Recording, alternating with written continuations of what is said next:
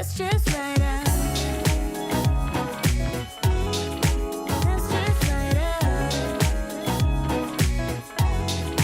I want to ride with you, get lost in time with you.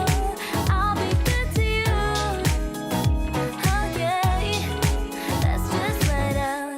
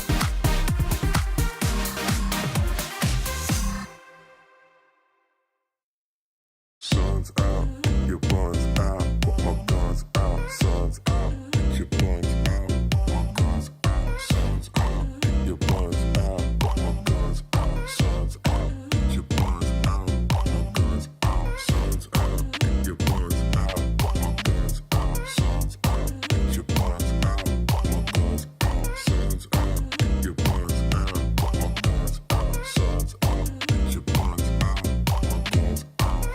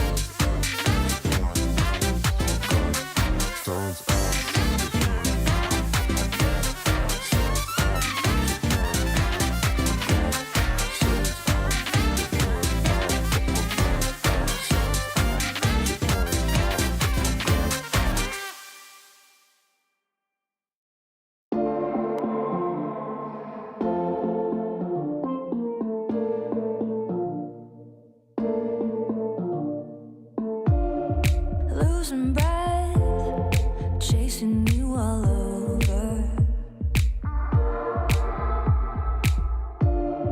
Beating chest, trying to stay sober. Never wanted you to hold back too much love, I won't get you through. And I don't know what to do, tripping over without you. Always wanted you by my side, but with every day passing by, stay seeking, you shall find. Can't get you off of my mind. Run around, run around, run around. Go wild, go wild, go wild. I've been running up, get a little closer.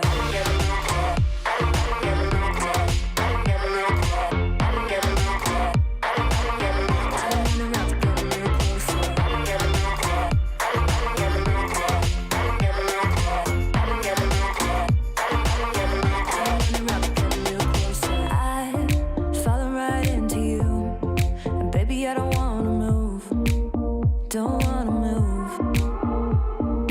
I'm getting too close to you. I know that you wanted to. You wanted to. Never wanted you to hold back too much love, I won't get you through. And I don't know what to do, tripping over without you. Always wanted you by my side, but with every day passing by, stay seeking, you shall find. Can't get you off of my mind. Tripping over without you. Can't get you off of my mind. Tripping over without you. I've been running up, get a little closer.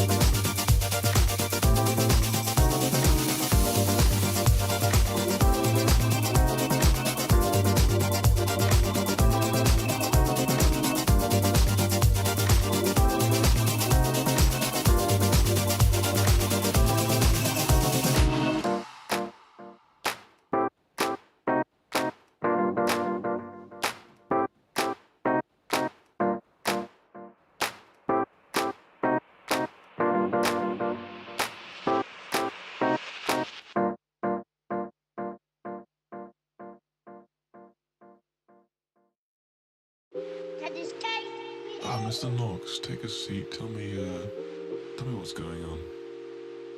There's a man inside my mind making noises. Somehow I feel like I don't have a choice in it. Oh, okay. Tell me a little more. He tells me I'm a chump and he tells me I'm broke. Waits around until I'm all alone. What time? What kind of time of day or what kind of things does he say? At the moon's pale face when the day is just a dive. He's waiting in the corner where he drives. He's so alive. Okay. He's a creature of the night. Is that so? What time? When it's 2:45.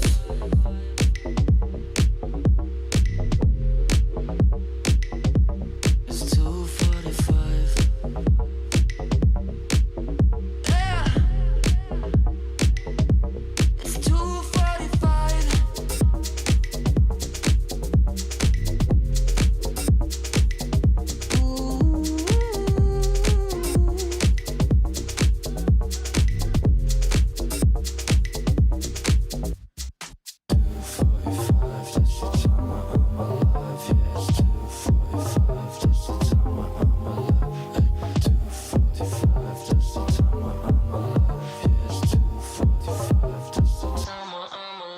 All my friends say I look tired, getting early nights. Till he's woke and he's drunk when I try. It's just my mind.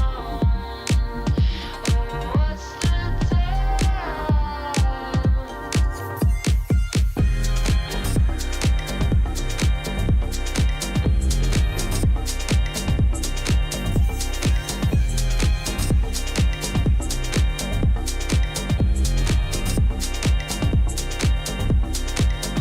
You see, I believe there's a significance to waking up at the same time every night. Oh yeah, it's the same thing. Floating in a siren. Then I hear this voice. Now, the next time you wake up at 2:45, remember, you can stay awake or go back to sleep. It's 2:45. It's the summer I'm alive. Yeah, 2:45. It's the summer I'm alive. Hey, 2:45. It's the summer I'm alive. Yeah, 2:45. It's the summer I'm alive. 2:45. It's the summer I'm alive. Yeah, 2:45.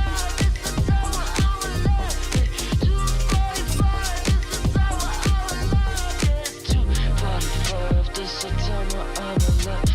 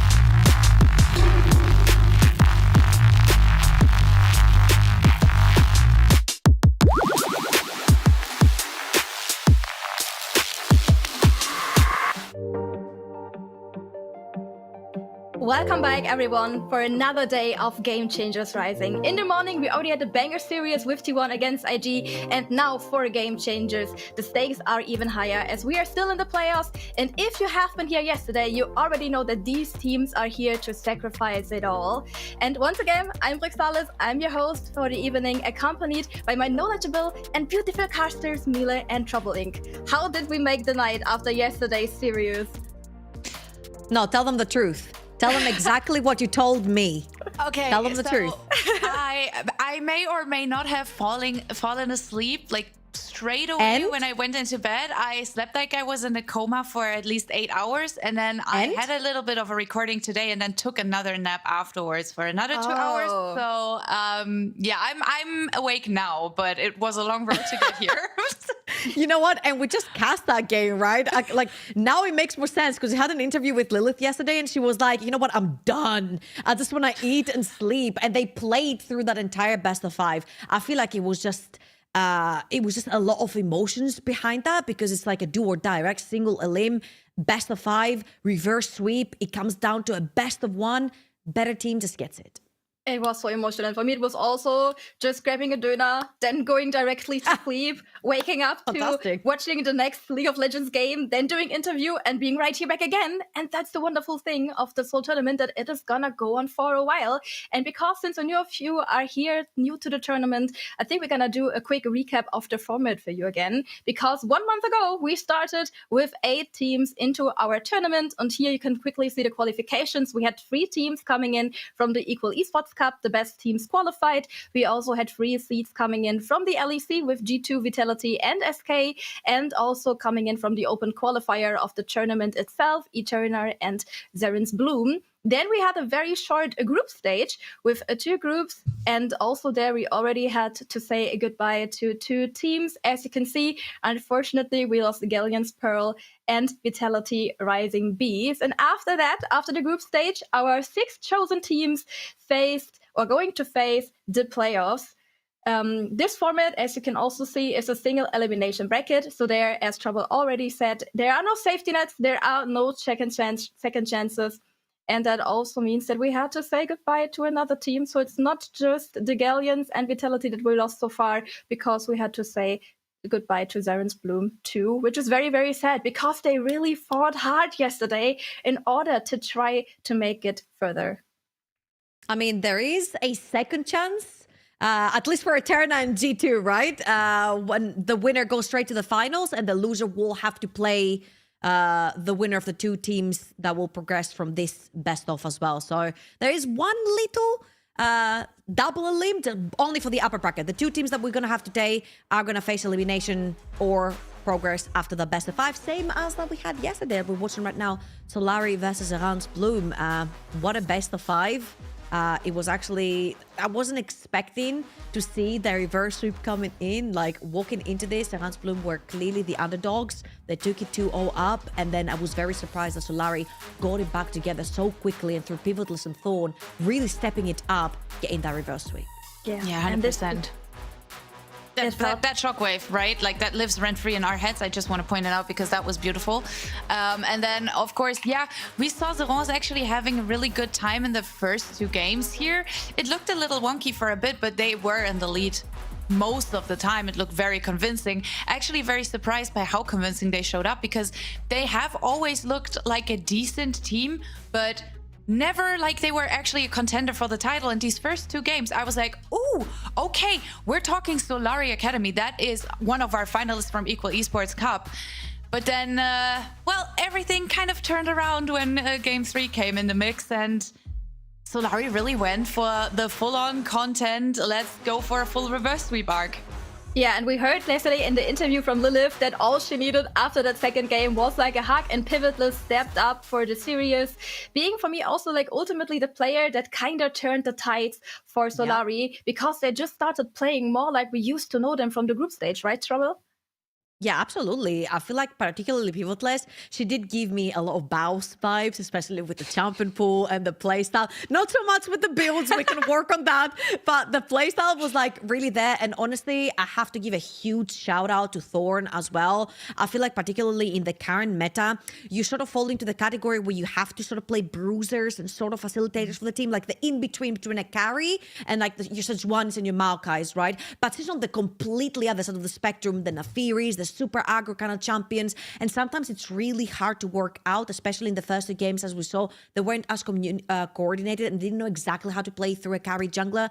But other than that, I feel like they really did bounce back and play to their strengths. Yeah, I also really love that with the first time that we're having the best of fives into this tournament and for the scene as a whole, we directly had the 5 games coming in. And I thought it was like really interesting to see how different these both of these teams enacted in the 5th game, because the 5th game was like one of the closest also of the series, with Zeren's Bloom gaining kind of a lead in the early game. Do you think that also maybe the experience that Solari with like more veteran players had was maybe also maybe the difference maker for this 5th game, Mila, or was it just one good engage? To be honest, I think definitely experience always plays a part in this, right? Solari has had a bit of a longer split in the Eco Esports Cup as well, so they've played a few more games. They have shown a lot of resilience when it came to playing a series before. However, I also feel like there are some question marks on the side of Zerance, especially when we look at what the item builds were. You could have definitely found an easier way to punish what Solari brought to the map, but for some reason they really didn't end up doing so. So GG to Solari. I think they lived rent-free in the heads of Zerance in that last game, and I think that's also kind of like the mental momentum was definitely more to the side of Solari rather than Zerance. Yeah, it's definitely... Okay. I'm sorry to interrupt you. Before we move on, because we have to move on, obviously, what we have today, I just want to give huge shout out to Lily. I think her jungling was impeccable, like her reset timers, the invades, linking up with Issei as well. So big commiserations, obviously, to Zeren's Bloom, because we're not going to have them anymore with us, but I cannot wait to see like what Lily brings, potentially the same team, new team, however she chooses to go on in her journey in League of Legends. I'm a huge fan. That's all I want to say. Definitely. I think it's also like such a wonder that like this team with only one veteran leader that has like competitive experience and 4 complete rookies that never really have competitive before to directly qualify for like the playoffs and making it this far is also showing like what this team is potentially able to reach in the past. But it's time to stop dwelling on the past. Zeren's Bloom is gone, and Solari will see later this week in the further playoff brackets, which brings us to our next game, which will be SK Avarosa against Blue Otter. Definitely also 2 teams to look out for, because I think definitely SK Avarosa left us with us with a bit of like a bitter aftertaste, because we experienced or like we wanted so much from this team. Meanwhile, Blue Otters has been a complete surprise to the tournament.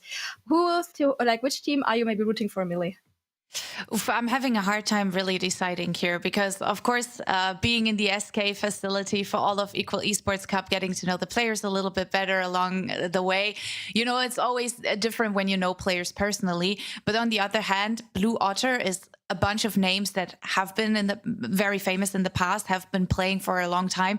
So I'm really, really torn here, and I don't think I can actually choose a team that I personally cheer for. I'm not gonna lie. I'm just going to be Switzerland for this one. Yeah, definitely. It's kind of hard on my side as well. I used to be part of SKA for 3 years. I was there when the SK Avarosa project was even on paper, or it started coming out on paper, never mind now, many years later, to what it has become, right?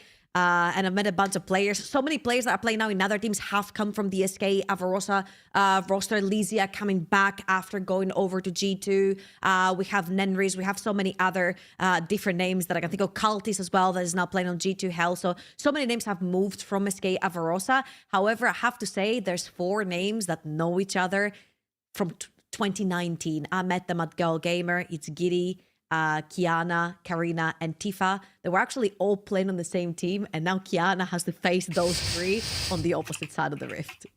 Yeah, definitely. The Otters roster is also really impressive. And here we can quickly see the SK Avarosa roster again. Also, this team was like built to be a benchmark for the scene, being also by many like fans in the beginning of the year put like onto the first place as being at least in the top 3. So I think it was a bit devastating for people to not see them succeeding, but it's definitely giving hope that they are performing well so far. On the other hand, as you already mentioned, we have a very star-studded lineup on the side of the Blue Otter with Karina and also Tifa play together, reuniting with Giddy that they have last played together in 2019. So these are also players that know each other. Who is like your big surprise of this roster, Mile? I mean, it's gotta be that bot lane, right? I have not seen Giddy play before. Like I know that she had a little bit of a break before coming back to the scene. I think it must have been a break of like almost 4 years, and she has been really convincing. I also really want to point out Dunne Boshund as one of the players that I really enjoyed watching in her support position. I feel like their synergy all over has been really, really nice. So I think bot lane is the one to watch for me. Yeah, definitely a really, really strong bot lane. I mean, I had the pleasure to talk to Miele before of the game, and she was, I mean, we unfortunately can't show the interview because of some technical issues, but in this interview, she was like, yeah, bot lane is also going to be really exciting because she said that SK's bot lane is playing like wild dogs. They're very aggressive, and that's the same thing we have been seeing also from Nexus Reapers or like from Blue Otters, formerly Nexus Reapers in the past, that they are a very wild, a very aggressive team. They always searching for the fight. If there's engage to take, they're just going to take it. Okay, I'm just gonna give you it straight. We're down for an LPL showdown when it comes to LGC right here. Those two teams are super bloodthirsty in the best way possible. And not necessarily that they don't have structures, they just constantly are looking for opportunities. Especially when I'm looking at Karina in the jungle, like she mains Kane, right? It just comes from the champion, but she's just constantly fighting, right? And I know that her and Tifa have played in so many teams together. They've been inseparable for years, that they know everything about each other and the way they want to play inside out. And usually Karina Tifa plays those type of champions that can really easily push. We've seen her on the Xerath as well. That was a big hit in the particular game that we saw B-roll from, which I feel like that Xerath kind of turned the whole game around, right? So hard shoving mid laners, plus Karina being super aggro and Tifa providing that priority for her. I feel like this is the duo for me, at least, to be watching to see if they're going to cause havoc around the map. Yeah, and I think if you like watch the games, there has also one lane being like really interesting because also we saw some roster changes from Blue Otters coming in because we have a new top lane. And I think that was like a really interesting addition to like the whole tournament because she brings in the spice. She brings in a completely different playstyle that is like very contrary to what we have seen from many other top laners in the league. How would you describe Emerin, Mila, if you would have maybe to pinpoint it with like one word and then maybe the contrary from like troubling? Oof, one word is hard, but I would say brawl because this girl wants to have some fun. That's that. Like, I'm not gonna, I don't even know how to elaborate because she's been one of the more carry-oriented players, I would say. Definitely a very versatile champion pool. We can see in the numbers here, she does not really necessarily compare to Lysia so much because Lysia has all over a lot more games during this year in 2025 because they, of course, have also been playing in the Prime League with SKA Verosa. But Emerin is definitely going to bring in a different character. And Lysia has been known as someone who's rather weak-siding. Sadly, we've known her to be a bit more aggressive in the past as well. But as of lately, she's been more of the safer player, I would say. And Emerin, on the other hand, she wants to put on those carry pants. I mean, I feel like just speaking on the graphic that we're seeing right here, I feel like it does Lysia a bit dirty on the 13.4% damage percentage. Yeah. You'll see why in a bit when we actually show you later on their champion pools as well. But like Lysia has been playing primarily tanks in this one. And I think it primarily comes from the fact that they have changed a little bit their attitude towards the game and how they want to play it. And they have formed a little bit more of a structure, if you will, on like the front to back and more scaling kind of compositions. And then Lysia has fallen more onto the Orns and the Scions, but throws in an Ambessa, you know, every here and there as well. So pretty low in terms of damage percentage, but you can see that she's still performing and we will hopefully even see her on something a little bit more aggressive. It is a best of 5, so you can't have that many tanks that still stay up and available. Definitely. At one time at the best of, you have to decide if you're gonna keep staying with like this more weak side oriented champions or if you're gonna unleash the Lysia, like we have seen a few times before. We also see it on the champion pool. There is definitely some potential. What play would you like ache to see from these troubling? What would you like hope for Lysia to play today? Listen, I know that we really dug for Lysia's champion pool here. I think Mille went on a hunt onto the Prime League, Div 4 or Div 3 that they're playing at. And she was like really trying to find because all we could find was Orn, Scion, and Ambessa.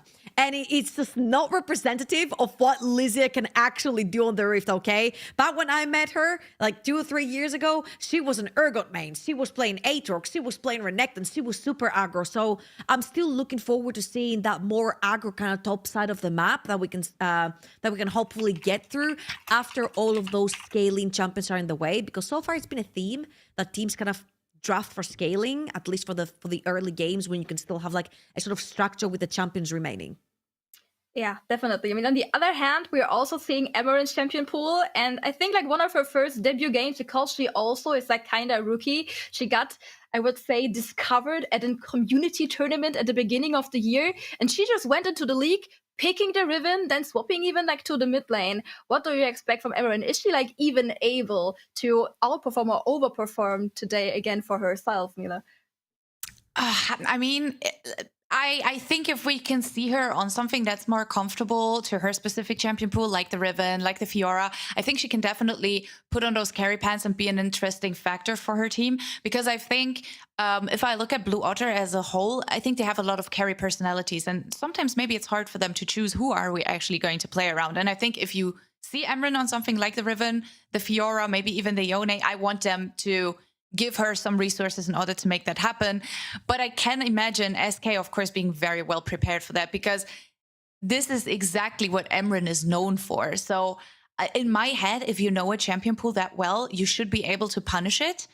And I think that goes for a few of the players that we have on the side of Blue Otter, right? We've talked about Karina's champion pool being very distinct with the carry potential. Then we've talked about Tifa as well, having some of our specific champions like the Ahri, for example. And that would be something that I would punish hard if I was on SK. Ooh, I mean, I see the vision. Now that we like talked about all the arguments on what these teams do good, we thought like, okay, good.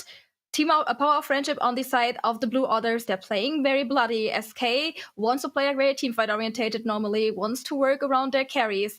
If you would have like to make a decision now on who do you think will win this series, which team would it be? Which team is like your favorite for this? Because I heard different opinions. They're like very loud Blue Otter fans, but also very hardly SK fans. Hey, listen, I clicked on the little GIF that was playing earlier on LGC yesterday, and it says pause now to find which one is going to win the whole thing. And Blue Otters came up for me.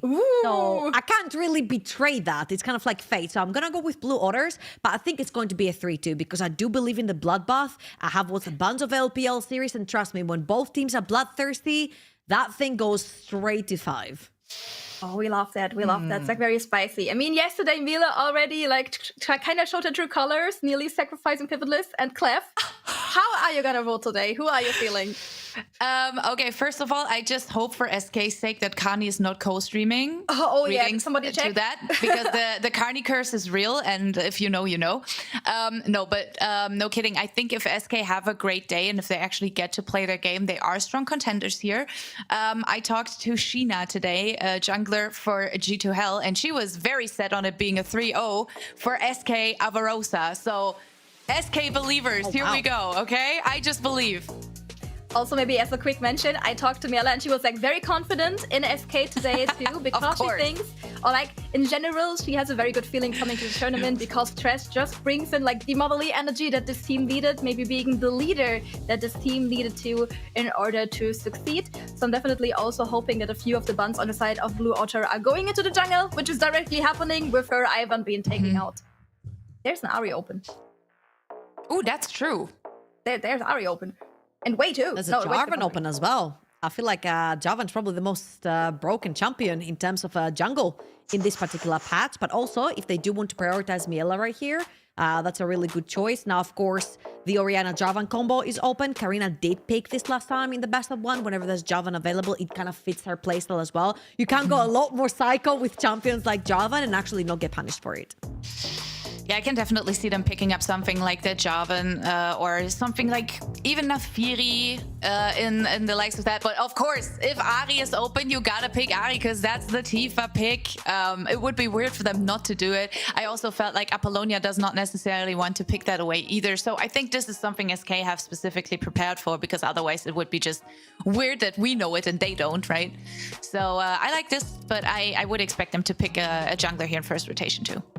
Yeah, I mean, it's literally her. Ahri is literally Tifa and the other way around too. And you have like still so many jungle picks to pair it with. We have seen a lot of priority for Karina on the Nafiri also in different cups, but apparently we are going to match the bot lane with the Jinx. I mean, when Yunara came out, everybody was like, yeah, she's like the weird child of Zeri and Jinx. She's like able to match like the hyper carry potential later in the game. But how are we feeling about such an early Jinx pick? It hasn't been like the highest priority yet, Trouble. I mean, I'm looking at Javan and I'm like salivating right now. Mobile carry down the bot lane into ganking jungler that can take your flash with an EQ combo. Like, yeah, sign me up. That works best. Like, Vex straight into the Ahri. Like, I do like that. Double squishy carries. Again, I feel like any jungler that kind of goes in and wants to fist fight with Vex level 6 would be very successful here. Yeah, I love this. I love the Vex. I think it's very Apollonia coded. I'm very happy about that. I feel like it fits her playstyle very well. It definitely will need some setting up. I think if they can pair it with a great jungle for Tress, it's going to be really fun. But they definitely want to secure their Lulu here first. Kiana will need a good champion in order to have a synergy with that Yunara, and it's either Lulu or Braum in my books. And there is the hover. Aww. If they lock it, that would be crazy, but they're not going to lock it. I'm sending her my love. That's all I'm doing. I'm sending her my love. The charms are going out. I mean, maybe for the later series or for the later games, depending on how far we're gonna get into the series today. But now we're gonna get the ambassador for Emery on top lane. That's quite a tame pick actually for her if you're considering her normal champion pool. But of course, enemies of hyper carries, you have the public execution. You want to be able to make it to the backline, but it won't be easy because there's already the Vex against you. She's just able to cancel your jumps and trying to keep you away from your backline. How satisfied are you so far with like picking champions that fit the identity of the team? How much bloodshed is possible? I'm actually really surprised that Karina has fallen down to 4-5 in this particular draft, because I feel like she's very Jarvan coded, and we literally had that B-roll where she was playing the Jarvan and she was making things happen. Now it might even make it through the picks and bans here, right? So she might be able to R forward, but I've been through so many leagues and I've seen so many different metas that this is getting so very interesting that a lot of the girls right here would rather get that what they feel very comfortable in, particularly in game one. I don't blame them, because you want to get those early games in, but we have seen that the code for game one is usually play soft, play steady, kind of like scale into the late game, which is the Yunara and the Jinx kind of like signifying that for both of the sides. I'm not 100% sure about where they want to go jungle wise, because Karina, we've discussed it, like she is very carry oriented. Tress on the other hand is playing something along the lines of that Maokai that we can see here being banned away. She's also having a bit of a Lilia in there, Trundle, even Skarner, which has not really been that big of a factor lately. So I think both of these jungle picks are going to decide what the comp is actually going to be able to do. And I'm also still a little surprised about the Jinx here. Not because I don't think Giddy can play it, but because it's not that high in prio for Giddy as a player, right? I feel like if Giddy comes to mind, there are other champions that I would prefer to see, just because I know how she can perform. But I think Jinx is going to be very comfortable for her vibe band now as well. So let's see what they want to go with. I mean, I would love to see Donna on the Rel, as it has been like her best pick actually in the whole year so far, but it's also like so unforgiving to play against Vex, for example. Yeah, I'd love to see actually a Nautilus here. Play Nautilus down bot lane into the Lulu, one hook, and you kind of really threaten the kill. And also you can potentially outpush if you get a hook. It's going to be the karma, nonetheless, for that bot lane. Try to pretty much face push with push. And Lizia, I just want to put an 07 for being such a great team player. And going towards that Ornn Sion gameplay once again. Sion banned. We're going for the Ornn. I mean, it makes utmost sense right here. I'd like to see a more proactive jungler, whether it's the Wukong, whether it's the Jarvan, whether it's the Pantheon, just something that can get the Vex and that mid jungle duo going, so you can just allow top side and bot side to pretty much scale for free. Yeah, Lysia's gonna check if Blue Otter have tickets for the playoffs or not. This is crazy, by the way, to go with Jarvan on 5 on blue side. Like, the fact that that's allowed is crazy to me, but you go, Queens. I just want to, like, charge a nice guy Ben. If I find you, I will make sure Lizia will never have to play Ornn again, okay? I'm just putting it out there. But yeah, I can just run over to the different building. It's okay. I'm just saying, nice guy Ben is right there, right? Like, just... Yeah. This is the old room, by the way. Greetings. Oh, we do. Oh, that's interesting. Because that, for me, is very much out of comfort for Karina. Or like, it's not the first pick you think of. She has been playing it before, but historically, games where she's not in a carry jungler are a lot harder to play for Blue Otter. Yeah, however, we have talked about the fact that for Blue Otter, they usually just lose identity in terms of who the real carry is in the team, right? And when there's too many cooks in the kitchen, you burn the whole house down, right? So Karina has taken a step back right here. She's playing more of the facilitator in the jungle. You've got Wolfie with the Ambassador. You've got that Ari. You can play through the Ambassador towards the top side of the map, roam the Ari top, roam the Sejuani top. You usually want to play around the melees when you play in the Sejuani. So I'm expecting Giddy and Dune are going to have pretty good time down bot lane. You know, the Karma pretty safe. Jinx, they can push the lane if they want to and just play to get that Ambassador ahead. Okay, so maybe in your imagination, put away the logos of these teams. Which draft do you think is like easier or like the more comfortable to play? Because I think both have like really good arguments for them. I really love the Vex that Apollonia is gonna pull out, but I'm also feeling like the hyper carry Jinx angle. I gotta say, for me, it's SK. I like their tools a bit more. I like that they have good setup with Ornn. I love that they have the resilience that Lulu is bringing in. The Vex is really strong. Yunara can scale relatively well and can become that raid boss. I gotta go with SK. Yeah, I feel like I'm not a big fan of like what I call a warding Sejuani. A Sejuani for me without two melee champions in mid and top is kind of like a warding Sejuani and not necessarily very Karina coded either. So I feel like in terms of ease of execution, you've got a very simple front to back with your Ornn, with your Javan. They're going to call the engage. You know, Vex can go in when you see HP bars going low, as we are going straight into the first game of our best of 5.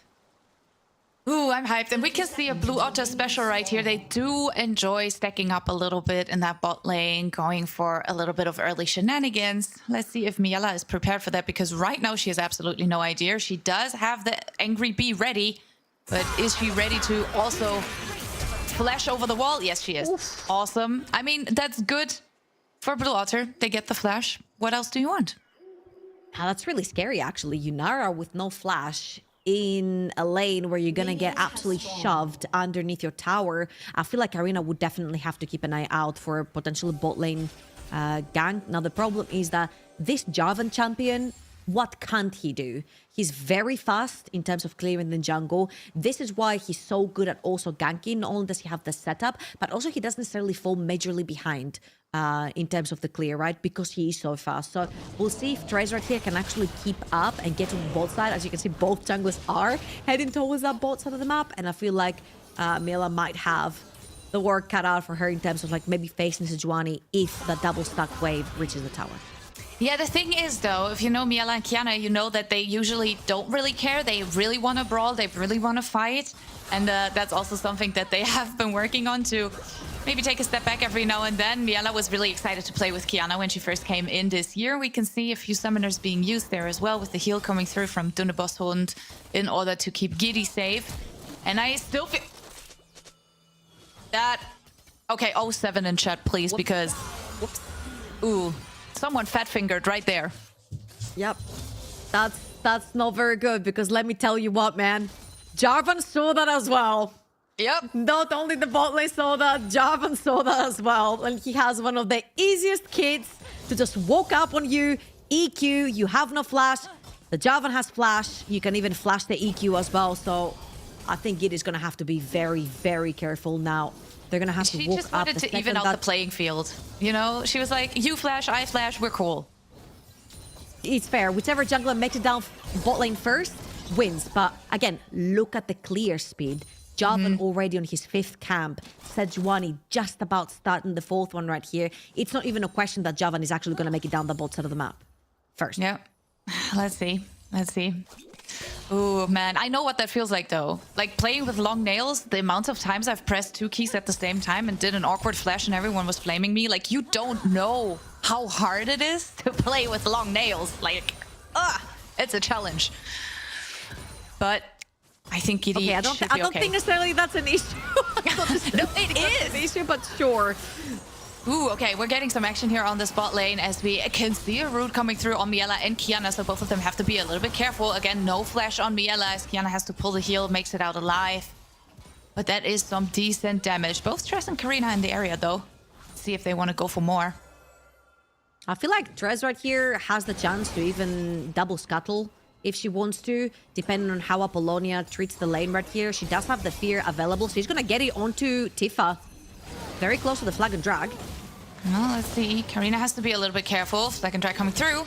Karina's trying to flash underneath the turret, but they're just flashing after Apollonia with the first blood. And that Vex will be putting in the work, for sure. That was a very nice play right there from Apollonia, holding your fear underneath the tower. Now Tifa does have flash. They might be looking for another one. Fear not there yet. The E, the Q. They have to be careful not to hit her too early on because now they have to tank the turret a little bit. But Tifa Chase stays alive. Oh, that was a close call. Don't think Apollonia can do it. I don't think she's close enough. Yeah, that was a close call. Yeah, I think they were a little impatient right there. If they could have waited for potentially Apollonia to get her fear back up through her passive, it would have been a completely different story. But Trez misses the EQ, Apollonia misses the fear. Tifa pretty much dodges everything through there, and she ends up getting out alive, right? Which is a big thing because now she gets to reset, come back to lane, grab the creeps underneath her tower, and not miss too much in terms of CS and experience, which is very, very important here for the Ahri. We can see some top lane action again. Emerin, more known to be a carry-oriented player, a little more forward, whilst Lysia has been on weak side duty for most of those games lately. Still, we talked about it yesterday. I think Ornn is a very secure option for you to still be very important in teamfights later on. As the Call of the Forge God bringing in a nice engage tool for SKA Avarosa here. Yep, and I'm looking at the level 6 is very, very crucial, right? The Sejuani level 6 together with the Ahri, you can actually start making plays around mid. I'll tell you what, that Vex champion is very, very easy to gang. The second she doesn't have her fear available, the second she loses her flash, she actually becomes very, very susceptible to dying. So once a Sejuani ult landing onto the Yordle over in the mid lane, it could be pretty much lights out. Now, both of the teams are looking for the dragon. And again, I just want to remind everyone that Blue Otters are kind of like a very feisty kind of team. They do like to fight a lot. They are very bloody, and they're very willing to just get their level 6s, get those engages done, and just instantly fight. And they pretty much scoop around whatever is left on the map, whether that's a tower, a scuttle crab, or neutral objectives. See, Karina's still in the area. So is Trez. If Karina goes through with the backport here, which it looks like for the moment, this gives a great angle for SK to maybe actually go for that first dragon if they want to. They're checking the waters, testing the waters a little bit. But I think this is a great timer for them to just go towards the dragon. There should not be any danger, especially now that Apollonia is moving into the river as well. So that should mean first Drake going over to the blue side for SK Avarosa. Yeah, Karina was on a reset as well, so was heading towards the top side of her jungle, so there is no contest whatsoever. From the side of Blue Otters, it's going to be a pretty free dragon right here for SKA Avarosa. And we're going to see the swap possibly coming in soon from the side of Blue Otters towards the top side of the map. Usually is a handshake. You want to be taking the Void Grubs if your opponents have taken the dragon. We've seen the reset coming through from Apollonia over in the mid lane as well. And both of the junglers are going to head towards the top sides to start clearing. Now, I will say this is going to get a little bit tricky to play towards the top side of the map. I think Jarvan level 6, Vex level 6, Ornn around level 6. It's going to get a little bit tricky, especially since, you know, Tifa doesn't have her flash available. Sure, she has her ultimate, but once these are down, it becomes kind of hard to get away from those situations. Karina will also become probably a target right here onto the Sejuani as well, just with that giant spell. So we'll see how SKA Avarosa are going to choose to play around this. For now, though, Blue Otters have pretty much sandwiched Apollonia over in the mid lane, making sure that Tifa can actually push that wave in. But Apo's doing a great job at staying safe, at least for the moment. Duna now, of course, has shown. And we can look at a few of these stats of Apollonia's Vex. We've loved it in the past. And it's been working out relatively well for her. So let's see if she can make it work in this game as well, as we're now getting a little bit of a handshake here. First Drake again went over to SK Avarosa, and now Blue Otter are able to pick up all 3 Void Grubs. Yeah, it kind of happens at the same time because you get the resets, right? One team will probably reset around Dragon to try and get control of the map, and then you'll have resets coming through later, which is the time of void grabs, and usually this is why you handshake the two objectives for the two teams. So far, so good. Pretty chill. I think SKA Varosa are very, very happy to play this game really chill and scale into the late game. Later on, you're going to have a lot of utility through your Lulu. You get those ornaments coming through. Yunara becomes a pretty big hyper carry. So they're more than happy to just chill, lay back, and have that sort of win con through that Javan plus Vex in the early game and then shift that over to Yunara later on. Miela has been very calm for what we usually know her to do, but that can always be the calm before the storm. You know her as a player who, especially in later stages and big team fights, wants to put on those carry pants. As Lysia has to be a tiny bit careful, is of course being pushed in quite a lot here by Emerin, but should be fine. Now Tress looking for possibly the first little gank or invade, as Karina manages to pick up the Grump. Now they're in a bit of a tricky situation here. Tress has to be careful. Miela and Kiana can stay in lane. And I don't think there's any more danger coming in. I'd like to see Trez actually walk up to Wolves and take those away as well. However, she's looking potentially to maybe see if she can take a summoner away. But look at the recent timers, right? Tifa's been forced back by Apollonia, and you could potentially have the chance to take those wolves away and deprive Sejuani even more of the farm right there. I don't think a bot lane dive or bot lane gank was in the papers, since both flashes, ghosts, everything, all summoners are available down bot lane for the Blue Otter. So I would have liked to see that extra step of invade over on the bot side of Karina's jungle. Talking about her, she is lane ganking through that bot, so let's see if the charge ult could potentially come through and catch SKA Varosa's bot lane off guard. So far, they're taking it slow. Tifa, of course, looking to clear a bit of vision here. Both of them have been spotted, so good call for SK to say, let's stay safe, let's go for a recall if we can. But they are getting interrupted, at least for the moment. Miela really wants to pick up that wave, it seems. But it has been a very calm and chill early game so far. No bigger gold leads. Everything relatively even. Giddy now able to maybe pick up that first plating here for herself. Should make her very happy.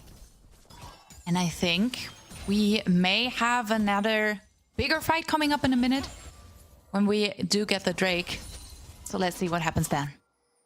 Yeah, in about 50 seconds, Drake is going to spawn. First items are slowly but surely starting to come in. Blackfire Torch for the Vex over in the mid lane. Eclipse over on the top side for Emerin as well.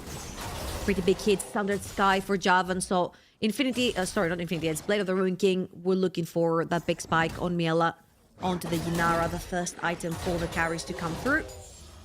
And slowly but surely, we're going to see them coming online. Heart still also completed for Karina. So in 20 seconds, you'll see a lot of action around this second dragon. Usually a point of contest, depending, of course, on priorities and lanes. But seeing as all lanes have the summoners up and available, I would be expecting that SKA Varosa do have the upper hand right here. They have been pushing that mid lane over and over again. And with Tifa not being able to necessarily get her positioning into Fog of War, try to pressure C for a flank onto this Ahri, it has been pretty much this SK territory over on the bottom of the map. Blue Otter are looking to find an angle to make it into the river as well. Tifa, of course, would be a little late to the party with trying to pick up that wave in mid lane, and it's a Miela versus Giddy 1v1 situation down here, but Otter are possibly looking for something. Nice ward for Miela, so she will get some info in case Karina decides to show. Now Kiana might be in a bit of danger here. Warding the Drake, of course, but they don't have vision on Karina just yet. But it seems as if Blue Otter are very committed to just go for the dragon here. SKA are looking for an angle though. Trez is trying to reposition, will be spotted though. I'm a little bit confused right here. I felt like SK Varosa did have the upper hand walking inside this river, but when I saw the flag and drag from Trez on the backside of the dragon, it kind of dissipates a lot of the engage from the champion. So I'm a little bit confused. That was a really nice push right there from Apollonia. They did have a lot of control over in the river as well. They did manage to push the bot out of the map too. So maybe they just felt like they didn't have enough in their inventories for the time being. They don't necessarily have to push. They have the first dragon, so they have won themselves another 5 minutes on the Rift, and potentially, since they are scaling into the late game with the Yunara and the ornaments coming through, they don't necessarily have to press the issue. This is still a level 6, above level 6 Ahri, which can make plays. However, looking at the discrepancy in items, I can't help but feel that SKA Avarosa did lose a chance right there to potentially create a bigger lead. Yeah, I completely agree. We can see now Miela, of course, swapping towards the top side, Kiana as well. So they definitely want to go for maybe a better position when it comes to the Herald, which is, of course, spawning in about a minute. Blue Otter are matching that relatively well, though, able to pick up the wave underneath the turret. So I'm expecting a bit more of a fight for that one, because that Drake situation was underwhelming in the end. So everyone is kind of setting up around that top side, looking to see how they can approach Herald play.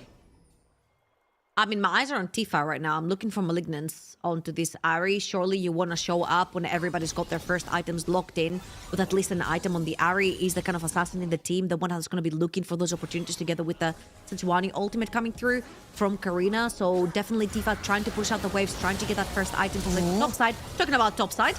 Yeah, nice catch there. Duna had to flash out. Both sums gone for her. Question is that already enough for SK to feel confident to move towards that Herald? Wave is being pushed one more time by Miela. You can see Apollonia also moving into mid lane, trying to keep the pressure up there as well. And Amarin, of course, taking those chicken nuggets to go. Because you know what? Same. I would do it too. As the Herald is now, of course, alive on the map. We can see SK ready to go. Arena is also on vision. They definitely want to turn on this one, see if they can punish her a little bit. Early flash from her. The Cataclysm is coming through as well. Karina in a bit of a sticky situation, won't make it out alive, as we can now see the Call of the Forge God coming through as well. They want to hit it onto Amarin, who's now trying to find some space with a public execution into the backline, but it's not going to work. Apollonia's just firing away. Tifa as well, trying to gain something here on the side. It's not going to be enough. Super Mega Death Rocket also not really doing too much, but at least they deny some kills here. Blue Otter managing to stay alive, but not really in a position to contest this Herald. Yeah, I just felt like they were a little bit late to the party. They didn't have necessarily any setup in the river. They just saw SK Avarosa start this one. They're like, okay, Yunara doesn't have an ult. Sure, we've lost summoners onto the Karma. But all just do is kind of stay in the back line, maybe throw some poke, throw some shields, and we'll be fine. Karina was isolated on top of a control ward. Tifa was over in the mid lane. Then your top lane is suddenly taking Raptors over on the bot side. So they were pretty much spread across the map. However, Karina walked too close to the sun. What is happening? Everyone just wants to lose a flash here and there, you know? It's like, if no one has any, it's evening out the playing field. Amaranth flashed, so Lysia's flashing too. I think it's very fair. I'm just trying to tell myself that's what it's, you know, Okay. whatever. Let's call it sportsmanship, yes? Yeah. That's what it is. It's for the sake of the game.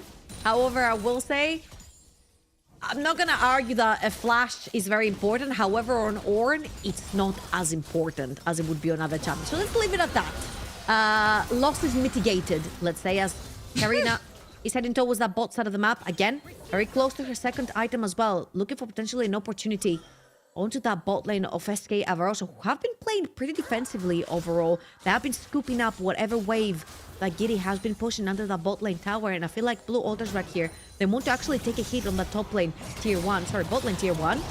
Ooh, but we can see Amarin being in a bit of danger here, as we can see the Call of the Forge God coming through, as well as the Cataclysm. She tries to dodge it with the public execution and is now getting caught a little bit in a corner here. Not really anywhere she can go. Using the plant will not help her. She will not make it out alive. She's trying to buy some space. Maybe another dodge. Can she make it?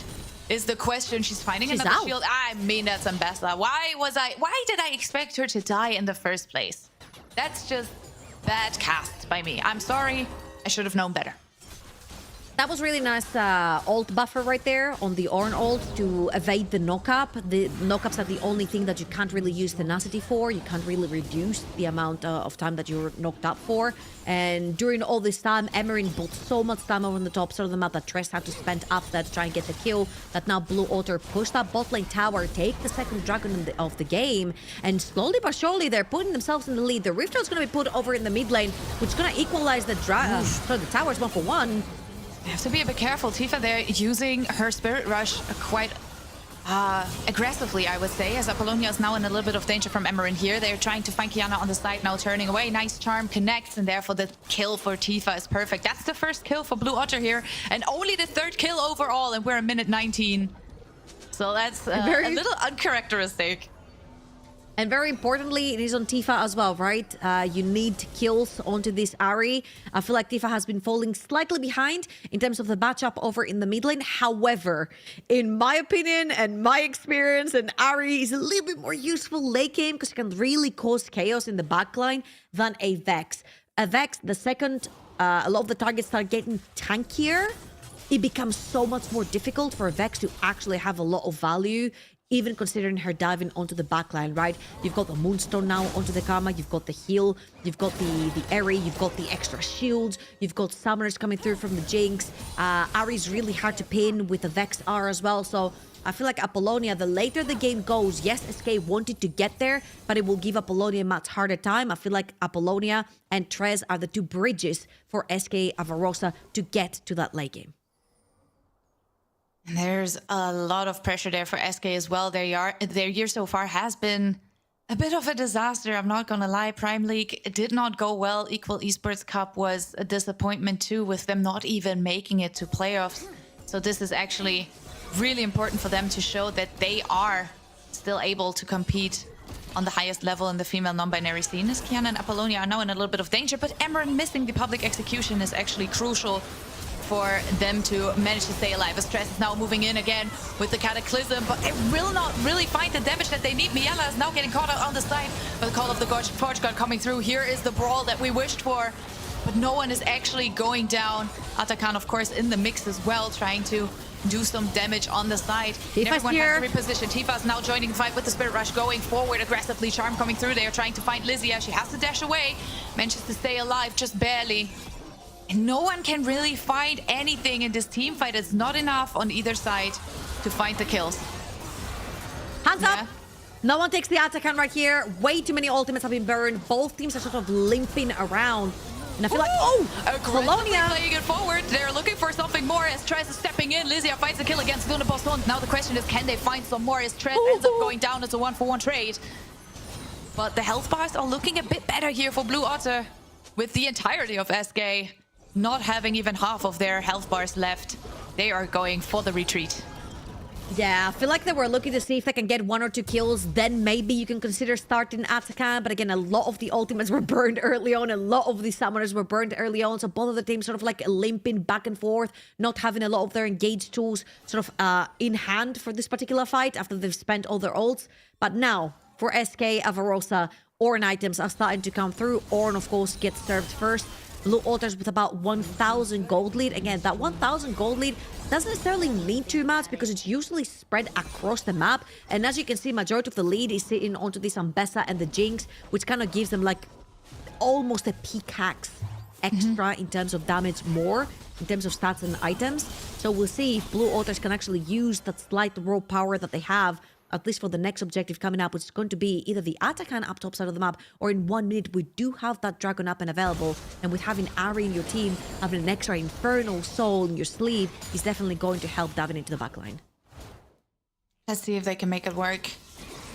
So far, I still feel like both of these teams are holding back a little bit. I'm used to more action. I'm used to more team fights in general, I would say. At least that would have been my expectation. I feel like a liar, okay? I said to everyone, hey, listen, that's LPL-esque. You know, the gold graph's gonna go up and down the whole time. It's gonna be a bloodbath. We have 5 kills in 22 minutes. Step it up. It's more of an LCK game right now. You know, it's more of a LCK where we're not really playing around kills. We're just setting up objectives type thing. That's right. But I agree. I want the LPL gameplay. Like, I'm missing it a little bit.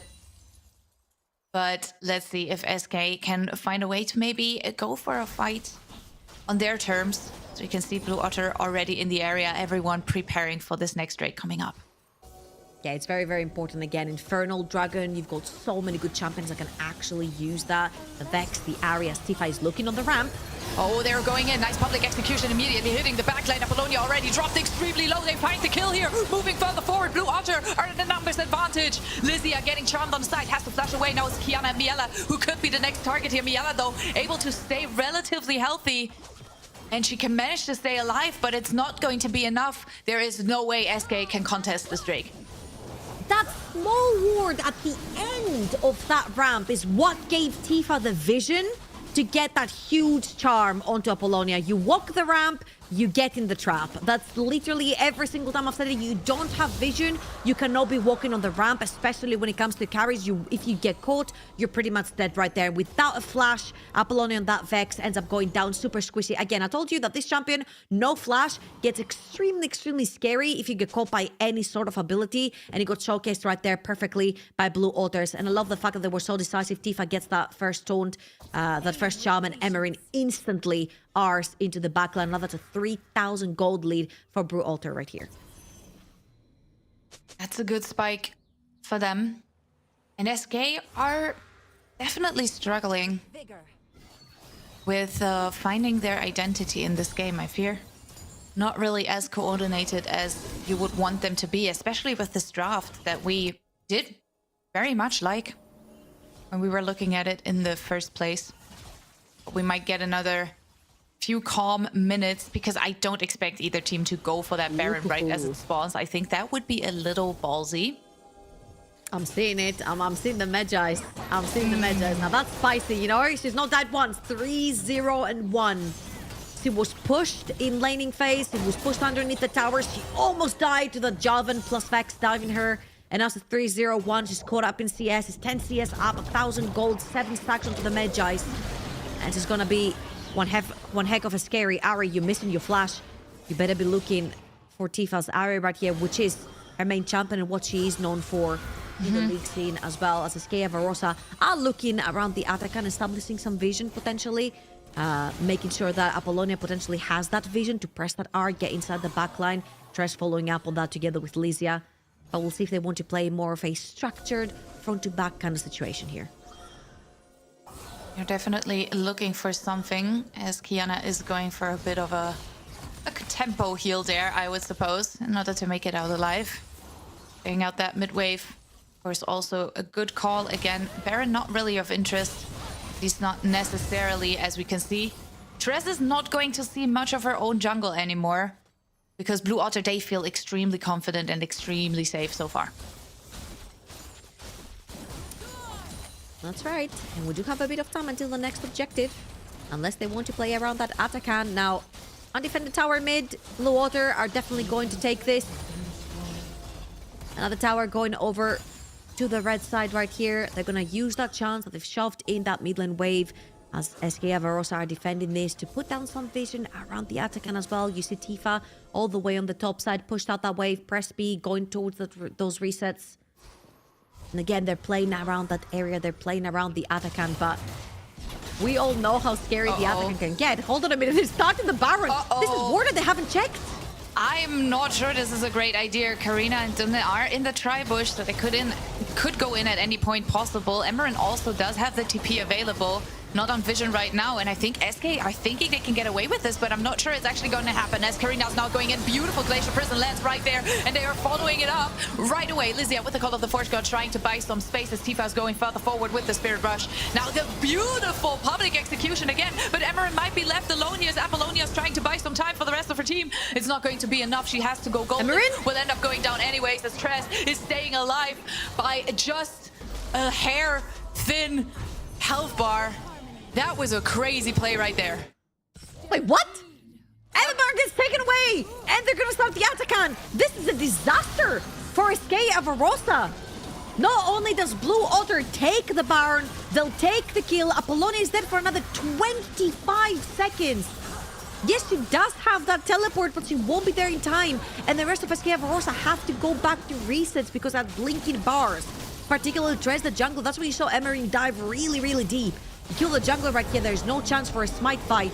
And that's suddenly a 7,000 gold lead for Blue Otter. Triple Drake in their bank as well in 40 seconds. They're gonna be faced with Soul for themselves if they manage to secure the 4th dragon. And they do have that Baron buff to be able to push out those lanes, push out those waves, and get a little bit more control of enemy territory.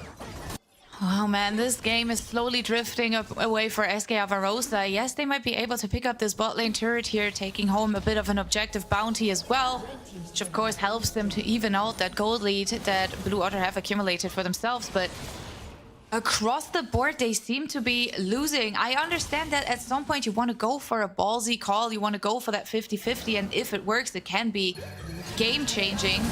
No pun intended, but we can see them already trying to deny it with the chompers here. Immediately stepping onto Trash, she pops like a bubble. Now, Apollonia is hit by the Super Mega Death Rocket as well. But again, Emmeryn from the side with the public execution straight into the backline. This is an absolute disaster again for SKA Avarosa as Miela has to flash away and try to buy some space. But they will be able to pick up this turret, and I fear they might actually be able to end the game right here, right now. They have the Baron buff. They have the 3 Void Grubs. They are at a numbers advantage. And Miela has to make a miracle happen in order to keep this game alive. They're just playing God the Cannon minion right here, and it's enough. As Miela has no flash, she's not going to get away. It's the ace, and it's Blue Otter taking over the game after it seemed like it's going to be a slow one. Blue Otter want to finish it before minute 30. Damn, what can I say? I feel like we went from what, 1 kill from Blue Otter to suddenly 10 kills within 5 minutes. So once they had their items on that 2-item mark, they really just hit it when it came to team fights. I felt like SKA Avarosa, they were just not decisive in the way that they wanted to play. They were getting caught in a lot of scenarios. And I feel like through Tifa and through Karina, they played such a decisive game from the side of Blue Otter. And honestly, props to them. Again, when you are playing some of your main champions, you want to make sure that you win those games because this is when you're most comfort. And they actually did. Oof, what a weird game one, I gotta say. Like, totally different than what I expected in the first few minutes, but then what a banger to end with. I'm very hyped to see what's going to come in this series. You should be too, but before we're continuing to the next game and of course unpacking what just happened, we're going to toss it to a quick break, so stay tuned for what's to come.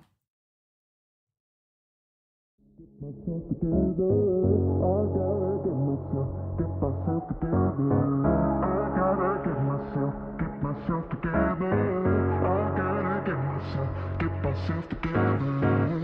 You know, you're driving me crazy. Don't know what to do. Don't know what to do. You know, you're driving me crazy. Don't know what to do. Don't know what to do.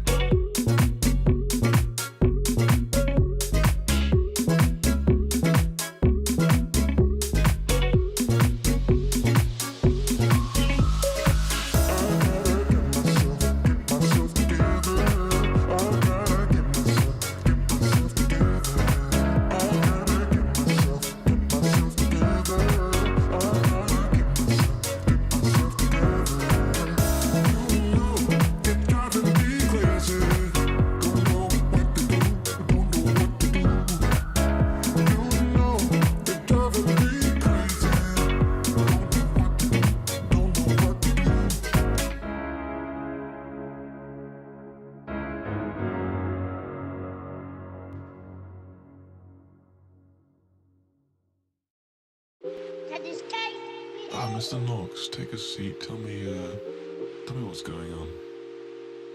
There's a man inside my mind making noises. Somehow I feel like I don't have a choice in it. Oh, okay. Tell me a little more. He tells me I'm a chump and he tells me I'm broke. Waits around until I'm all alone. What time? What kind of time of day or what kind of things does he say? Edmund's pale face when the day is just a dive. He's waiting in the corner where he drives. He's so alive. Okay. He's a creature of the night. Is that so? What time? When it's 2:45.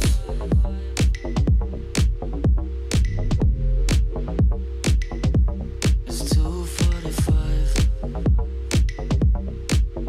Yeah. It's 2:45.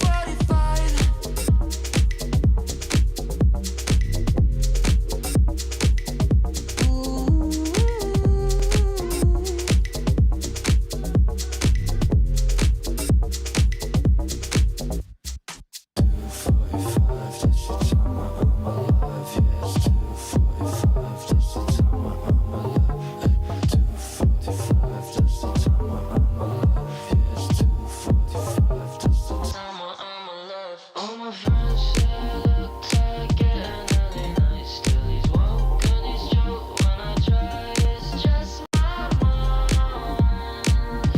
Oh, what's the time?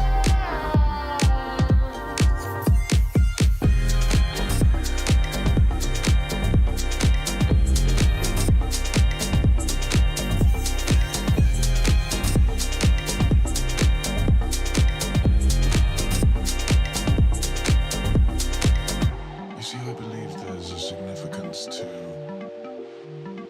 waking up at the same time every night. Oh yeah, it's the same thing. Floating in a siren. Then I hear this voice. No, the next time you wake up at 2:45, remember, you can stay awake or go back to sleep. It's 2:45. It's the summer of my life. Yeah, it's 2:45. It's the summer of my life. Hey, 2:45. It's the summer of my life. Yeah, it's 2:45. It's the summer of my life. 2:45. It's the summer of my life. Yeah, it's 2:45. It's the summer of my life. Hey, 2:45. It's the summer of my life. Yeah, it's 2:45. This the summer of my life.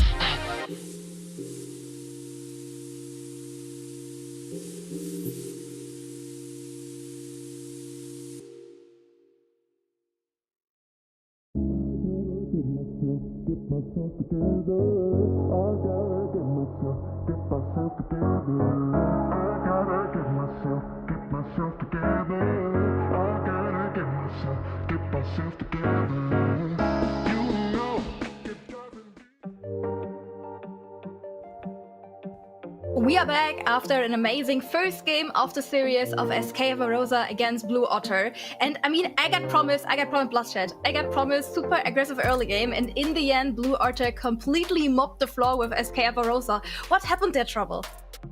I mean, I guess I'm a liar. No!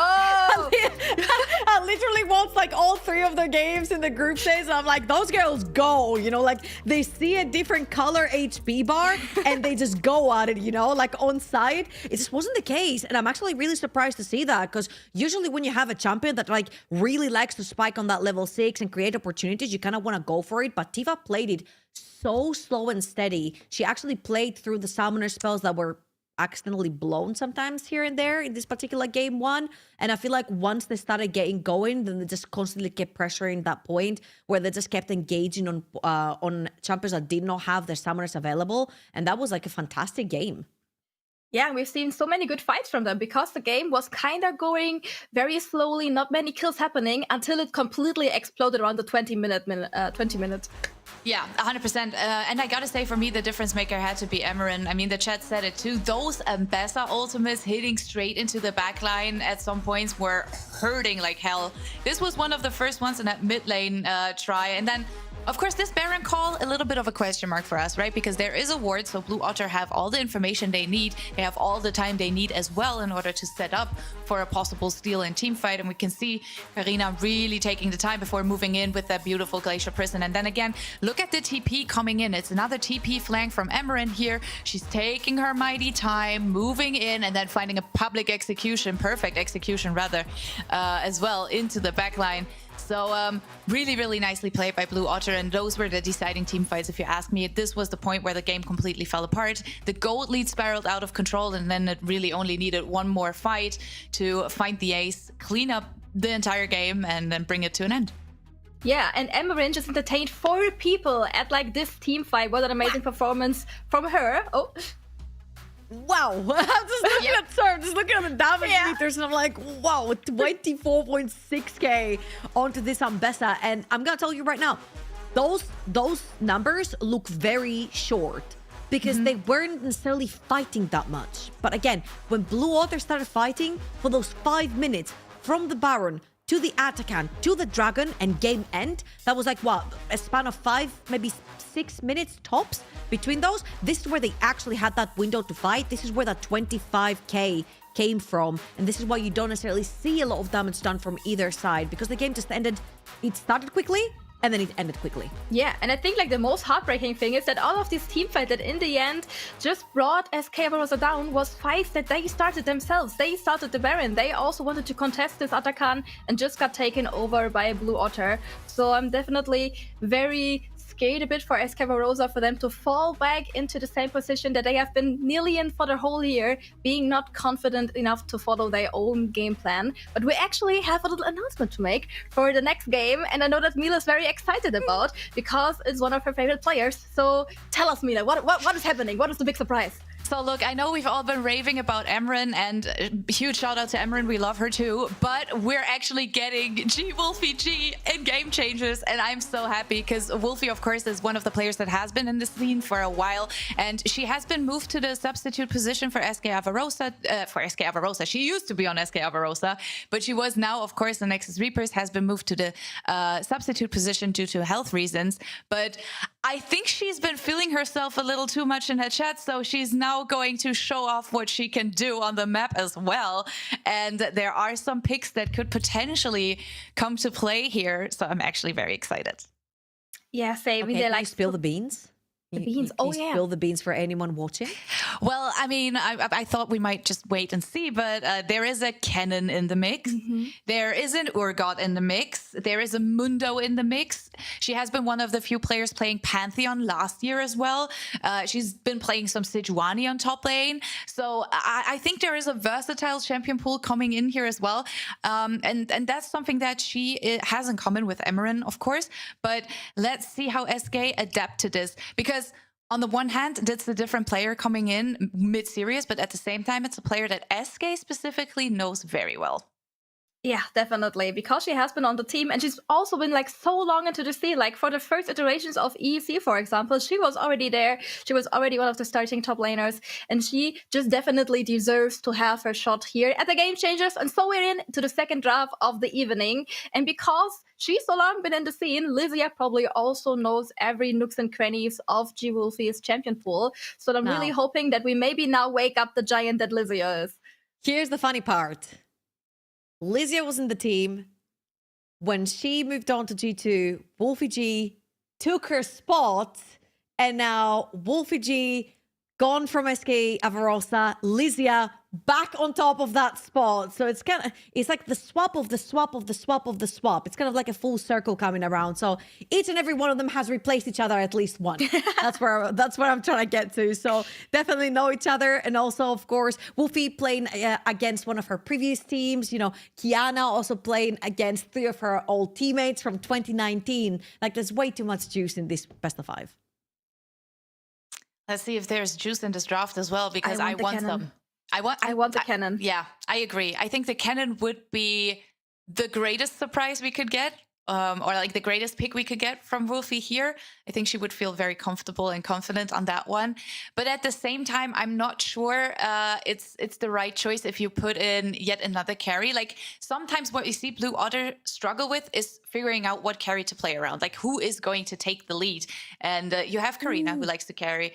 We have Tifa who likes to carry. We have Giddy who likes to carry. Let's see. I'm thinking Fair. Sion. Oh, Yeah. oh my God! Ooh, A team that 5% prioritizes Wukong. I'm going to lose it. A team that prioritizes Wukong. Finally, Let's go. Wukong. Okay. So, okay, I'm really excited because Wukong is hella prioritized at EMEA Masters, which is running at the exact same patch right now. So the ERLs are loving Wukong, especially due to the fact that Orianna is still in the mix, and the Wombo combo together with the Orianna is a really strong and independent laner as well. It mixes up really, really nicely. Now, Wolfie did flex right there, the Mundo. However, I would like the Sion a lot more because that puts a little bit of a timer and pressure onto the Wukong, at least in the early game. And it also forces your team to structure a lot more around killing tanks. Now that Trundle cannot be picked on the side of SK Avarosa since that Wukong has been locked in. Yeah, I don't know. I mean, Sion is Sion. I'm a little disappointed here, but if that's what they want to go for Blue Water for Wolfie, then that's fine by me. I'm excited to see if they are going for a bit of an earlier jungle pick here instead. Nope, they want to go with Severe. It's a kitty pick. I don't mind it. I don't think it's out of pocket or anything. Not my favorite either, but I think she can very consistently try to scale and definitely have a nice late game again, as well as she had on the Jinx. Yeah, I love Nice cover. This is brave. Yeah, this is really, really brave. That's like tickling the bear and not expecting to be like punched later. But definitely also pick. I'm really looking for, I think if we go like into a 4th or 5th game, I think we're definitely gonna see the Kayn later on. But I really like how truthful SK also stays to their picks because we're getting the Zeri from Yella. And especially like last year when she on NNUVU won the cup, especially like these late game scaling champions like the Jinx, the Zeri have been what made them so successful and also fit in a bit better than the just previously very hardly nerfed Yunara that needs a lot of setup and is like very hard to pace in the team fights. So far, I'm loving what the SKA Avarosa are putting on the table right here. The Wukong paired up with the Rakan is a fantastic double engage tool. You can get really deep into those team fights. You've got the Zeri to fall back on if you want more late game scaling for themselves to try and get onto the Scions and whatnot, right? The only thing that's really scary right here is that I would like some AP damage that can go up against that Sion. Now, I know that there's Rumble on Lysia's pool later on, but perhaps it gets streamed off right here, and Orianna is going to get taken away right here from Tifa. I love this. I think this is a great choice to deny the Wombo combo that you mentioned before, Trouble, because I think that would be very scary to play into. And I think Tifa as well feels very comfortable, and there's still some options that you can play Orianna with. Nocturne, of course, is banned. Jarvan is out. But I still feel like Karina can find something that will make her feel very comfortable. Rumble is the next ban towards Lysia. She has played it before. Yeah, Definitely one of those picks. If there's no Wellbond coming, I mean, we have this seen so often that there's the Rel combined with the Orianna, and you're playing against Dunebosund. She had so many amazing Magnet Storms during different tournaments. She's stolen so many objectives, completely 1v9 team fights. So I think there's definitely a ban for Rel out of respect in store, or she's gonna get picked, and you don't want that on the side of SK. I mean, she's also the player that bought a gaming laptop to play an official in a park because that's how committed she was to the purpose. So never count Dunebosund out, right? Like, that's all I'm gonna say. Right here, I'm looking at any kind of mid lane champions that can go up against Sion, because Rumble was my only champion that I had in mind that Lysia could pick up to sort of try and push Sion aside, at least in the early game, and then you can just melt him sort of later on with the Zeri and the Rumble together. However, with the Rumble being banned out here, I'm kind of like trying to weigh the scenario where you actually have a lot of damage to do AP damage over in the mid lane, since Azir has taken a hit, Hui has been taken away, Orianna's no longer there. I don't necessarily think Cassiopeia is your best case scenario. So maybe perhaps we even see Apollonia fall back towards the likes of something like a Rise and you kind of get a little bit more scary in terms of playing on the side lane as well. I mean, I hate to break it to you, but she's a big fan of Mel, and we have seen the Mel yesterday, and she wasn't that successful. It's like one of her comfort pick that she likes to fall back. Oh my god, we had the Morgana in the group stage once. The game didn't look good, and SK lost it. But I'm in for another ride. Let's try it out again. Yeah. Yeah, it's, Oh, it's a brave one. Trouble, you don't look happy. Are you okay? Is Trouble okay? Can somebody check? I was looking for champions that can do the periodic long-term damage on tanks to try and help, and this is like an ultra tickler in terms of the Morgana. So I'm like, Sion's not gonna care. You hit that QE on QW on him, he's not gonna care at all, right? So I think it's all up to Miela in the late game to get rid of that Sion. The front to back on Blue Otter is absolutely insane. And I'm loving the fact that I'm seeing the Zyra locked in right here, because you've got bot lane Prio through that Nautilus Sivir. You're going to have mid lane Prio through Orianna if she can actually burn through that mana to push against that Morgana. And then, okay, you're losing to old top lane, but at least you're playing for that late game fight where everyone's going to be diving into you. And then you have those big zoning tools with the Sion, the Zyra, the Orianna, and the Nautilus. I feel like Blue Otter's composition is a lot more structured and together for what SK Academy are building. And it's also like so them. Like we have Wolfie on the side pick she has been excelling on. We have Karina on one of her carry junglers again, really, really fast clear too. So really easy for her to have also some impact on her bot lane, for example, or just keeping what she does best, just farming herself up into a carry position. Now, on the other hand, I think SK also made some good decisions again. I'm also not 100% on the board with the Morgana, but you were really excited, Mila, for that pick. What did you see in it? What is like your beacon of hope for this game for SK in order to make it back into the series? I just like when Apollonia gets to play brave, because that's something I really enjoyed back when they played Equal Esports Cup as well last year. I just always felt like once she gets to be brave, once she gets to step forward a little bit more and gets comfortable, she can absolutely carry a game to the end. I'm not sure Morgana is that pick, but I like to see that she's getting the chance to step out of the meta comfort zone, if we can call it that, right? So that's what I'm excited for. Is it going to work?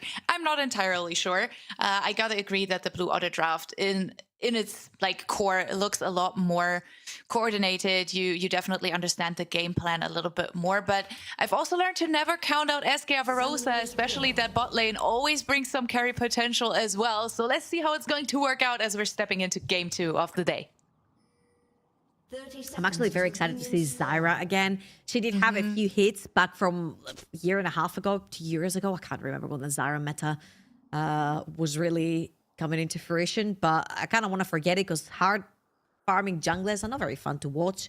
On the other hand, I feel like Trez is going to have her work cut out for herself. I feel like Wukong is the type of champion that when he starts getting rolling, he's one of the strongest junglers, particularly in this meta. So if Apollonia can get some priority through that mid lane, keep spamming that W, level the W, spam the W, get that wave down, push it down to Tifa. I'd like to see Trez just a little bit more active on the map. I feel like that's what I was missing from the Jarvan game. I think Apollonia had pretty much lane kingdom in the early laning phase, and it just wasn't quite used enough by the likes of the Jarvan in the hands of Trez. Right here with the Wukong, you need that level 6 to start getting active on the map.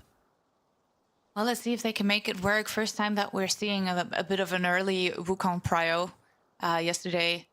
It did not get picked until very late in the series, and it's also, again, not maybe one of the strongest jungle picks anymore on this patch. So let's see if they can make it work in the end. We can see bot lane, again, going at it.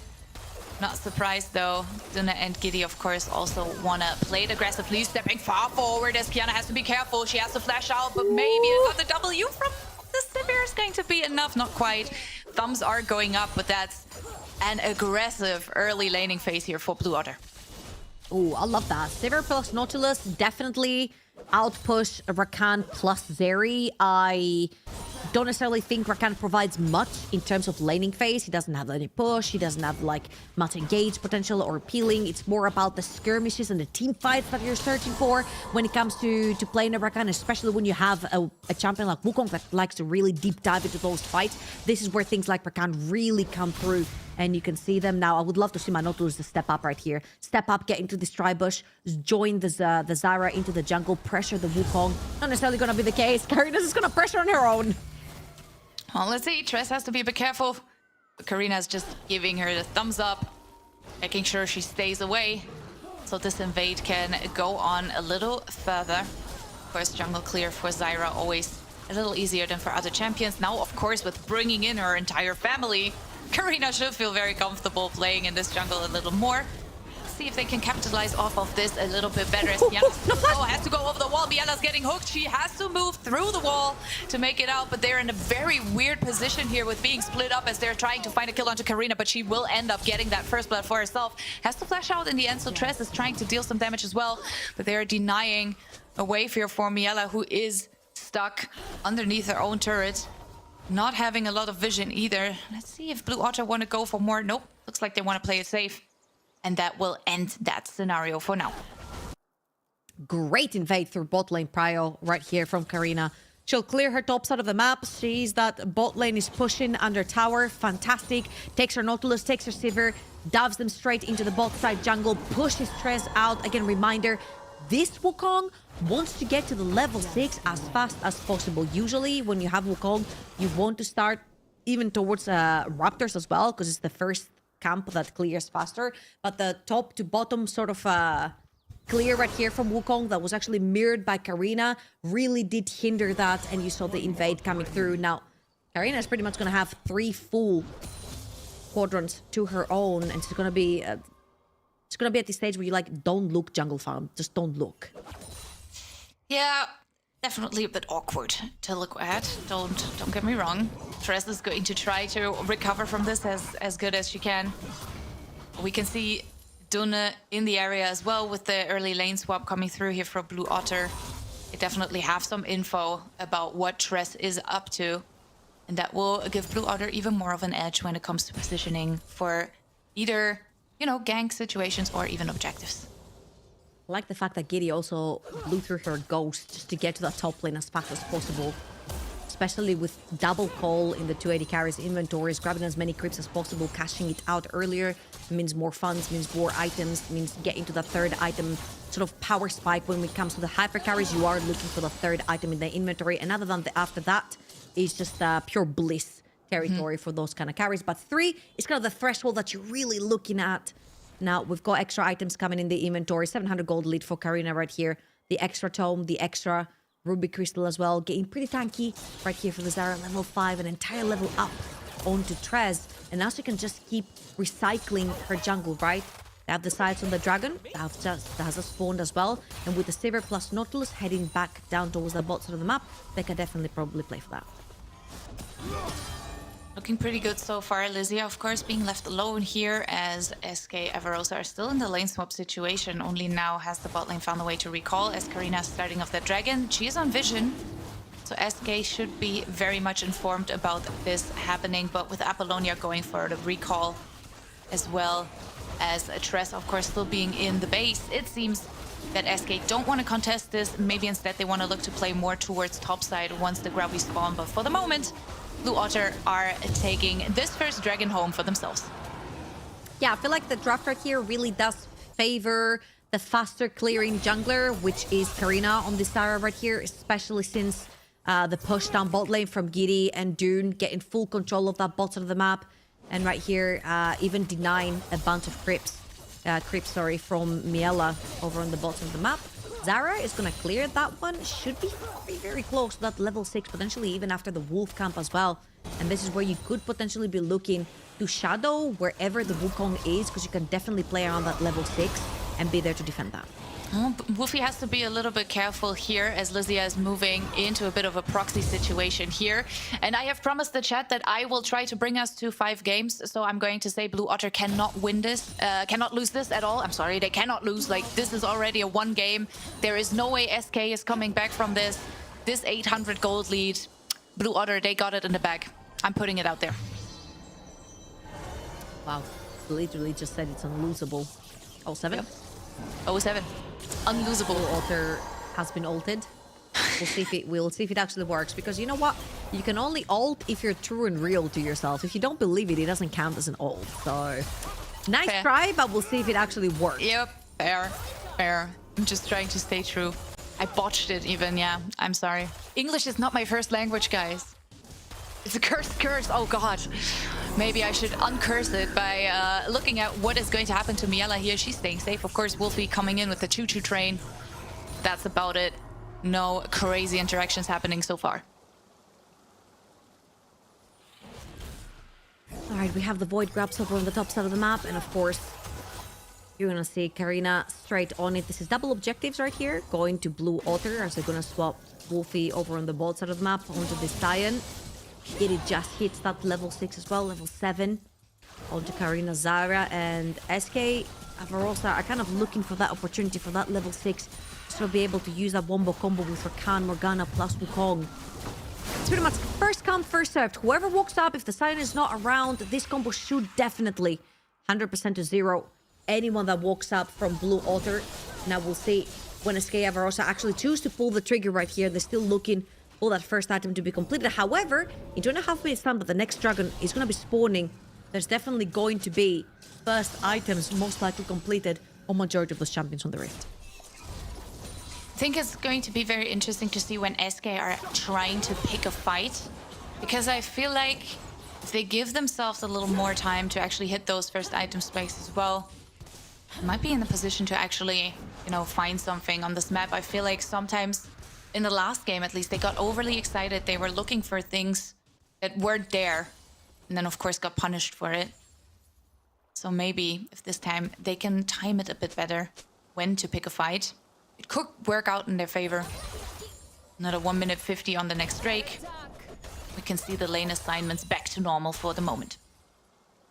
Yeah, just for the time being, another quick clear towards the top side of the map for Karina. You see Trez slowly but surely getting towards that bot side of the map. Side's probably on the Skull Crab that's just about to spawn in the river right here, and especially with Mela and Kiana pushing that bot lane and being able to assist in pushing up this river. It should be a pretty free, small objective for that Wukong, who has slowly but surely falling behind in terms of the farm, around 20 CS behind. And especially when this camp goes down, it's going to be even more. Again, the speed on that Zyra never really left the champions. He's still a very speedy kind of champion. It's just the fact that now that there's less AD champions that are also viable over in the mid lane, get an AP jungler and an AP mid laner can sort of make it really easy for opponents to just build mercs and kind of just forget you're existing, especially when there's like more tanky situations like the Black Shield coming through, the Morgana right here, etc. So we'll see if that actually hurts Blue Otter at all later on. But with the Sion and the Sivir, I really doubt they'll have a problem in terms of damage profile coming through. I really love that we're currently in we can play everything in jungle meta again as well, right? Like, we have a few players who could whip out a Brand jungle, who could whip out a Morgana jungle if it's not played in mid lane by Apollonia, right? And I just enjoy that. That, of course, also brings Zyra back to the table. Just a very enjoyable meta to watch, because I did not live for the tank jungle meta, I'm not gonna lie. It was not as exciting for me, personally. So I'm very hyped about what we're getting to see here. SK are now moving towards the river, maybe looking to go for a bit of a catch, but Karina's in the area. She is being spotted in that tribush though. So SK should have enough information to know whether or not they can make a move on this dragon. Karina's getting rooted, very nicely done, but we can see Tifa coming in from the side as the Cyclone is flying in. Miela also ulting away, but they can only really deal some damage. Beautiful shockwave from Tifa here from the side, trying to buy some space. And we can see Trez drop down extremely low as Tifa splashing forward, goes for the kill. That's no jungler on the side of SK Avarosa. And now Giddy's in the area as well. Apollonia extremely low. Dunas looking for the hook, doesn't quite find it as Giddy's flashing forward. Tries to play it a bit more aggressively, but might have been a step too far. In the end, it should still be enough for Blue Otter to commit for this dragon, as again, Trez is no longer on the map. And Blue Otter will take this one home. And you see why it's so important for the Wukong to have first item before these fights gonna start. Trinity Force is just such a huge spike for every champion that builds it, because it just gives so many stats to that champion. It's just such an expensive item. But Wukong falling behind about 20 plus CS right here in terms of the clear has really hindered the ability of the champion to have that spike on the second dragon where you usually will see that Trinity Force. So the wombo combo was there, the engage was there, the Q landed from Apollonia, the follow-up was there from Rakan and Wukong. They just unfortunately run out of damage because the first items were just not quite through for the team. And that's exactly what I hoped they would do, you know, wait for that first item. But again, SK trying to force it a little bit too early. Well, that's only a 1.3k gold lead. It is all neutral objectives in the bags of Blue You're Otter saying so only far. the entire 1k is on Zyra. Well, then find a shutdown. Get her away from the fight. I don't know. Make something happen, SK. I feel like the meme with the stick, like, do something. That's me. Do something. But I'm not sure that doing something or forcing something is the right call either, right? We just saw what happens if they do. So maybe it's more of a please chill type moment for SK here.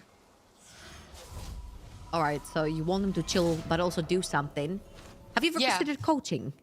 Oh, 100%. I think me with my silver gameplay, I would be a great coach. Like, 100%. The first call I would make is place some words, because where you Chill? see something, it's better. Chill and do something at Yeah. the same time. Yeah. That would be your Yeah. go-to. All right, let's see if SKA Varos are actually gonna chill, just chill or do something, as Trez should be ever so slightly closer to getting that Trinity Force, as a 3-man from Blue Otters are heading towards the top side of the map where Kiana and Miela are pushing out. That wave crashed underneath the tower. It's not necessarily going to be the case. What is worrying me the most right here is that this Yorick hasn't necessarily gotten too far ahead, as a bit of poke from Karina. Walks up, puts the ult down. That Leandris, that burned a lot.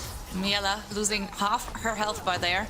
Has to be a little bit careful now, but without the wave, there is no danger for Blue Arrow to move further underneath the turret. So SK should be okay-ish for the moment, but we can already see that wave clear coming through from Giddy as well. Yeah, I feel they're looking at the tower for a bit too long though, and now that Trinity Force Wukong is heading towards the top side of the map, Morgana following up from the side of SK Avarosa, and I feel like Blue Otter, I feel like this is a time where you put your hands up, you have chunked them enough, you put your hands up and you kind of fall back. 2 minutes for the next dragon, kind of get whatever you can. Herald has the spawn. Oh, the catch! That was Giddy's ultimate right there as well. I was a little confused, but that shockwave in the end, of course, clearing the situation. Feet of Warfare secured for Blue Otter. And Dune sadly going towards that gray screen. I thought the situation was over, but now they can not only get the pick, they will also probably get that turret on top side. Yeah, I somehow have the feeling that you can take Ari out of Tifa, but never Tifa out of Ari. Because the Orianna gameplay looks like Ari gameplay, but it's kind of Orianna, as Dune has found herself in a big situation. Yep. Apollonia Blacksteel, has to be a little careful here. They are finding a bit of a pick here, which is good. Tress staying in life is huge, and they step even further forward. Strangled Thorns are coming through as well, but that's a nice route from Apollonia. She finds a shutdown against the Zyra. That's huge. Important fight for SK Avarosa. And that's a double kill in the bags for Miela. And this is exactly what I want to see at the right time, picking the right fight. Yeah, I feel like Blue Otter do this a lot, where they're just gonna expend so many summoners and spells in terms of poking people down, and then they're gonna choose to do a neutral objective without those crucial summoners and ultimates. SK Avarosa saw that opportunity, entered the jungle, took some picks, and now Miela more than enough gold in the pocket to start getting towards that third item that we talked about when it comes to hypercarries, when it comes to Zeri's second to third item. So crucial for Zeri to start coming online. And again, that aggression that we talked about from the side of Blue Otter, absolutely punished from SK Avarosa. And we love to see it. We'll definitely keep things a little more interesting for this game number 2. And again, Miela is known to be a player that can carry in the late game. However, they haven't had the easiest time yet, especially during Equal Esports Cup. It felt like SK were not really on the same page when it came to what they want their identity as a team to be. They were not looking like all the different play styles that these individual players bring in were fitting together. We can see Blue Otter, of course, first to the objective once more. Looking to pick up this dragon uncontested, as we can see Trez moving towards the topside jungle instead. Yeah, third dragon right here for the side of Blue Otter. It's actually very, very important. Getting that Ocean Soul for Blue Otter is going to be huge, especially with all the pull coming through from Morgana. Let's see if they're going to be able to defend that mid lane tower. Wave's going to be crushed over towards mid. And obviously, Yorick doing Yorick things. And I said I was starting to get worried for Lysia, because that Yorick wasn't getting ahead enough. It was about 100 gold. That's about 1,000 gold up onto the Sion. So, again, when you see that Trinity Force starting to hit on those champions as first item, this is where truly those champions start coming alive. Let's see, they still have the Herald on the back as well. So SK definitely have more tools to keep the pressure up on the map. Picking up that top lane tier 1, of course, is the first start. But now with Trez moving in towards the spot side and Apollonia pushing the wave, I would expect them to maybe go for a little more. Kiana doing a good job as the Herald is now being spawned. And Apo should be able to pick up this turret for sure. Let's see if she's brave enough to step into the taxi. Don't think she wants to. Wave is very thin, and that should be it for the spot lane play at least. A great play right here. They take that priority, they use that Rift Herald, they take down side lane tower. I mean, a lot of the times, teams are used to just using the Rift Herald for a little bit of distraction over in the mid lane. Threaten that mid lane tower, dip into Reaver, grab that first dragon or third dragon, whatever it is. Surely not first dragon. I would be really worried if Herald was up and first dragon was still up. But anyway, but right here, I really like this much more because you get an objective on the side lane. You get some pressure down. You saw that not only did they take the tower, but they pushed Tifa behind from taking those CS underneath the tower. So experience and gold was lost while that Herald was going down. And as slowly but surely, you do see that this gold advantage that Zyra had earlier on is starting to sort of dissipate. You've got Trinity Force, you've got your Mercs onto your Wukong, sort of catching up as well. You've got your Yorick that's constantly putting pressure onto the side lane. So SKA and Avarosa more than surely have a pretty good footing in this game.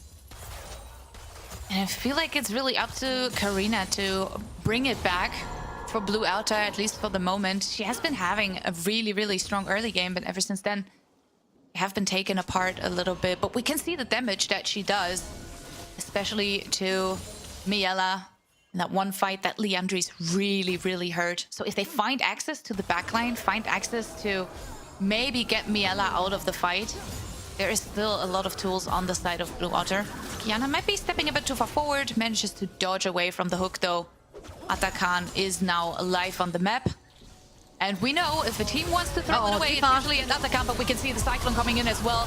And they want to go for the aggressive fight as Trez is now going all over the place. Tifa has to go off to the side. We will lose Kiana in this fight most likely. She's the first one to go down, but they end up picking up the kill. But SK have overstayed their welcome a little bit. Blue Otter find the kill against Miela, and that's the moment where you have to disengage. Yeah, that was a very scattered fight coming through from SK Avarosa. I feel like Miela didn't necessarily find her footing in this particular one because Tifa flashed, but through the other side of the walls, it kind of went towards enemy territory. So when everyone from SK Avarosa got too deep into the jungle towards the blue buff to try and catch out Tifa, then Tifa flashed towards enemy territory herself, and this is where they scattered from the side of SK Avarosa, and Blue Otter were able to pick up 2 for themselves. IE completed for Giddy. Very funny thing about Giddy is that she, of course, has been a known figure in the scene a while ago. You've also mentioned it, 2019. And then she went for a bit of a break, about 4 years, before deciding to make a comeback this year. And when she came back in, she was like, this is interesting. We're still playing the same champions. The game has not changed that much. So she still feels comfortable on the same champions she played back in 2019, which is awesome, of course. And she has been having a really good time, not only in Equal Esports Cup, but here so far as well. So let's see what she can do on the Sivir in the later stages of the game. She's doing some decent damage to Miela, as we just saw on that mid lane.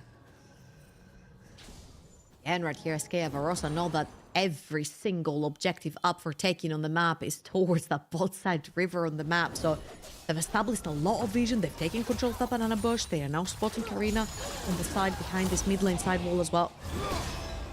As Wolfie is taking a beating right here from Lysia onto this Yorick, and this is where the champion like really starts coming online, right? You start bullying the main tank that has to be there for Blue Otter. This can become a really sticky situation for the Reds right here. As Liz gonna take a little bit of a poke herself, as Blue Otter are taking this advantage, and this turn rather, to get inside that river, establish a little bit of presence themselves, push out that mid lane wave, and then play potentially, because that next fight, it could decide who either takes Atakan, Dragon, or potentially both. You can see Wolfie TPing in as well, Lysia in the area too. So it's going to be a 5v5 situation, but Trez is in the jungle. She's in the tribe, she has not been spotted yet, but will now be on vision. So not a great angle for her to find a Cyclone, because everyone knows where she is, but she's trying to find Karina. She's Karina it right away. Karina will go down. Strength Bombs coming through though. They have charge as well. They're trying to hit onto the backline. Kiana has to move away. And now Wolfie has to be the wall here for the side of Blue Otter. Wolfie has to buy some space, but without their jungler, I think Blue Otter are very much aware of the fact that contesting this dragon is not going to be easy.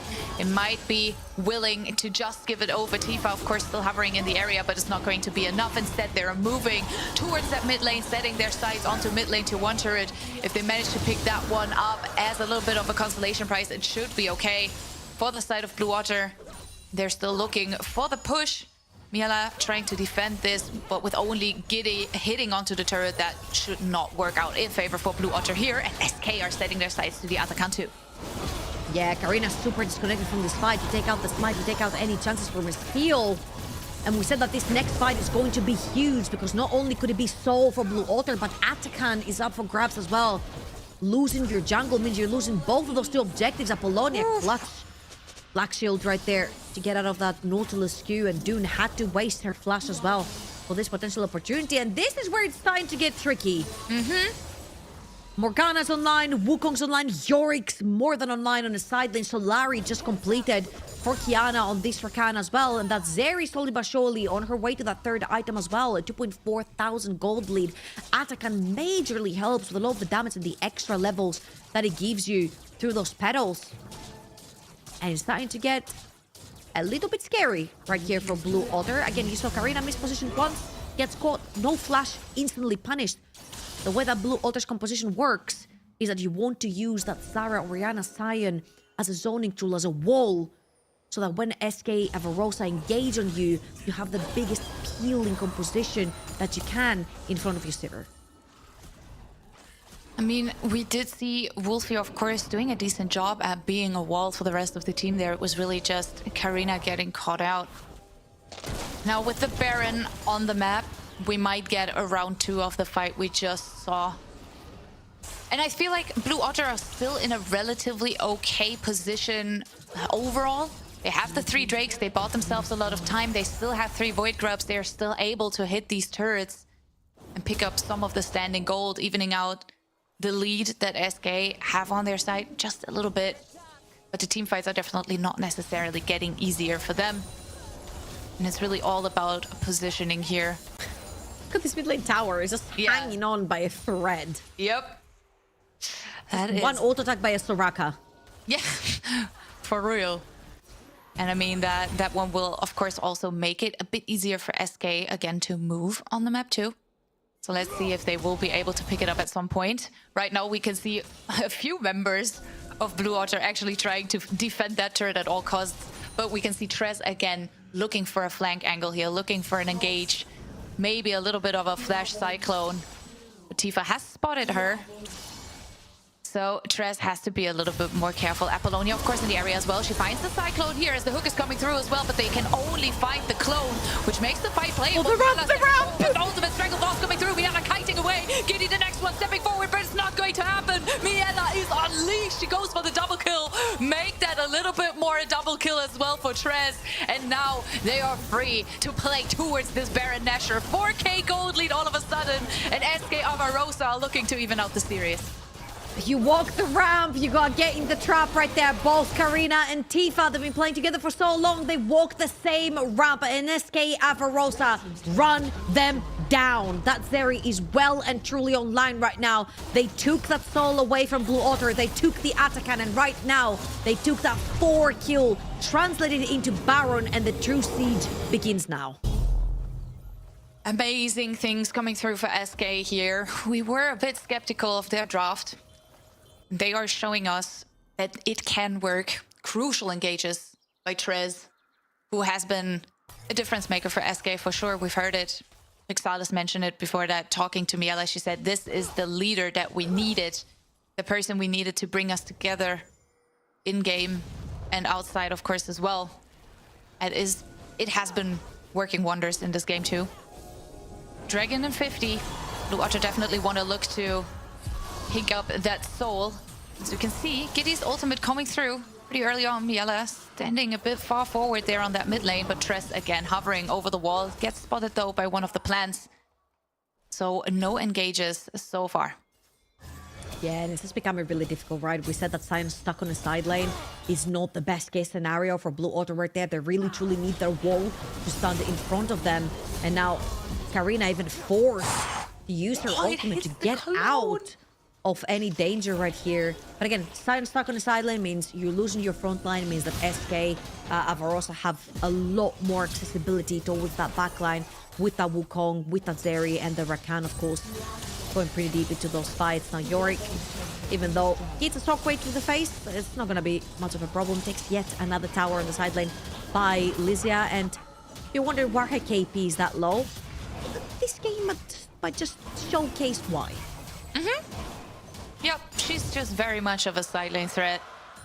Has been doing a great job at that in this game as well. Second Dragon for SKA Varosa now in the bag as well. And Blue Otter are being forced back further towards their own base. We can also see their vision declining a little bit towards their own jungle as we see them setting up for a play here on the spot side. SKA Varosa committing 3 members, playing a bit of guard the cannon minion, and they will be able to pick up this turret in the end. Yeah, it's just a turnaround from the early game. Right now, Wukong sits 2 levels up onto the Zyra. Morgana 2 levels up onto the Orianna. And it's an uphill battle from here for Blue Otter. I don't think there's much they can actually do because I feel like the composition from SKA Varosa is just perfect for the time being. You've got the Zeri that has already scaled into the late game. You've got a Yorick that's permanent on the side lane. There is zero threat to also take that Yorick down on the side lane because your engaged options are not necessarily going to be around. Your Nautilus is pretty much it for the side of Blue Otter, and that's a triple lane push siege with that Barn Buff for SKA Varosa. And the air is getting extremely thin for Blue Otter right here. They need to plan to play right now. Maybe if they can catch Miela, maybe if they can find a pick into that backline, it would be awesome. The hook only connects onto the clone. Nicely done by Trez there, managing to stay safe as the siege continues on 3 lanes. Yes, they are waiting for a few more waves. The good news for Blue Otter, the Baron buff is gone. So I'm not sure that's going to stop SK. They will at least pick up another inhib here in this mid lane, and then try to move away and take a safe recall. Yeah, I felt like they played this Baron maybe a little bit too greedy, trying to push all 3 lanes at the same time. I kind of feel like had they 3-2'd this on 2 lanes, they could have potentially taken more than 1 inhibitor, but this is still an 8.4 thousand gold lead. That's still a 3 item Zeri, sorry. Hourglass very soon to follow. Make it 4 items, Zeri! Okay. I wasn't at fault here as Runan's Hurricane just purchased by Miela. And Zonia's completed also by the Morgana. So Garden Angel, but the Wukong. So kill them once, you gotta kind of kill them again. It's becoming really, really difficult to play against this SKA Varosa composition right now. The gold does really speak for itself. Next objective on the map, about 2 minutes, is going to be the next Baron. And I feel like this could very well be the last fight we see, because I feel like this Baron is what SKA Varosa really need to truly siege for an end. Yeah, 100%. And I wonder if there's like a world in which Blue Otter can come back. If we're inhaling all the copium, hopium, and what else there is. I would say, you know, individual shutdowns on all of the enemy players. You still have some standing gold on the map. Maybe if you can find a pick onto Miela, who... she does get very brave sometimes, right? Like, sometimes she does the usual ADC thing where you step up a little too far in that mid lane because you feel very comfortable. And maybe if that happens, maybe if you can find a pick. The Love effect. Yeah, maybe, you know, like it can happen. We've seen it before. But that's, of course, a lot of copium right there. Realistically, Blue Otter need to just buy some more time for Giddy to get a few more items.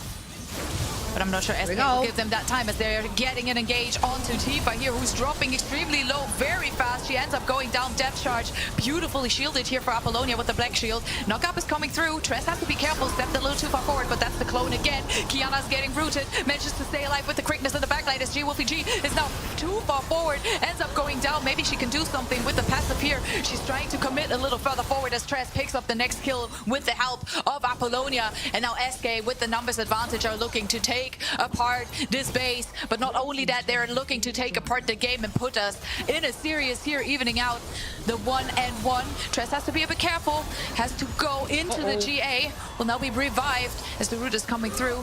Dune, of course, also a bit of Oh my god, the ricochets, the ricochets! They're now looking to commit onto Giddy. They have to step in further forward, stepping forward to The get goals. ricochet! Giddy picks up a kill, Giddy picks up a shot down, but is it going to be enough as Lysia is not going to be killed? And now everyone is respawning. Maybe SK have overstayed their welcome, but Biela's unleashed. She's picking up the next kill, and she's going to hit that Nexus until it dies. And that is SK with the win in game 2.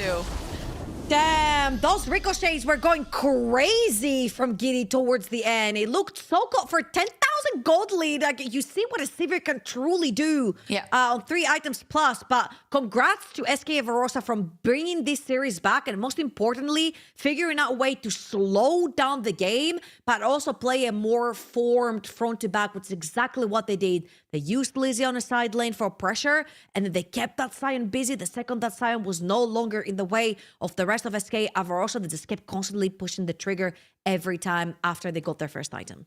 And look, I know we want to say the caster curse was successful. Like, I can already see Mila too powerful. You know what? I'm not going to take credit for this because SK played out of their minds. After an early game that looked really wonky, that was incredible. And it gives me so much hope for another 5-game series, honestly. But in order for us to have enough energy to go through a 5-game series, we need to toss it to a quick little break. And then afterwards, we will unpack what we just saw. Guns out, put my guns out, sons out, put your guns out, put my guns out, sons out, put your guns out, put my guns out, sons out, put your guns out, put my guns out, sons out, put your guns out, put my guns out, sons out, put your guns out, put my guns out, sons out, put your guns out, put my guns out, sons out, put your guns out, put my guns out.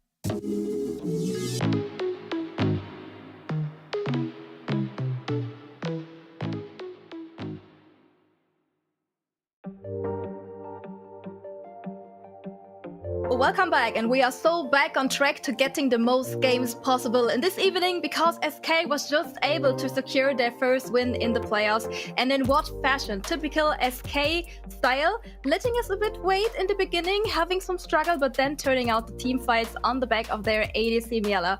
How happy are you, Miele, that Miela is finally able to shine? I mean, I'm just glad to see SK shining as a whole, right? Obviously, I really like Miela. I got to talk to her a lot in the past as well, and I just know that she personally would have been really sad if she didn't get a chance to shine, but I think it was just a great team effort from them. After a little bit of a wonky early game, they really figured out when to play their team fights, like how long to wait in order for them to pick up the necessary items to play these fights in the way they did.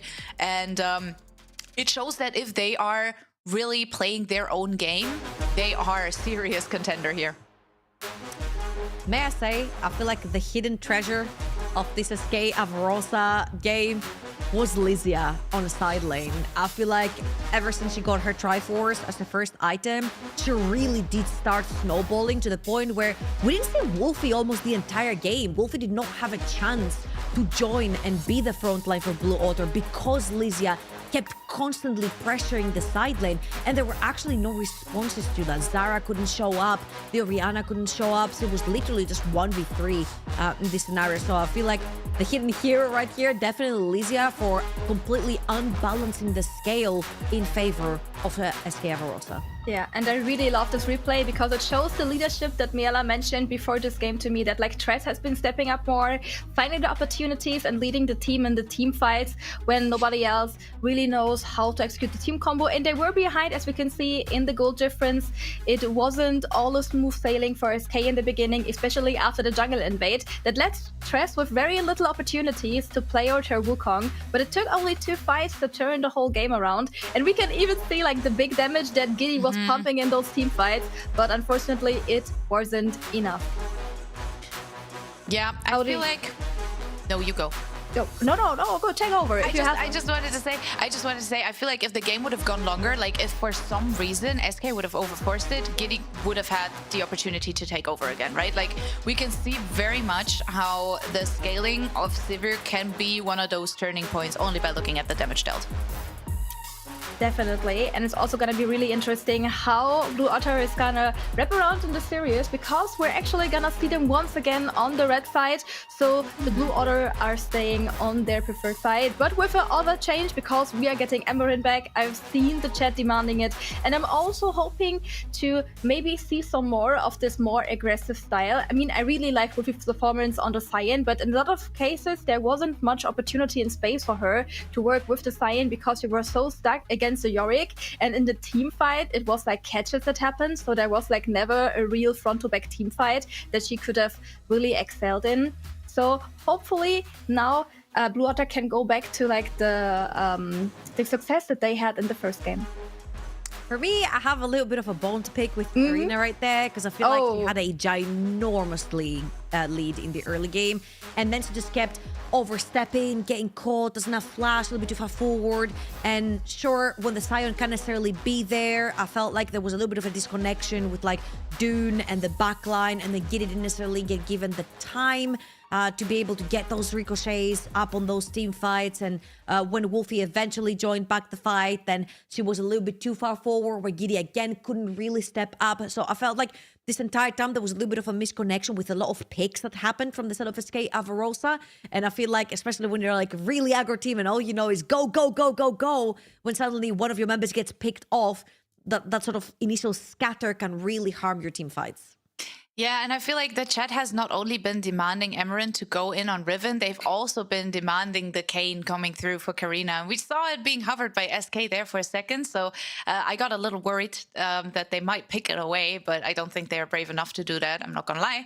But I feel like Karina, she hasn't had a bad day yet so far, but I agree with you. I feel like the carry potential that we usually know to take over the game completely and not even leave air to breathe for the enemy was not quite there in the last game. I was definitely maybe lacking a bit. I think something that I would love to see is currently Nexus Reapers. Oh my god. So, excuse me, Blue Order has always been banning the Way. And I think like the Way has been a pick that both of these mid laners have been really good on. Either Apollonia or Tifa. But she's the only one that had so far a really good answer into it. So I would maybe like to see like a Xerath popping out, getting, if it's gonna be with like a Kayn, if it's gonna be with a Fury or something very standard like a Vi, I don't mind, but I would like to see that Xerath once again from Tifa and maybe baiting out a pick like Way that's normally really high contested and just getting him off the ban list so we see more interesting champions in the future. I actually really love your mention right here of the Xerath, because Hui initially came out in the previous patch when Azir was still up and alive. We're glad that he's in the tatters right now, but Hui outranges Azir, out clears Azir as well, so he gets the push, but something that outranges Hui is the Xerath in that regard. So I'm really liking the fact that you're mentioning it, because it has been played in the group stage by Tifa to a great extent. I felt like she was the MVP for her team in this particular one. However, Riven ban, Hui ban, a lot of these champions that we were expecting are not going to necessarily be seen right here, but still a lot of the OPs will be up and available. The Rumble, for example, that Lysia has played in the past, has yet to be touched. Yeah, I agree. So many opportunities. That's also like something I'm looking forward to, is that Rumble potentially, because I feel like it has been such an interesting pick overall. We saw it yesterday as well, having so much impact, especially when you hit that equalizer straight into the backline. I wonder what that last ban is going to be here. It ends up being the Nico, a support that we have seen a lot of players play in the female non-binary scene, as well as, of course, all over the world. So let's see what first pick we're going to get for SK. Ooh, I would like that. I mean, we have seen Miela really liking the Varus also in the last seasons. It has been also successful yesterday, and I think Varus blind pick is like something you can't do wrong with. It has been like played so many times. It always offers opportunity to go for like the more poke oriented build. You can go full crit. There's like so many options that this champion just leaves you open, and I think it's just a great comfort pick for our ADC with Miela. Ooh, I'm liking the Jhin right here. It's also a very giddy pick. Yep. To have that Jhin. However, with the likes of the Sion and the Ornn out of the pool, I think it amplifies that pick a lot more. I think it has great into the Varus, has really nice push, and it also pretty much sets up for a lot of the team fight that Tifa and Karina like to do. So a setup AD carry that doesn't really necessarily get choked in lane by the likes of a Varus, and that can also set up for that mid-jungle duel. Ooh, Annika is having a great moment right now. Yes. Because one thing you gotta know, this girl loves Victor and Swain. So if you get either of them, Why? she will have a party at home. She even has their tattoos. Like, she has tattoos of the champions. Like, she's vibing. You can't really see it, but there it is. But yeah, Is that I'm really before or happy. after Arcane? I was a big Victor fan before I came, and I just got turned into a bigger fan because now there's actually merchandise that I can plaster all over my walls. So it definitely just got stronger. But I really love Tifa's iteration of Victor, because I think she plays a very aggressive Victor. She really likes to bully people in the laning phases, and that will be something I'm looking forward to in this game, to see Karina and Tifa getting more agency back on the game, getting early stacks, and thus dominating the game so far. I'm still wondering how they want to round it out here. There it is again, the hover. Well, some would call it the hover from hell, because not everyone enjoys Katarina as much. But no, trust me, if you pick that, it is the hover from hell. It's the lock from hell. Okay, you don't want you just want to hover it. The Camille been locked into the Rumble. I feel like Camille really does struggle in the early game. Any melee champion really struggles into the Rumble. So I want to see how this will sort of get rounded out from Blue Order here. I gotta say, I feel like if it was any other player, I would agree. However, it's Emerin, so I feel like she is brave enough to make it work, in a sense where she won't shy away from trying something in the early stages of the game, trying to capitalize off of the Rumble as long as she can. But she will need some attention from Karina for it, I think. I want to see Karina play a bit around that top side, because if Camille gets unleashed, it's like really bad news for both Apollonia and Miela.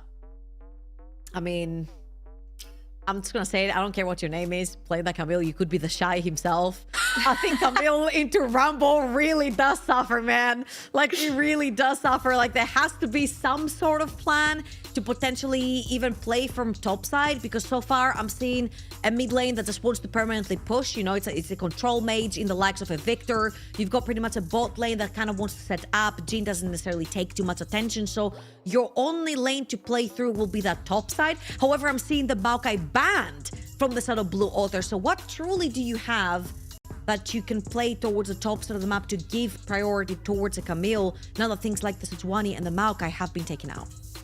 That's a really good question. I mean, I think the Camille will just be coming in handy for like the later games. If Miela should get a lead, you can just Hextech ultimatum her, hoping that you have enough damage on like this one burst window together with the Jhin and the Victor to just focus them out. I mean, I would love to see something like the Shinzao maybe again, or like the Nafiri, but also Nafiri having a hard time against the Rel, against the Rumble too, so she might not be the best suitor in order for this draft for the side of Blue Otter.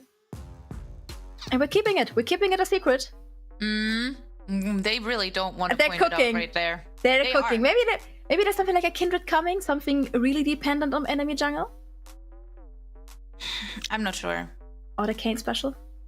I don't think it's a great angle for those picks, right? Like, I would love to see them just because they are like Karina specials, but would they fit the comp? Not really, if you ask me. So that's where I'm wondering right now. On the other hand, I like this. Oh, This is Apollonia is going to have a party on that mid lane. I'm telling you right now. yeah. I mean, we talked about the Zeref. Of course, he would be great into the wave for later, but of course, he's also great because of the extra range against the Victor, because he outranges you, and you are just able to work with the poke. You can yourself really easily work for catches, because this time, for example, the Scanner have been left open, and it has been one of Tress's favorite champions in the past, and you have like such an easy catch component on the side of SK, even though they now chose the Shinzao. Great addition too, to get like more pressure into the early and mid game. Yeah, I feel like there's so much range on the side of SKA, so the Xerath, the Equalizer, the Varus coming through.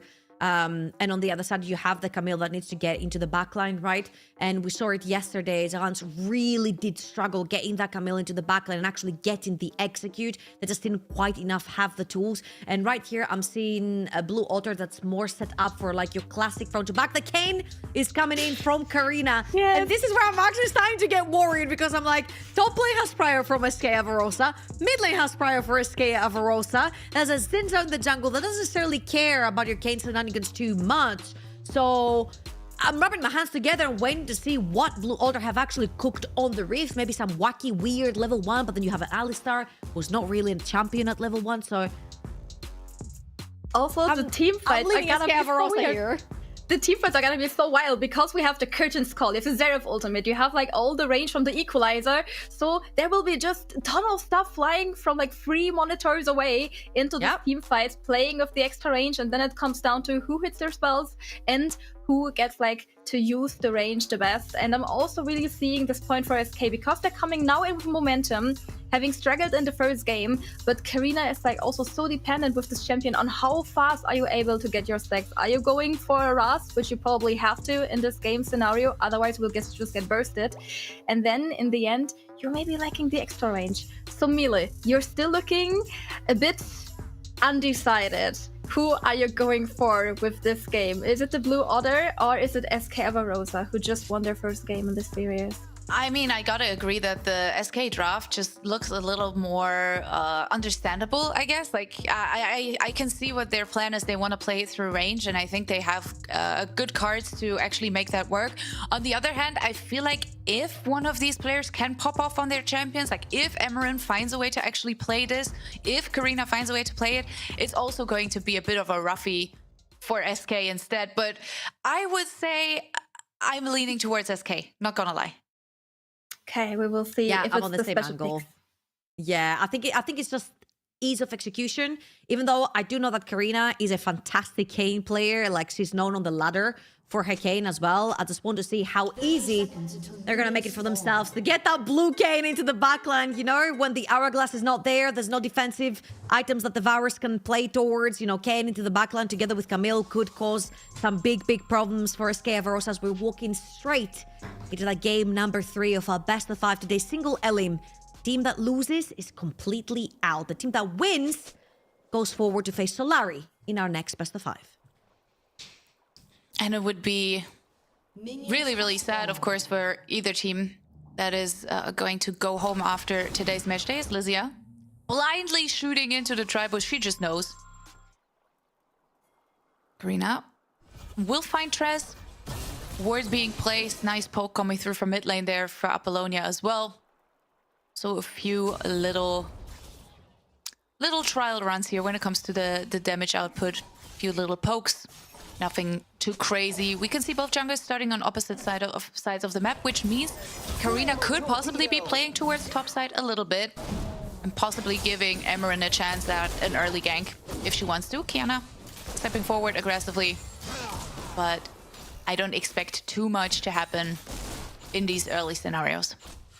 Yeah, I just love the double ward right there coming through from Blue Otter. You definitely don't want Xin Zhao suddenly walking into your jungle with the likes of potentially a Rel or the Rumble from top side of the map. So Karina on a champion that is pretty much a free farming champion. You want that level 6, you want to get your stacks, you want to get farmed up, you want to have your 1, 2, 3 items onto that cane, be able to slide into the backline, actually be an assassin in the game, because that's exactly what he's been playing that champion as. And as you can see, if Karina did pass towards the bottom map, it's pretty much Lane Kingdom for the Varus plus the Rel right here. So passing towards the top side of the map, potentially having a little bit more pressure through Tifa over in the mid lane, having that backup if she does need it. Since on the other hand, is going to be clearing towards the bot side of the map and going for the bot lane Scuttle Crab. So far so good. I don't think we're going to see, as you said, a lot of shenanigans over in the early game. It's pretty much full clear for both sides of the map. Yeah, we can see some action on top side, but that's what is to be expected here. Especially with Emeren trying to keep the pressure up, because she will struggle sooner or later, probably against the Rumble at least.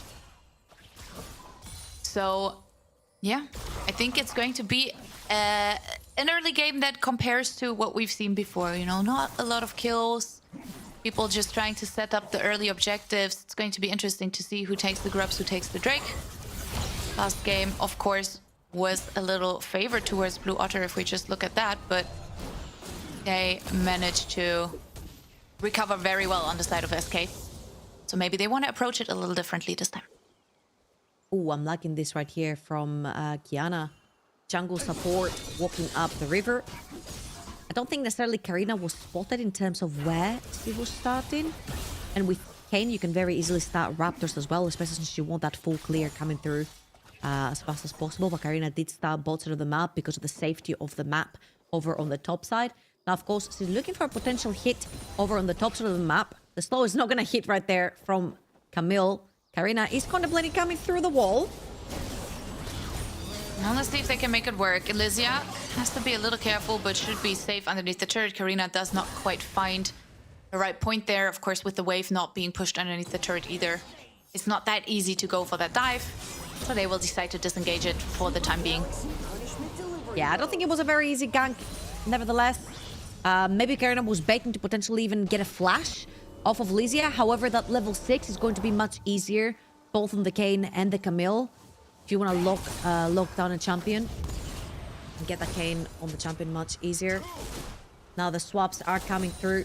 Actually, no, it's going to be the Varus keeping over on the both of the map. Completely disregarded the TP on the 80 carry right here for the side of SKA Avarosa. Oh, true. And just going to keep on pressuring through the bottom of the map. Yeah, it's looking not too shabby so far, as Giddy has to respect that, of course. Has been playing a lot of Jhin before, of course. Giddy should feel comfortable here as they are looking to go further forward. Giddy losing her cleanse. Also getting ignited. Keep her in the lane at least for a second longer. It's a decent start here for SK Avarosa. Karina, though, is in the area. Duna as well. So they could look to make something happen here. Blue Otter trying to move further forward. Won't quite reach Miela. He's trying to poke back a little bit. Now SK has to be careful not to overstay their welcome. But nothing that Blue Otter can do for the moment. I feel like this is a free dragon from the side of SK Avarosa. With Giddy being kept over on the bottom of the map because Karina showed up for a potential gank. You keep Giddy around because you try to respond to the wave, which means that Trez, not only does she get to come from top side to bot side, grabs her Raptors, walks into river, full HP bot lane, no one there to take charge from the side of Blue Otter. So SK Avarosa with a pretty free first dragon in their hands right here. Pretty huge for them as well, especially as they want to play the more slow kind of situation right here with the front to back get the scaling going onto their Xerath as well. So pretty good stuff from SKA Avarosa, using the HP bars, if you will, of their opponents to take control of early neutral objectives. Yeah, and I like that the chat is also pointing out that, of course, Giddy is losing quite a bit here with the high pressure that SK have been keeping on this bot side. They are not looking like they want to stop anytime soon. Again, Giddy, of course, has played a lot of Jhin. However, I don't like it as much as a champion just because I prefer her on more straightforward carry picks. And Jhin sometimes doesn't really give off that energy, at least not to me personally. As we can see, Tifa getting engaged and poked on this mid lane. To be a bit careful, but Trez, of course, doesn't want to go underneath the turret too far. Yeah, the knockup was so close right there from Trez. Doesn't necessarily get the gap closing right there to make it happen, but still pushes Tifa underneath the tower. It has been a pretty tough laning phase, I will say, for Tifa. I feel like Polonia and Trez have made her life really, really difficult in the early stages of the game for all 3 games so far. But Tifa has always found a way to come back through those mid-game skirmishes, I want to say. So far, so good. Level 6 very, very soon for Karina as well. We're looking at the next couple of jungle camps to dink her over. That level 6 flash. Force up of Giddy. Oh, they have to be careful though. Now Kiana going down first blood in the backs for Duna. Maybe that's a bit of good news here for SKA Avarosa, that the kill is only going over to the support. Emerin is under a little bit of pressure from Lysia right here, and we can slowly start to see how nice Lysia can play this lane, because if we look at the CS, we can already see a decent little lead there for the side of SK as well. I mean, I'm telling you, man, I don't care if you're the shy playing this Camille into the Rumble, you're going to suffer for sure, especially if you don't get early kind of attention. I feel like maybe when Karina does have her first item, she could potentially show up over on the top side of the map. Trinity Forces are completed for Camille, does really help playing against that Rumble. Yeah, again, getting that flash off of Lysia can definitely help in the early stages. However, right now, pushing that Camille underneath tower, no TP, super low in mana, half HP. Emerin cannot walk into this river, which means SKA Avarosa get another objective due to low HP bars. Great trading into great control into the river, into early neutral objectives.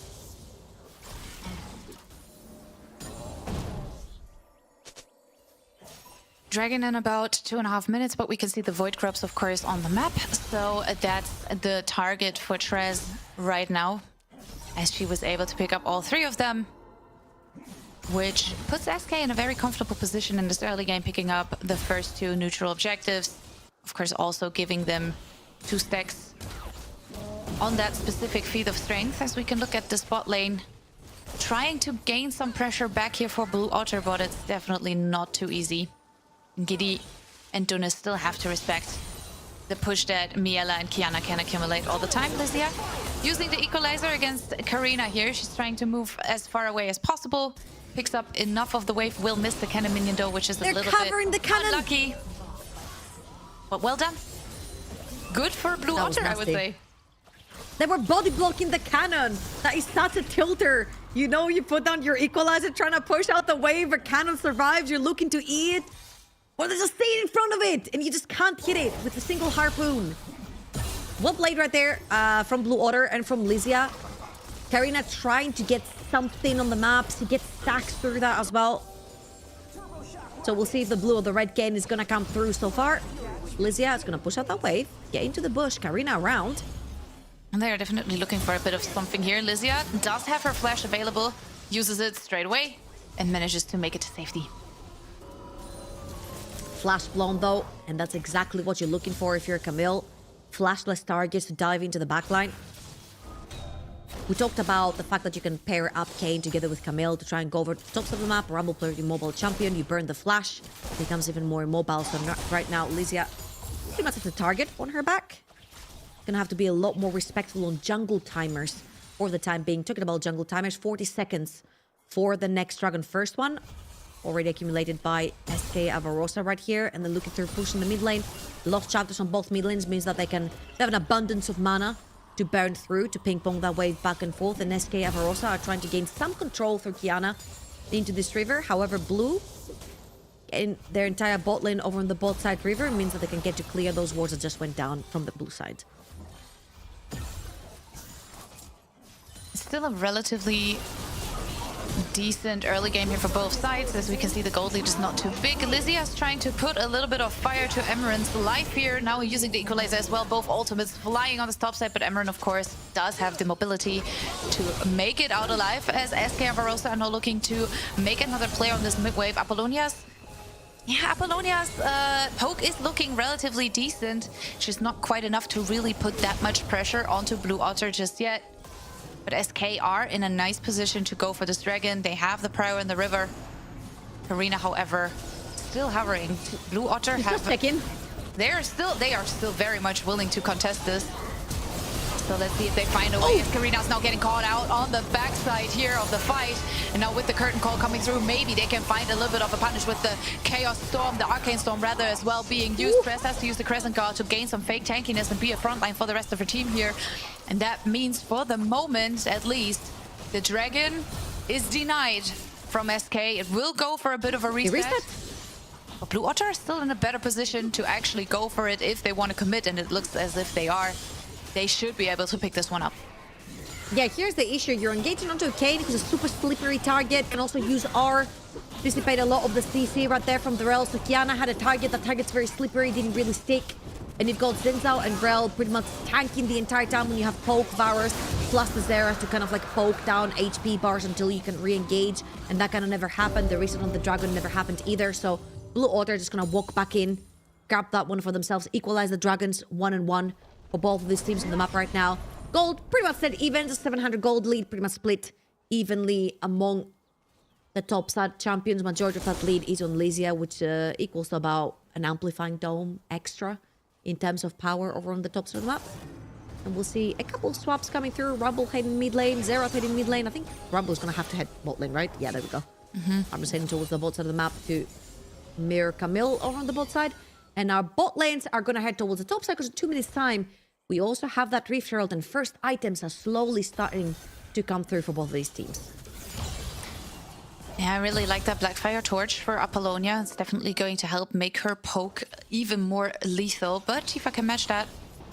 She got that one completed for herself, as well as Emeren and Lysia are going into the next round. And so far it has always been looking relatively close, but in this reiteration of what we've seen before, Emeren is definitely on the back foot, has to respect the equalizer here, not really able to step further forward, and Lysia again having a decent time farming away, and she will probably not be much of a factor until we see those first big team fights coming through.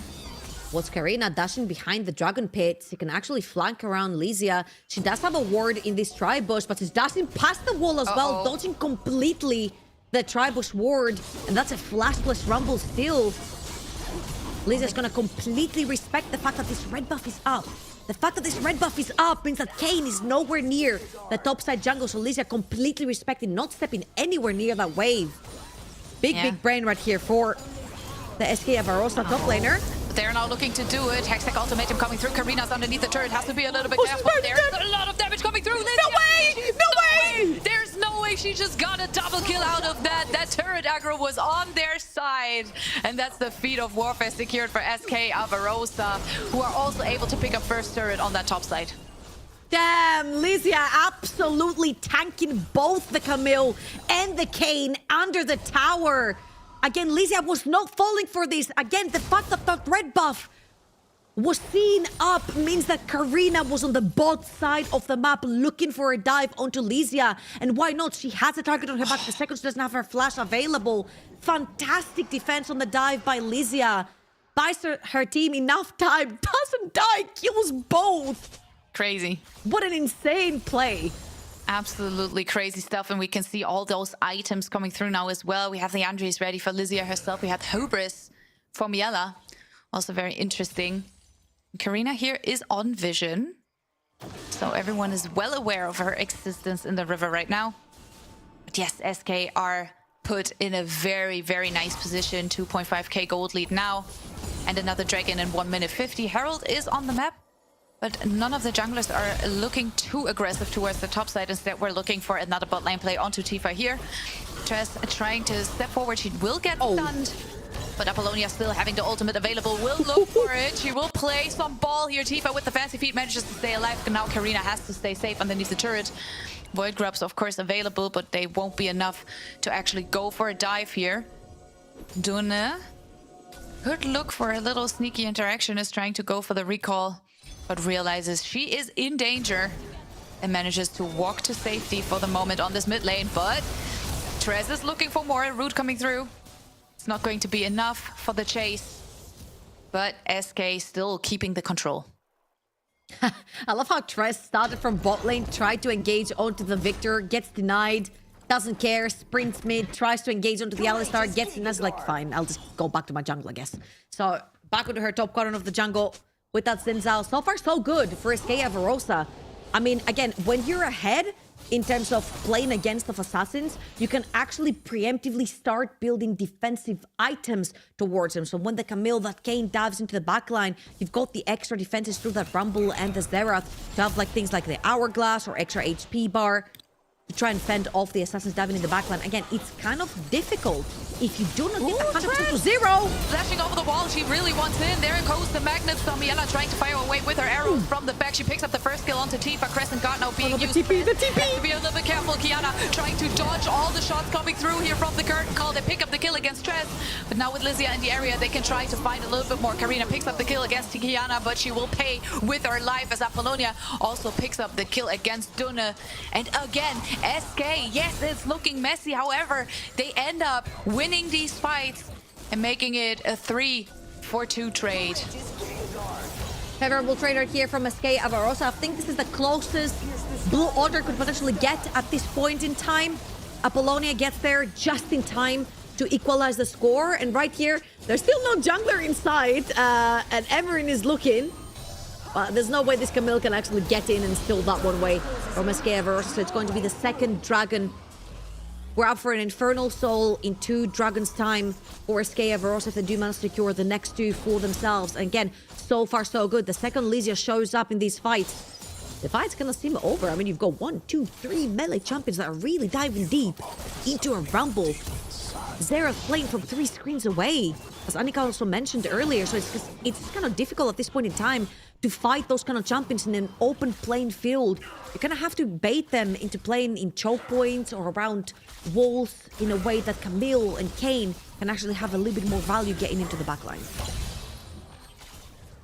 Blue Otter definitely need to find a little bit of a solution at some point. Again, we're talking about potentially finding a catch onto that SK Verosa backline somehow. Miela, Apollonia, those that can fire away. But first of all, you gotta make it through Trez, you gotta make it through Lysia, who have been doing a phenomenal job at keeping their carries alive and well. With all the prio they have been able to gain, they are now looking at this Rift Herald. And we can see Karina, of course, still in that bot side jungle.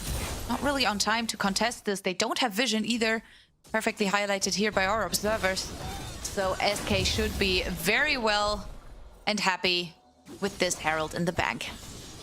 Absolutely. Every single neutral objective has gone, except for one, towards SKA Verosa. Feats of Strength, 2 dragons, 3 Void Grubs, Rift Herald now. And again, this comes due to the priorities that they had in lanes. We mentioned it, Varus over the Jhin, the Xerath over the Victor. You've got the Rumble into the Camille. That is a triple lane priority kingdom that Trez has to play with. This is a jungler's dream, to have 3 priority lanes and be able to dip inside enemy jungle whenever you please, with however many champions of your own team you please. So far, Trez has done an absolute phenomenal job on taking every neutral objective that comes for free for the set of SKA Verosa, whilst also respecting the weak side.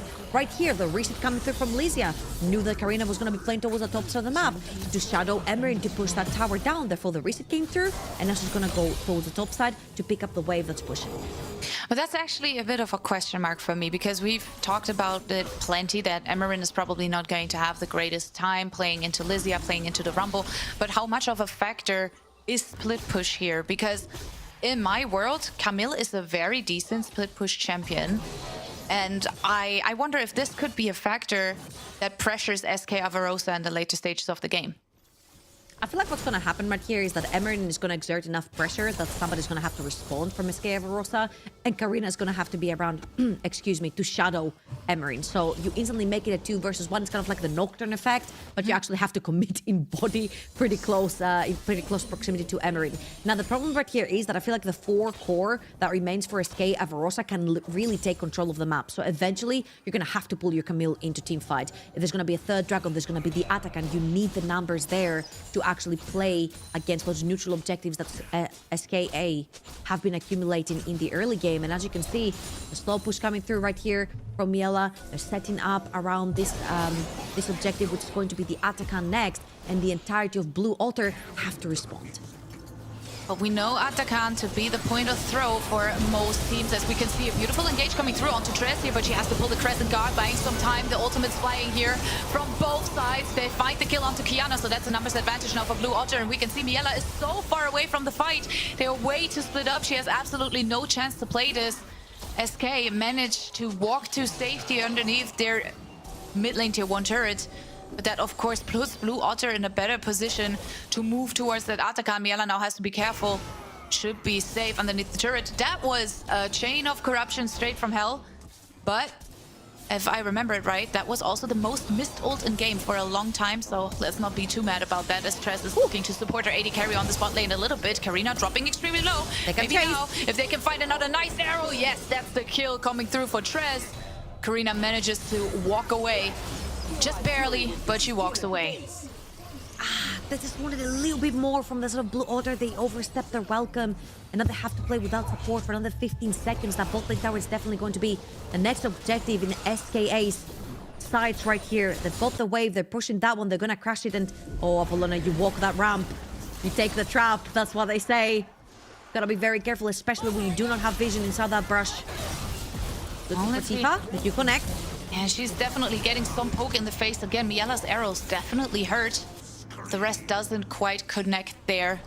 And we can see this bot lane turret has finally fallen in favor of SK Avarosa, who are now turning their sights back towards this dragon. It would be soul point for them. But Blue Otter want to find a way to still punish them. Karina is looking for a way in, but she's getting zoned relatively well. However, Tres has to look for a way to play towards the dragon instead, as they pick up the first kill. Miela on the killing spree. Emerin now trying to buy some time in that Hextech ultimatum. Dragon is still there, but they are looking to pick it up. The blue team gets it, so SK at soul point, but that's a shutdown coming through for Giddy. And she still has that curtain call available. Tres has to do everything she can to block both Lysia and Miela, who've dropped extremely low in the end. She will sacrifice herself to keep the carries alive. But Karina's still on the hunt. She still wants to maybe look for more. But the one thing they can look for now, Blue Otter, is that Atakan.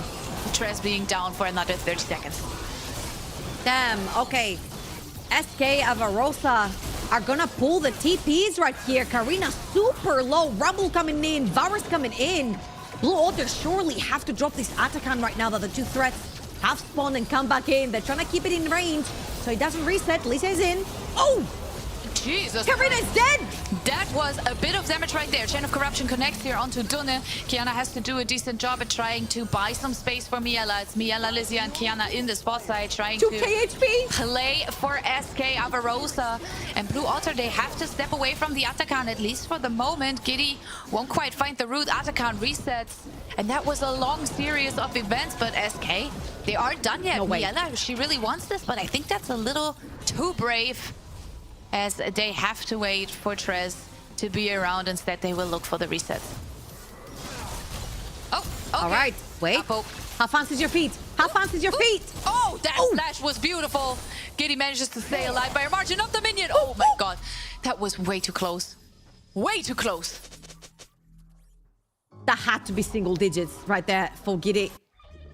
Nevertheless, burns the flash, which is very, very important for the next one. Every single time that curtain has been called, Apollonia snipes that Jhin from a screen away. So Giddy doesn't necessarily have that setup that we've been looking for the champion in terms of setting up for the Camille, for the Kayn to get into the backline, as Lysia is going to be pressuring towards the side lane. This is a little bit scary. Karina over on the top side of the map. There's not a lot of wards in the area. Now she's going to get spotted by this one. Lizzie has to be careful. Trez is around. Lizzie, no flash. Definitely been a bit of danger as Trez is now coming through. Nice equalizer. Hits onto Karina, but they are not on the same page here. Lizzie is getting engaged. And Trez was not sure where to move in this scenario. At least that's what it looked like. They're buying something here with the Arcane Storm, but it's going to be a 1-for-1 as Trez picks up the kill against Karina. And that's one dead jungler on the side of Blue Otter. However, it's still not enough for SKA to commit for anything else. Emerin is looking to fight Apollonia here, who's taking a lot of damage from that Hextech ultimatum, and even underneath the turret, she doesn't have a chance. Solo bolo for the Camille, for Emerin, who's trying to put in all the work she can on the side lane. All right, SKA and Varosa need to work a little bit on their lane assignments right here. You can all be sending the Rumble over on the top side of the map. No flash, no wards, no jungle around to push against a Kayn that can literally close the distance so quickly through the walls. And you cannot put your Seraph into the Camille lane because it's absolutely going to get deleted. And we saw that exactly right here. So Emerin getting that kill now. 300 gold in the lead. Second item completed, going towards that third. This Camille is truly and surely going to be a threat very, very soon. Third item is really when you're looking to start one-shotting your opponents. And again, those lane scenarios need to be a little bit more in place for SKA Varosa. You cannot be sending the Xerath into the Camille lane. And if you feel like top lane is a little bit too far to overextend, then you just unfortunately gonna have to wait either until that lane pushes towards you or towards the tower, or you're gonna have some jungle assistance around or some support assistance around. Neither was true right there. Blue Otter capitalized on that one. Emerin is waiting. She's like, surely they're gonna do it again, right? They did it once. They overextended once. They're gonna overextend again. However, this time around, SKA Varosa, they're looking at Soul Point dead in the eye. 45 seconds to spawn. And both of these mid lane tier 1 turrets are also still there. It's minute 28. And these two turrets are more than healthy, which of course makes it a bit harder for both of these teams to have an easy access to the river. As Miela stepping a bit far forward, get some poke there from Tifa's laser. Dragon in 28. Trez is smelling something. She knows something is up. Karina and Emerin, of course, hovering in the bush, waiting for the right moment to engage. Miela has to stay safe. Curtain call coming out, and that's the call. Emerin is going in, but that's a nice magnet storm coming through. Kiana and Trez are buying some space. That Crescent Guard is doing a decent amount of work. Karina getting equalized here in the back line. Kiana trying to step forward, but Lizzie picks up a kill against the enemy jungler. And now Tifa dropping extremely low as well on the side. We can see the arrow coming through from Miela here. She's doing a lot of damage out of that back line. And Emerin is still looking. She will be spotted here. Duna has to go for the back port. And there is no jungle and no mid lane on the side of Blue Otter, which of course gives SK the edge to move towards this dragon and feel very comfortable in their skin right now. Oh man, Infernal Soul on a 3-item Varus, on a 3-item Xerath. Okay, 2 for now, but there's gonna be 3 real quickly. Double poke champ with a big burst. Kids, it's gonna be so impossible for Blue Otter. They're gonna have to just run 100-0 champion, and if they don't, it's gonna be really, really bad news. Again, it kind of comes the same way as we saw Hans yesterday with the Camille that was diving into the backline. If she didn't get a kill, then the fight was over, and I think we're gonna run into a pretty similar situation right here. Uh-oh. Looking at the Xerath, yeah, Polonia super alone, man. Emerin is chasing a little Nice bit of poke, poke. Not too bad, but we can see Lysia immediately answering the lane. As soon as Emerin shows, I think Lysia knows that's where I'm supposed to be. We're not putting Apollonia in that position again. Nice little consolation prize there for the side of Blue Otter, picking up that mid lane tier 1 turret. But yeah, overall, still not the easiest position to be. And the good news is, the gold lead has not grown out of control. Yes, SK were able to pick up 2 more neutral objectives. However, the gold lead is still only 1k, and at this point in time, I don't think that matters much. Tifa, though, is sitting in this brush over the top side of the map, waiting for the wave. And this is kind of what we talked about, right? She has her support around, even though they do not have deep wards, she has her support around. But now they need to start running. Ooh. Diana's around, the snipes coming through. How fancy are your feet? One more landing! The feet were very fancy, but there was no more flash left. Trez ends up picking up the kill, and now Donna under a little bit of pressure. Will be able to run underneath our own turret. In the end, the damage won't be enough, but Giddy, we can see that. We saw it in mid lane tier 1 turret as well. Giddy with a decent damage output, trying to chunk those turrets down. Equalizer from Lysia will definitely deny that though, clearing out the wave. And SK are looking for another Baron play, and let's be real, last time they went for a sneaky Baron, it didn't look too well. Let's see if they can work around it. they have almost all ultimates up except from Xerath and Rumble.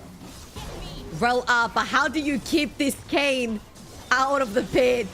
Such a slippery champion. Karina working her way around, trying to get into the pit. Not allowed to. Very nicely done there by Lysia, trying to find a way to zone Kiana as well. They are doing a decent job at keeping them away, but here comes the curtain call. They are looking for another engage. Emerin there in the area as well. Can look for the ultimate. Crescent Guard's going big! dealing so much damage here on the side of SKA Barossa. Again, Apollonia trying to snipe away as Tifa with the fancy feet manages to stay alive. But the pressure is on. 3.7k gold lead now for SK. With the Baron buff, with the 3 Void Grabs, these turrets are going to melt away. Yeah, and now this on top, the Infernal Soul as well. That engage from Kiana was fantastic. 3 members stuck in a choke point. The 3-man ult coming through from the Rel. Absolutely melted Novi Airy coming through from SKA Barossa. And that 3k gold that you mentioned, 6k in under 30 seconds from the time that you said it. First inhibitor tower going down, second inhibitor tower under attack. And I'm pretty sure that inhibitor mid lane is going to be following suit really, really soon. SKA Barossa, what a dominant game 3. They cannot overstay here. Karina back up Emerin in 1 second. They decide to go for a little bit of a Baron-empowered recall here. Because we know SK, sometimes they get a little too brave and overforce it in such a scenario. But here they are making the right choice. Picking up some more items. We see the Ghost Blade, the Zhonya's, the GA again, the Knight's Vow as well. And also Lysia very, very close to that hat, to the Rabadons. So it's not going to get easier for Blue Otter at all. Man, having double Hourglass plus GA plus Solari versus double Assassin that wants to dive in the backline gets really hard. And that's why I mentioned earlier on that when you're ahead versus Assassins, not only the extra levels are going to give you more HP and more resource and more defensive, but then you have the more resources to start building defensive items without necessarily hindering your damage, because you already have your damage build. You're ahead, therefore you get the luxury to build those defensive items without them hindering your damage much. So right here, SKA Barossa are also very, very heavily equipped against whatever Blue Altar bring in terms of damage ability. Another nice equalizer there from Lysia coming through to clear that wave and not giving Emerin the chance to move any further forward. And we gotta say it, Karina's Kayn has not been working out so well this game. Not really having the easiest time. And under a lot of pressure now as well, with the Baron buff still there for a little while. It can pick up another tier 2 turret, now move back into the mid lane where we can see Lysia bringing in yet another wave. They are very, very comfortable here. SK and Blue Otter hardly have a chance to move out of their own base at this point.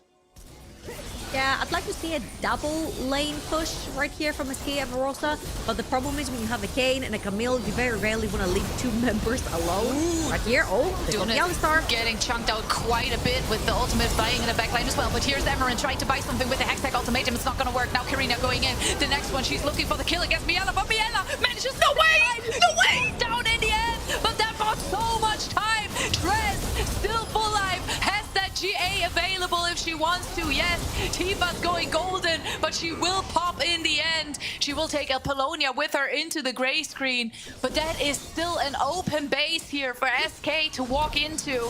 And maybe with the waves coming in, it is enough. It has to be Giddy against the world. She has to try everything possible to keep this game alive for Blue Otter, or SK will put themselves at match point, and it looks as if they will, because here comes the ace, and SKA Barossa dominates this game 3 and bring us to match point.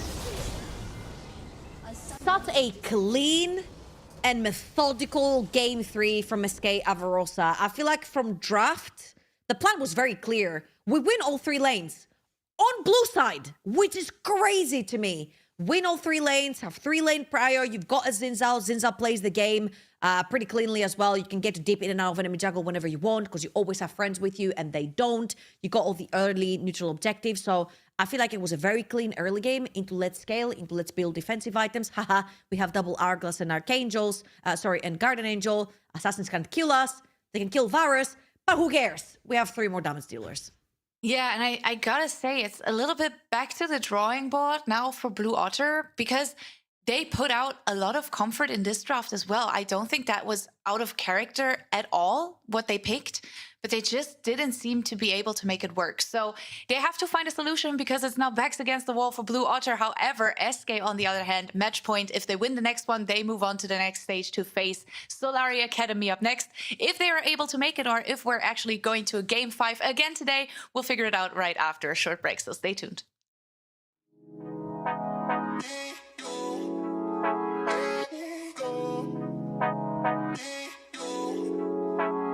If I see you tonight, I'll tell you exactly what's on my mind.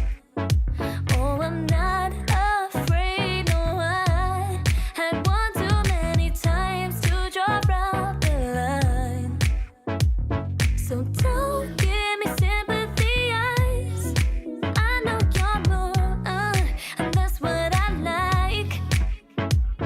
I don't want you to decide the way that we start. Don't play with my heart. Let's just fight out. Let's just fight out. I want to ride with you, get lost in time with you. I'll be good to you. Oh yeah. Let's just fight out. Take you to my hideaway. No one's ever made it to that place.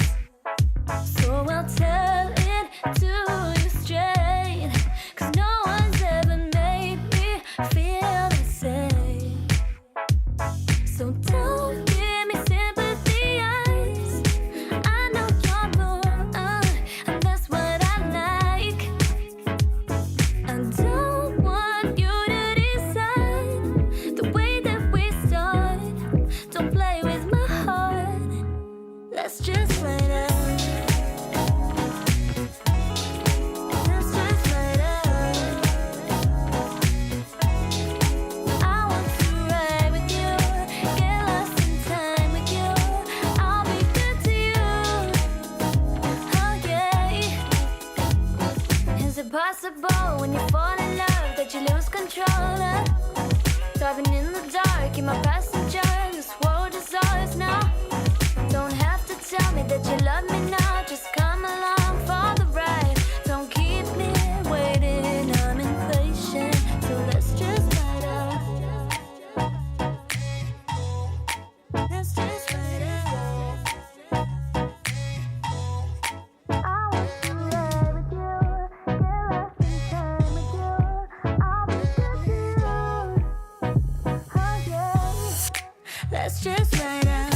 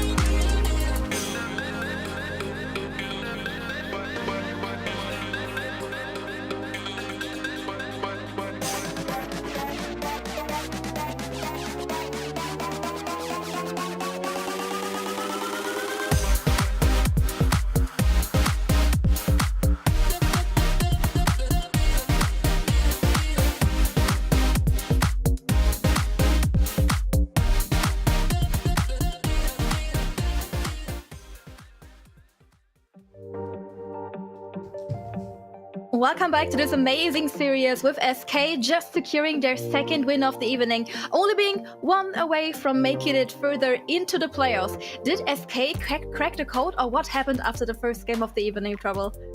I mean, they did say that Trez walking in kind of put a leadership figure on her, and I feel like it kind of shows, but I feel like primarily they have been a little bit less selfish when it comes to the drafting, right? I can understand this because comfort can really help, and I feel like Blue Otter lean a lot on comfort rather than whole composition together, and I feel like the early games have really been hurt by priority leaning towards SK Academy.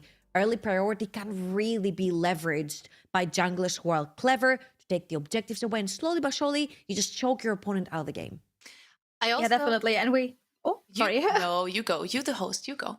No. I mean, I leave you the word open because I think, especially as a play-by-play caster, in this game, it must have been a lot of fun, right? Casting like all these ultimates flying around your screen. I mean, it's always a love-hate relationship, right? Because there's so much happening. I really don't want to miss anything, but there's no way I can focus on it all at the same time. So it's a bit of a roughie McTuffie, I'm not gonna lie. But I also want to say that I feel like SK are finally showing up with all the potential that they bring to the table. We can see Lysia here going for the absolute outplay button of the century, because I saw her dead about 10 times. Then, of course, turret hitting first Amaran and then onto Karina as well, picking up 2 kills in a 1v2 situation. That was crazy. Yeah, I feel like Lysia has been MVP for me back-to-back, once on the Yorick and now right here on the Rumble as well. Stabilizing through the gank, stabilizing through the dives, showing up in teamfights when she has to, pushing the boundaries right here, flashing forward, taking down Karina, taking down the jungler means that they got that dragon that they walked in for. So she's been having a fantastic performance. I feel like everyone from SK Avarosa has been stepping up, but a huge shout out to Lysia right here. Definitely. It nearly felt like they maybe not needed, but the first losers are kind of necessary for them to find back into their strength, providing us with 2 really strong games back to back. And also finding these team fights, the gold lead was also exploding at one point, making sure that SK was not willing to give the game away. I mean, there have been a few times where Blue Otter really tried to get the game back into back into their hands, but it was just impossible against like all these ultimates and against the Rumble to get the game back. Yeah, and I also feel like it is, in fact, a bit of SK's comfort zone to be like, let's look a little wonky game 1 and then let's completely smash the enemy. And I like that from them, because I talked to Sheena again today, and she was like, it's going to be 3-0 for SK if they play their game, if they are not getting confused by whatever enemy is doing. And honestly, I think this is the point that we have reached now, where it seems like their identity is just very clear. They are listening to their shot caller. They seem a lot more coordinated, and it's been working in their favor. I kind of love that point where it's like, don't get pulled into the chaos. That used to be like the Mad Lions special, you know? It's like Mad Lions want to drag you down in the mud. They want to mud fight you. Just don't get lost in the chaos, right? And we said from the get-go, Blue Otter love to fist fight. If they catch you alone, they're going to engage. They see a different colored HP bar, they're going to engage. So far, I have felt like their game has been pretty tame. If they're going to play that playstyle, they can't be put down, especially on red side, by 3 lanes who all lose prio. So I feel like, especially if we're looking to play over on the red side for the side of Blue Otter, I feel like counter picks are going to be of pivotal importance to just make sure that Karina gets a little bit more free space to play in the jungle. And we can also see this like kind of a bit showing in like these replays that we are gonna bring up now, because also like these fights were very heavily engaged by Blue. They lost like 1 person with Tifa, but instead of just maybe retreating back, they were like, okay, good, there's still differently colored HP bars, we need to fight. There's also here, they lost the dragon, but they're still up for the fight. And this is like a replay that goes nearly 2 minutes, because Blue wasn't like really sure if they should start the Atakan, shouldn't they start the Atakan. In the end, they begin it, but get beaten down by SK in an instant again. Yeah, and I feel like that's a bit of an issue there, right? We've been talking about how SK have turned out to be a lot more coordinated. I feel like Blue Otter have turned out to be a lot more all over the place. Like, the call here was not quite clear. They hit the Atakan, now they decide to retreat. Karina is in the bushes. She's like, I don't think we can do this. TPs are coming in. Now they're going back in. Miela is instantly on a rampage, deleting Karina here. And then, yes, it looks a little wonky, but because of the chain of corruption, they are actually able to buy enough space to reposition and then bully Blue Otter out again. Like, it's completely crazy how they've outperformed them in this match overall, I think. Yeah, it felt it was really hard for them to just let the objective go, let it be maybe fine for a different scenario later to find a good team fight. But I think also the draft, of course, didn't help them. So maybe, Trouble, what would be like your expectations and maybe also your advice for Blue Otter going into this fourth game? Because we have single elimination bracket. If they lose this game, they are out and we won't see them again this tournament. I feel like slot Tifa on a champion that she can perma push that mid lane because I feel like Karina with her more aggressive types of junglers, those kind of junglers do thrive through priority lanes, believe it or not. Like when she had that Siren, she had the double priority lane, triple priority lane, if I'm not wrong. And she was able to freely invade, take her bot lane, go into enemy jungle, deprive that Wukong of a farm. Yes, it kind of backfired later on because Lisa was absolutely Astra smurfing on that Yorick, keeping side in the side lane. But this is kind of the essence that I want to see coming through from Blue Otter. If you are gonna fight, you're gonna need the priority to fight, and push is very, very important. So slot Karina on one of her casual carry champions. I don't want to see no Sejuani nonsense coming through her, and then Tifa on a hard shoving mid lane mage. I also really want to look back towards top lane for a second because we've highlighted the champion pools as well before. And I feel like there is one of the champions that we have not seen a lot of in the entirety of Game Changers so far. And that is the Renekton, which is one of the picks that both of these top laners enjoy playing every now and then. And so far, I feel like we have seen both of them a little back and forth between comfort and, oh, this is what we expect a team comp to possibly be. So I think, especially after the last two games, respecting Lysia is going to be huge. Like, it has to be a factor. They have to put Emran into a better lane matchup because that Camille was wonky. Damn, I didn't expect you to drop the R word like this. But damn, Renekton, really? I'm sorry. It's my bad. It's my bad. I'm okay. I'm sorry. If something bad happens, I take the blame. Okay, it's my fault. Take responsibility. That's right. That's right. We don't want to see any Renekton here. I mean, there are like so many different and so many interesting top lane champions. Why would it be the Renekton? I'm really excited also to bring back to the point of Trouble what Tifa is going to play now. It's the first time actually the series that we're going to see Blue Otter on the blue side, which tells me that they would maybe like to leave like something like the Aurora all the way open because they have been banned in the past and try to get a comfort pick for her. Because I think it's getting like a bit shallow on what becomes like part of their comfort. Because as we already like kind of figured out, they like to play for comfort. But now in the fourth game in the fearless format, there's so many champions already out. What are you gonna pick that guarantees you that comfort and the prior? Damn. I was just about to say Syndra. It hasn't been cut the entire time. Hasn't been banned the entire time.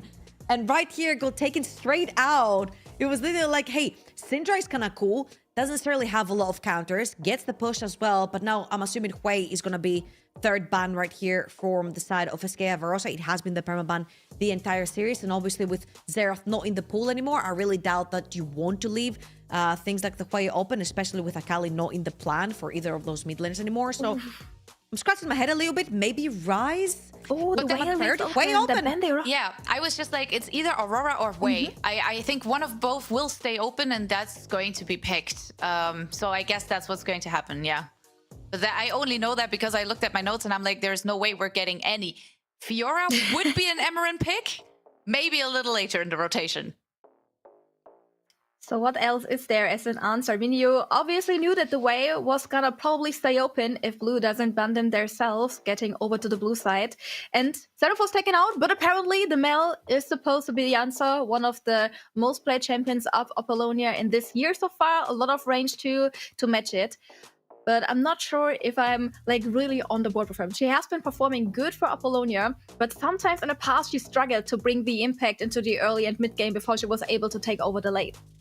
Yeah, and I feel like right now, Dune can also go for something like a Braum over on the bot side of the map and play around the fact that they can get priority through just having the Braum straight up into that Leona and then trade up with the AD carries over on the bot side. Nico is even better actually right here because not only do you counter the Leona, but you also get the push. So even better than having that. Also, you can go for things like the Zaya that are still up and available. That is like pretty much an insta pick right now over at Emiya Mast as well. But we'll see if they want to prioritize primarily Karina to not fall deep into the 4-5 pick. Yeah, I was wondering about that, but so far, even now with the Nafiri being locked in, it looks like there's still a lot of comfort also left for Blue Otter because Nico is a pick that Duna has been playing for. Of course, Nafiri works perfectly with that carry champion pool that Karina enjoys. And now, on the other hand, we are going to get a Nocturne, which has been banned for the entirety of the series. I like this. However, just from the first impulse of, you know, watching this first rotation of picks, I do prefer Blue Otter. I really do. Really, I also have to say, I mean, the Nocturne really gives you the opportunity to also work better against like the Nico, making it harder for the rest of the team on the side of Blue Otter to follow up in team fights and also trying to get the Naafiri under a bit of more pressure. And I think that has really far worked good for SK, especially giving Tress another champion that she can actively influence the game with. Yeah, and I feel like Nocturne, especially in the early stages of the game, does counter Naafiri. Her W does work, but the fear still goes through, even when Naafiri is in the W. So you can't really dodge that, right? So if you have a couple of priority lanes, I could see Tress potentially just sneaking into the jungle of Naafiri and try to be a little bit of a nuisance. Now, the most important part is what are you going to pair up? There you go, the Kai'Sa. What you're going to pair up this Nocturne with, because the only problem is that if Nocturne is diving in alone in the backline, not necessarily a massive threat. He's pretty much a light switch. So I would like to see something to pair up with this. Now, the Lucian been taken out, Xayah been taken out, Kai'Sa been taken out. I'm thinking maybe we get something like an Ezreal potentially coming through, maybe from Miela. I don't necessarily want to see hard scaling AD carry. I just want to see an AD carry that pretty much matches the vibe of kind of going in, playing a little bit more aggressive, and a top player that matches, or at least has a big wombo combo, something like the cannon that we're talking about before, that will sort of match when the darkness goes down. There's something to come through it. In worst case, something like a Tristana would be an option to just try to jump in with, trying to bring out. Oh, goddamn! No. I was thinking the same thing, but it's bad. Yeah. Oh, yeah. Good take in this case. I mean, Miela is like somebody. She's like really creative. I mean, if it's just supposed to be something very aggressive, her champion pool is very broad in the end. Not like as aggressive as maybe wish, but it can jump in. So it definitely fills the role that we were seeing for her. Yeah, I agree. I think Corki is a safe option, especially when you look towards playing front to back in the later stages of the game. I think Miela would be fine on that.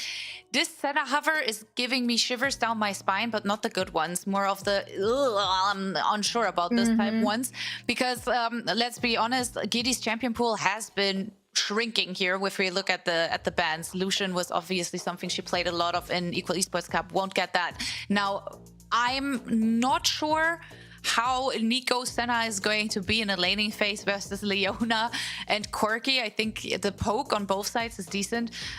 Top lane, of course, going to be the Gwen. Aggressive. I like Gwen towards team fights. I like Gwen in the split push. Now, the answer will probably be something rather safe.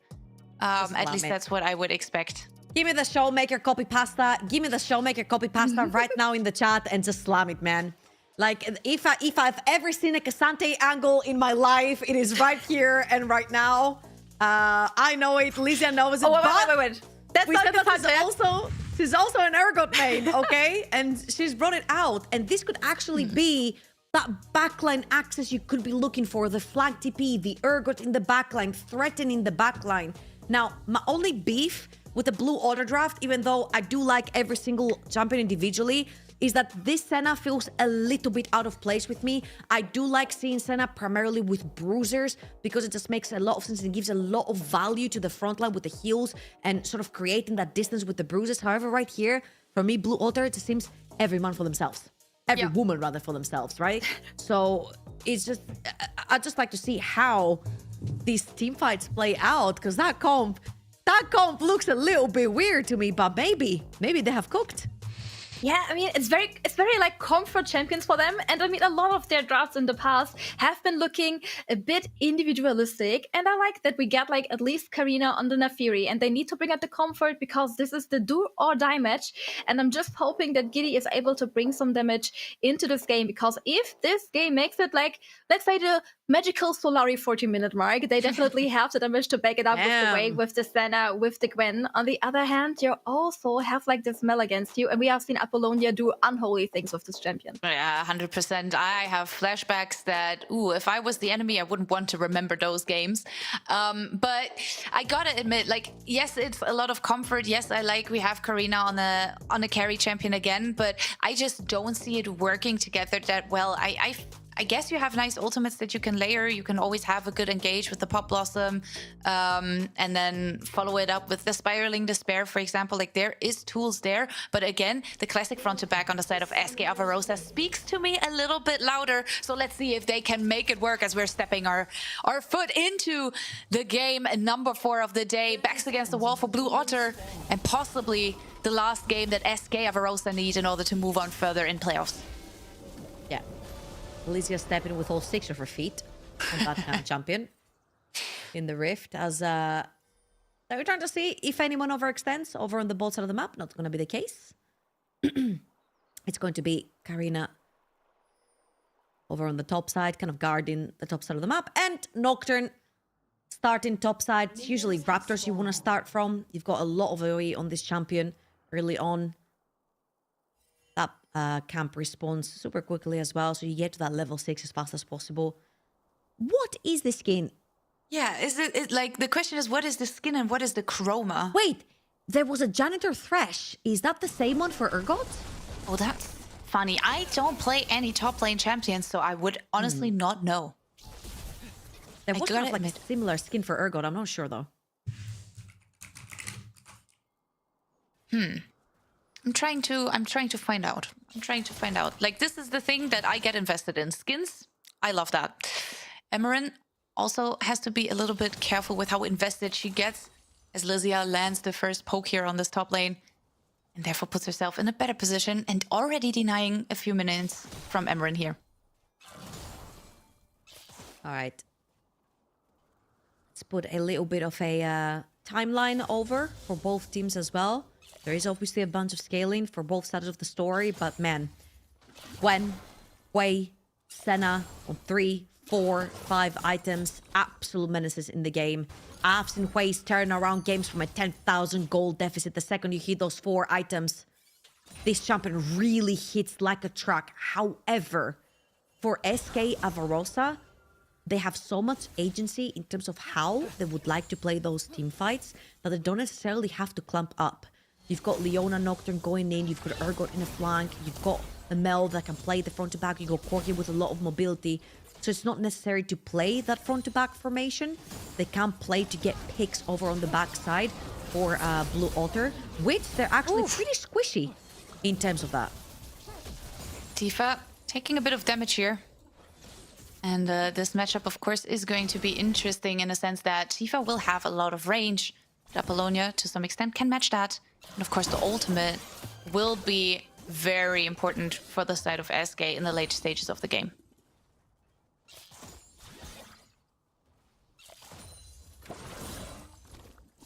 So chill back and forth over on the top lane. Again, we don't necessarily see a lot of Urgot. I think we saw Urgot surfacing earlier on in Winter Split when Flandre played it for AL, and then Bwipo played it first on FlyQuest. Oh, yeah. And then Flandre played it right after over in AL. And what do you know? Level 4 gank made from Nocturne. Yeah, why not? Tress is definitely looking for it. They are forcing Tifa's flash, and that's about enough. Not more that SK need in that scenario. All right, big flash right there.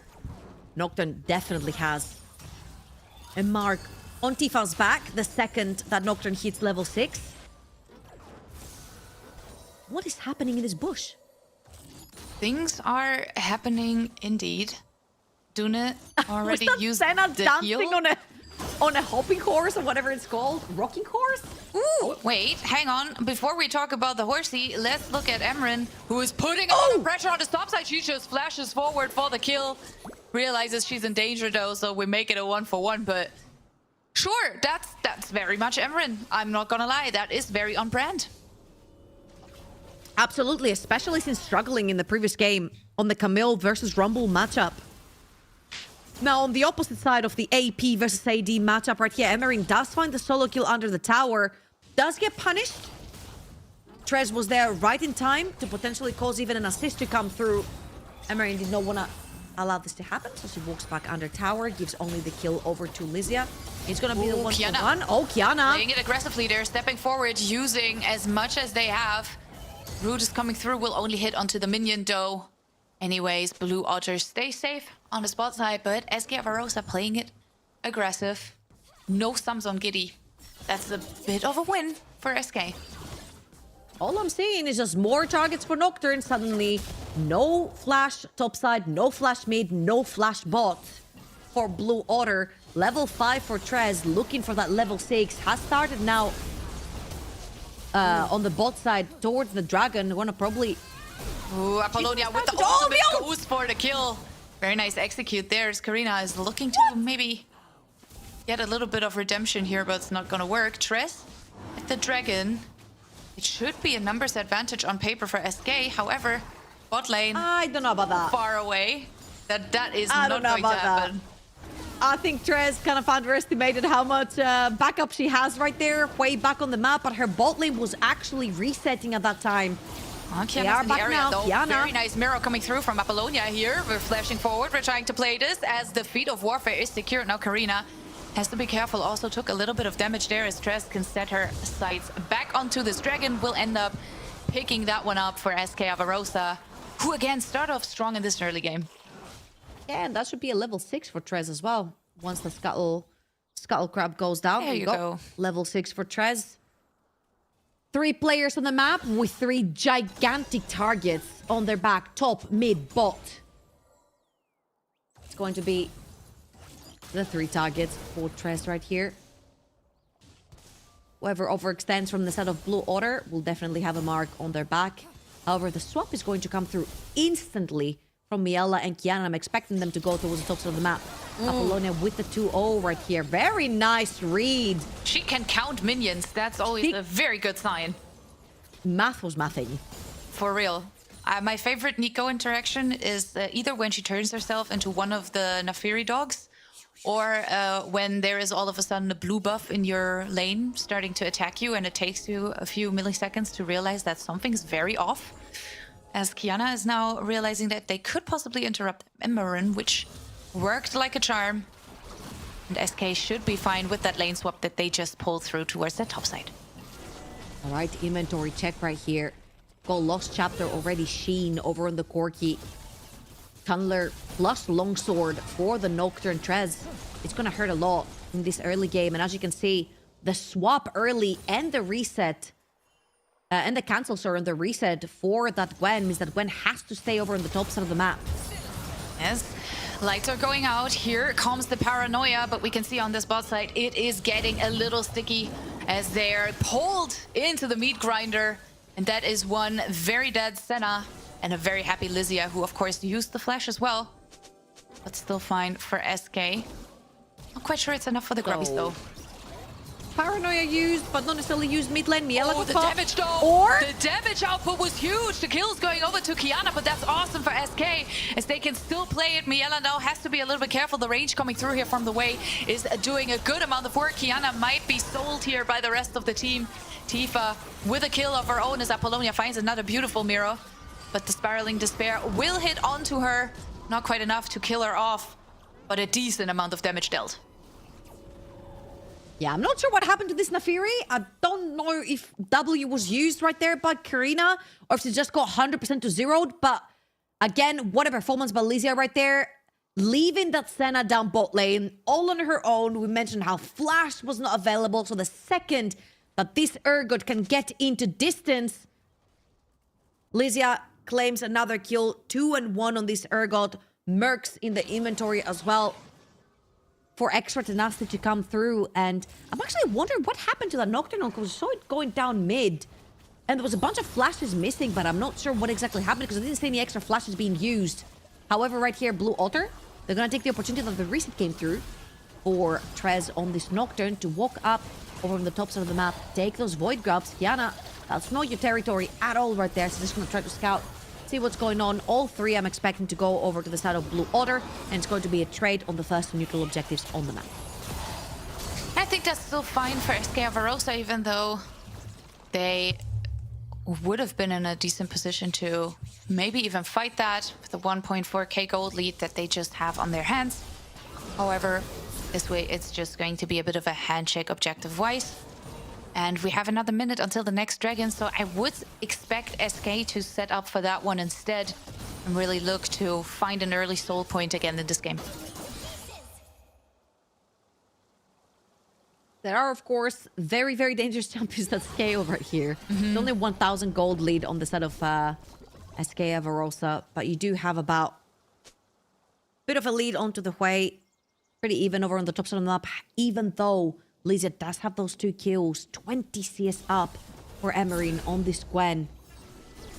And now Gwen hovering towards that mid lane. Kiana's gonna find her, or is she gonna find Kiana? Yeah, we're looking for her at least, Emerin. Stepping a bit further forward as the needles are coming through Call of the Pack. Also, a possibility here.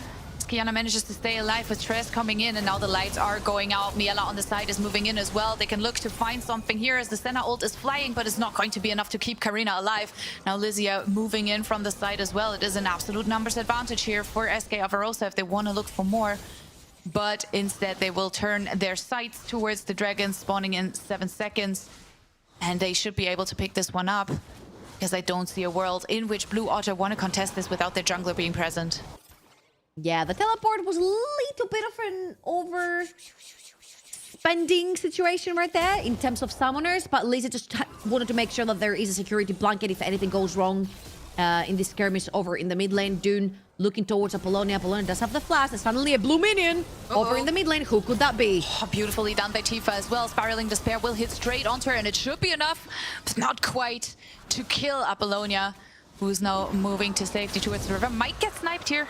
It doesn't quite work. Fancy feet coming through, and Apollonia manages to stay alive. Very nice interaction there as well, though, from the side of Blue Otter. Uh-oh. Uh-oh. Wait. Never mind. We're good. We're good. We're good. Okay. Just A little cancel right there onto Apollonia's back. Does cost a little bit of tempo, of course, because Wade does push that mid lane pretty quickly. And if they get another cancel right here from Karina, which they do, look at the wave that's just crashed under mid lane tower. The entire wave that Apollonia actually has to miss out on. Still ahead in CS right here, about 10 CS ahead.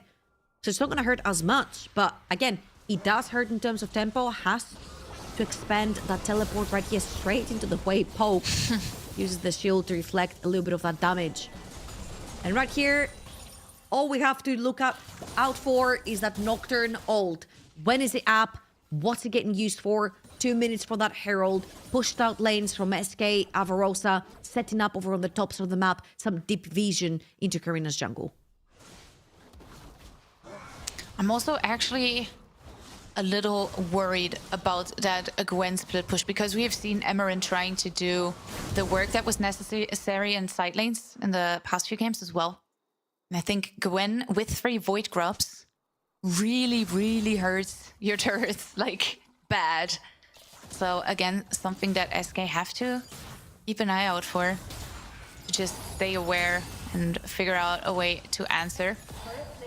So you can see Giddy being left alone in that scenario, playing into Lysia. Another minute and 20 seconds until the Herald spawns, and I think until then we will really only see them push around the waves and setting up some vision here. Very, very important again. I see Nico in the bush. He's already claimed the ward angle. No longer going to be the case because there's 2 wastes on the map. Half-Life 3 confirmed, apparently. Yeah. As Lysia is pressuring that bot lane tower. Karina is going to be the one that responds into that one. So jungler over on the bot side of the map. For Blue Otter. Apollonia right here taking the back. Probably having that cursed item in her inventory. Kiana throwing the ult. They're definitely looking for a little bit more here with the Pop Blossom coming through as well. That's the kill for Apollonia. Now they're stepping a bit further forward. Tres trying to pick one of herself, but she will end up going down. Karina gets the shutdown. Important goal for her. She tries to go untargetable, trying to stay alive underneath that turret. Giddy gets poked a little bit there from the Mel as well. Overall, not too bad. Nice shutdown. Interrupt coming through. Apollonia, though, immediately mirrors that root. Cleanse coming out from Giddy here, which makes her, of course, a little bit more prone to chaos without that summoner available. I swear Apollonia has been cancelled so many times this game, man. I don't think she's actually seen the base. She has not seen the base. Blackfire Torch just not completed. Same as Black Cleaver for Lysia over on the top side of the map. First items fully completed for everyone but the supports for both of these teams. Herald live on the map right now. There is deep vision for SKA Avarosa, but they have to wait for crucial ults. No Leona ult, no Mel ult, no Nocturne ult. They can't overforce the issue. Blue Altar do know them, potentially could be looking for a pick of their own if SKA Avarosa overextend. They're definitely looking for Trez here just a little bit. Who has been finding some nice angles, but also has to be careful not to overforce it, as Kiana is now caught out tiny little bit. Manages to stay alive for the moment. Solar Flare coming through. Now Miela is in the area as well. Kiana going untouchable. It's not going to be enough. Apollonia picks up the kill, and that's no jungler on the side of Blue Otter.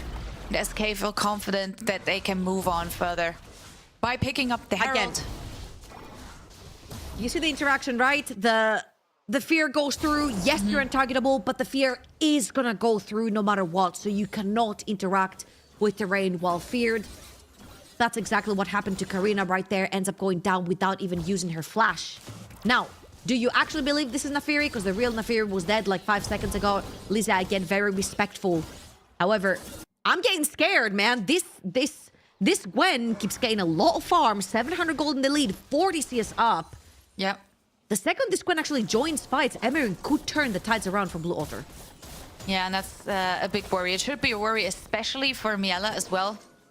I think Apollonia might have some tools, but if you find an access into that backline, if you find Apo, if you find Miela, it should be lights out pretty easily for them if Emerin is there. Lysia, of course, trying to pick up that bot lane turret, won't quite manage to do so the first try. And Giddy, of course, farming away 40 souls for her right there. Miela now picking up the turret, getting some gold into her bag. The gold lead goes up to 2k for the moment. With that dragon being started and probably also uncontested going over to SKA Avarosa, the gold lead will grow a little bit again. Maybe, maybe not, with the turret being taken. I mean, this is definitely dangerous territory, right? You've got the feats of strength, you've got the 3 dragons, 1 dragon off of the soul as well, which is going to be a pretty strong soul right here, especially when you've got the extra movement speed that it provides you with, when you've got Leonas and Nocturnes and Urgots and all that. But again, Blue Otter do have the scaling to themselves, extra needlessly large rod in Emerin's inventory again, and she's looking to get that second item as fast as possible right there. I feel like this Gwen, with 2 items entering the fight, could definitely find targets like the Leona, the Nocturne diving too deep. We'll see. Whenever she chooses to join, TP available for the next fight. 1 minute 40 for Atakan. It's going to be towards the bot side of the map. And you see SKA Avarosa have been very methodical about setting down their boundaries and their vision around those neutral objectives. They actually get onto the point of interest at least a minute and a half plus before that neutral objective spawns. They push out their waves in the 2 respective lanes that are adjacent to that objective, and then they just start bleeding their vision slightly behind enemy lines.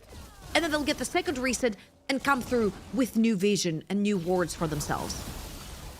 Definitely doing a really, really good job here setting up for those objectives. Apollonia, of course, takes a little bit of damage here, but still should be fine with the help of both Miela and Kiana. She should be relatively safe going for another backport before, of course, we have the Atakan spawning in 45 seconds. Not sure that objective will be hit straight as it spawns. That's usually not what's happening. But the Bloodletter's Curse now also completed for that Mel. It's not going to get easier. It's pretty disgusting, I'm not gonna lie. Not quite the Shadow Flame right there. Got both components. That couldn't quite complete it for Emerin. And in 25 seconds, there's Atakan. SKA Avarosa, I'm feeling confident they will want to fight this. This is a 46 soul Senna with just Static Shiv. It is currently a Mosquito poking SKA Avarosa. You mentioned his second item on that Mel. Really, really important. Second item on Koki, pretty much full build. You got your Muramana, you got a Trinity Force. Emerin's in the area, but they're immediately diving into the backline, trying to turn off the lights with the Paranoia. No one's going to die, but we're losing some summoners. Kiana, no flash available. Not really anything left in the bags for her.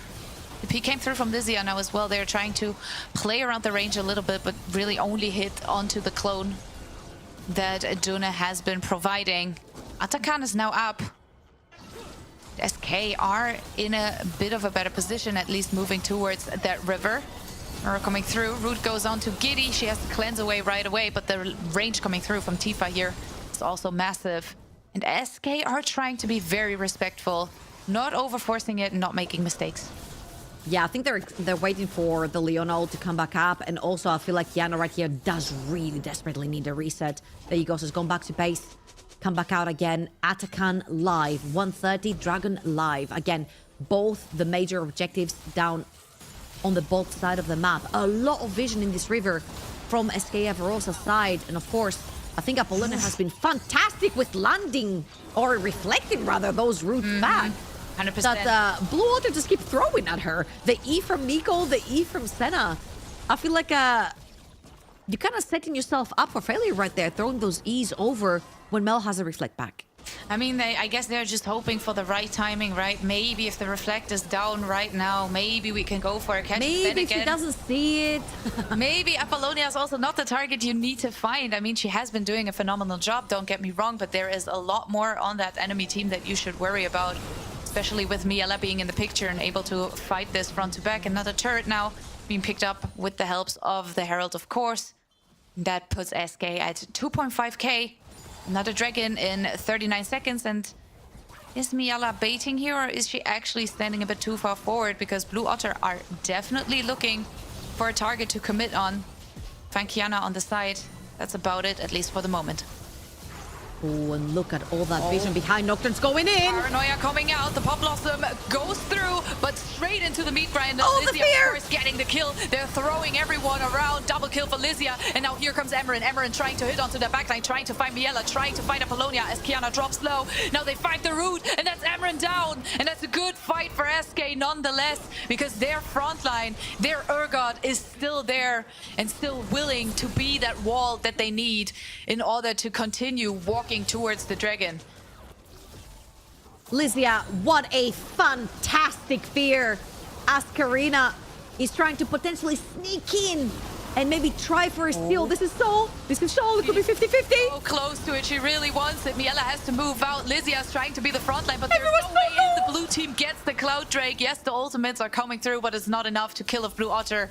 And that's nicely done by Karina, buying her team 5 more minutes at least.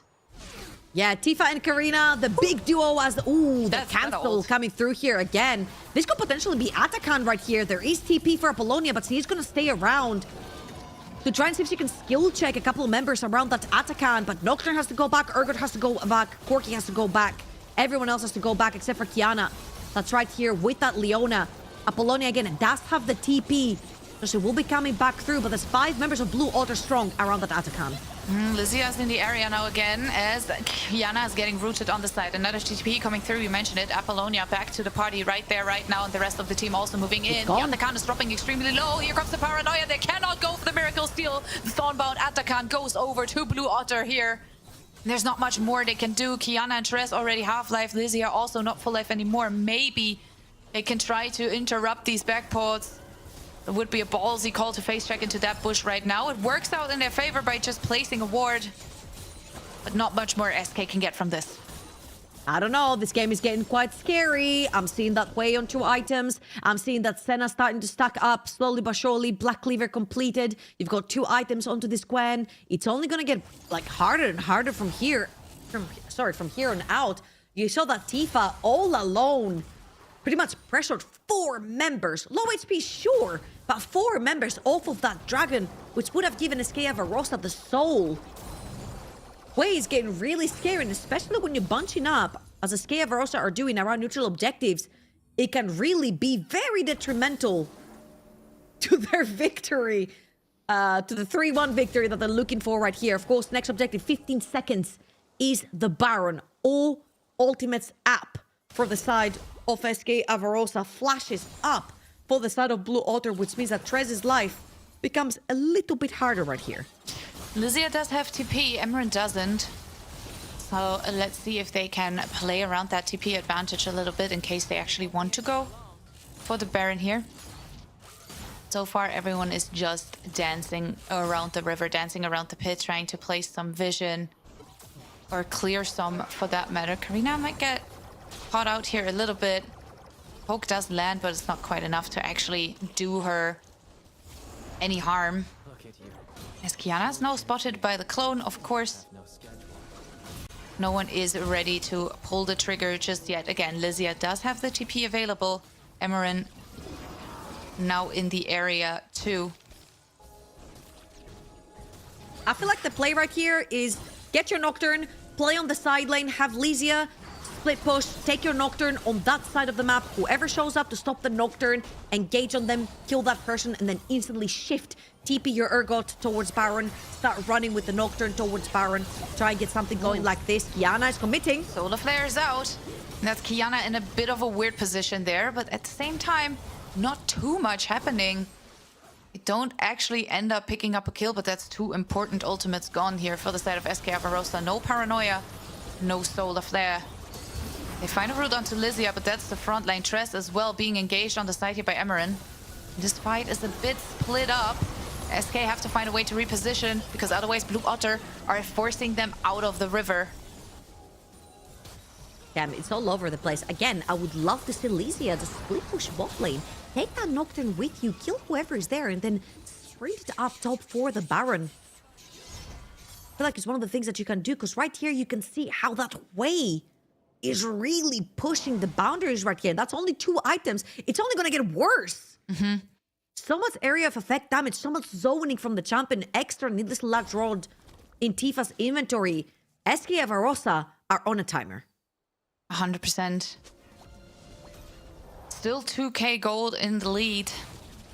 It's not necessarily becoming any easier for them to play the game. Project Baron has been delayed for a bit because we do have a Drake in about 30 seconds. Would be another soul point for SKA Varosa, so they definitely are looking to pick up the dragon this time around. But Blue Otter are not looking to stop pressuring them. SK now in the dark. They position well. Maybe they can trap them.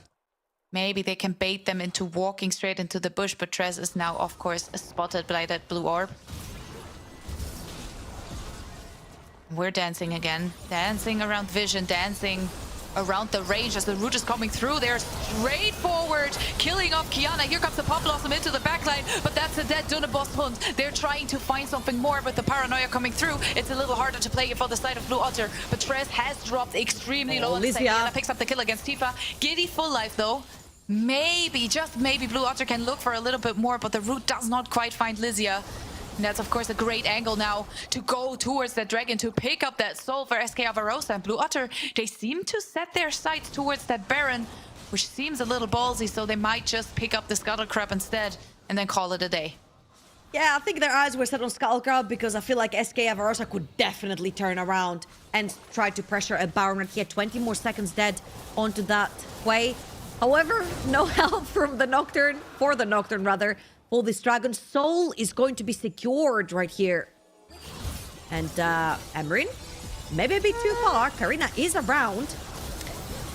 Getting caught behind enemy lines in this scenario is absolutely not what you want to be saying in favor of Blue Otter here. Karina has to be careful, flashing over the wall. Needs to be on the run. That's Baron. She's getting spotted as well by the blue orb, of course. Luna finds an important route to at least keep her jungler alive here. But with that tier 1 turret as well still standing for SKA Varosa, they are in a much more comfortable position turning towards these neutral objectives in the river. Yeah, I just need to see a few waves being pushed right here. SKA Varosa have had the upper hand for the majority of the game. They just haven't necessarily been manipulating their waves to their advantage. I'd like to see shove from both sides. I love seeing the Nocturne going down bot lane, shove out that wave, Mel, shove out that top wave, and then bleed into the top side jungle, take control around Baron, then bait Blue Otter to come towards you. Let's keep track of the flashes right here as well, because it's going to be very important for things like the Urgot and the Nocturne who's going in. Paranoia straight into the backline, but doesn't quite hit the target. The rest of the team has a hard time following up, as we can see the TP coming through. Tifa will try to find something, ends up going down in the end. And now Miela looking for the 1v1. Does not quite hit Giddy here, but the poke lands in the end. Both of them half-life. And yes, that is indeed a really good Baron angle. Tress still looking for a bit more. Maybe trying to steal away some camps. Maybe trying to find a bit of a pick onto Karina here as well. She's stepping in with the smite, picks up the red buff, and refuses to elaborate. I'm so confused. This should have been Baron. This should have been Baron. I am so confused by SKA Avarosa. Stealing a red buff overtaking Baron. Hui is the only champion that stops you from doing this Baron. I'm so confused. SKA Avarosa, I think maybe they're a little bit too scared to pull the trigger, but look at Blue Otter, they've already pulled the trigger. Lysia down that bot lane, takes the tower, but this Baron is ready under No TPs. under fire from the set of Blue Otter. Yep, no TPs for SK either. So Lysia and Apollonia have to take the long way if they actually want to join. Solarflare immediately cleansed by Giddy here, so she manages to stay alive. Amaran off to the side gets poked down by Miela. That's so much poke damage coming through from the Corki now. And Miela really has been showing up as well, even though in this game she has not gotten all the kills. She's always there firing away from the backline, poking down the enemy hard enough, and now SK are trying their hand at the Baron themselves. Arena still kind of looking as the paranoia comes through. They want to find the catch onto Tifa here. They did. See if they can manage to make it work. Spiraling the spare will hit onto Tress, but it's not going to be enough to kill her off. The root is coming through, will only hit onto the Orgot, and that is, of course, not the target of choice. Amaran very late to the party, rejoining the rest of her team. And SK are looking to now pick up this Baron for real. You can see. Yes, finally. Another pick onto Tifa means Baron Hui is the only thing that stops you from doing this Baron. 3 members deep from SKA Avarosa right here to try and fend off Blue Otter from even face checking in. Karina cannot find her way in. Lisa and Trez are gonna slowly but surely scratch that Baron down. But eventually he's gonna go down. This is gonna result in a big push from the side of SKA Avarosa. They do have big side lane threats like the Urgot and the Nocturne to pretty much mirror any side lane pressure that will be put onto this Urgot. Get the pressure, get deep wards, and then play in 2 minutes time for that Elder Soul. Jaksho now also ready for Lysia. We do get an Edge of Night on Karina. Will definitely help her out a little bit with that extra shielding. Very close to that Rabadons for Tifa as well. If they manage to pick that one up before the Elder spawns, that would be a spike that is more than necessary in order for them to have an easier time to fight this. SK now 6k ahead in gold with that Baron buff will definitely keep up the pressure on the map. Looking at Emerin right here, nice dash away. They tried to generate push in both mid and top. However, leaving your jungler, who's supposed to be the one kind of playing on the in-between to push that wave, not necessarily the easiest for Nocturne to just walk up to the wave into a Senna and a Hui. Only one cannon is going to survive for that mid lane tier 1. Someone swap with the Nocturne, I'm begging you. Nocturne has to be the in-between here. SK Avarosa are gonna manage to push that wave over on the bot side, and while this is happening, this is where Trez actually gets the advantage over in the mid, now that no one's there to push another wave down that turret. And I love how they're just, again, playing guard the cannon minion, because it will take some time to kill that one off. Now Trez is getting some help by Miela here, who is in the area to help out with keeping that push alive for a little longer. Now it's 50 seconds until Elder. Going for another few Baron-empowered recalls, and you can see SK are filling themselves, especially if you look towards those item builds. They are very, very comfortable in Blue Otter.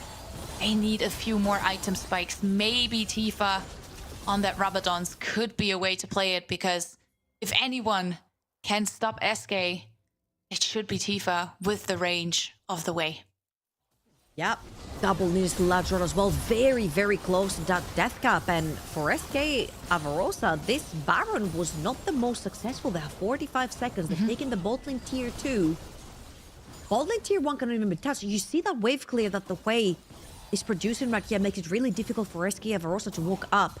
And they're looking potentially to make a pick. They're using Miela right here as the shrimp, I like to call it. Yep. Try and catch anyone else. But it's not going to be the case, and the Elder Dragon is going to get started. Oof. Blue Otter need to find a way inside this river. Solar Flare already gone. We saw that Kiana fought very hard, as Emerin is now looking for a great angle. If Emerin can play this, it's going to be huge. But here are the lights going out as Lysia is stepping in from the side as well. They are fully committing for the teamfight as Apollonia picks up the kill against Emerin. That's another piece of frontline gone here for Blue Otter. Karina dropped extremely low as well. And that again puts SK in a position where they can turn back towards the dragon. You can see the recall coming through from Apollonia. She does have the TP, but she decides to stay in the end as Dune. Extremely low here. Will go in with the Pop Blossom. Immediately goes golden because she knows she's in a sticky situation, but she ends up going down. Apollonia is dead though. Apollonia is dead. That's a huge shutdown. Going over to the side of Blue Otter. Maybe they can fight this, but it's just not enough. If you hit one target, you are losing the others. And that's an ace for SK Avarosa. And they want to play it safe and pick up the Elder Drake just to make sure no one can take this game away from them. SK Avarosa, they're playing this slow and methodical. Could they have done this Elder Dragon way before? Yes. Could they have taken that mid lane tower? Yes. And you kind of saw the indecision as well. When they got that ace, half of them were working towards the tower, half of them were working towards the Elder Dragon. They sort of went back and forth. Elder Dragon is the correct choice right here. That mid lane tower ended up going down anyway due to that wave pushing. And they're firmly into the lead. They can use that Elder Dragon to actually force fights now.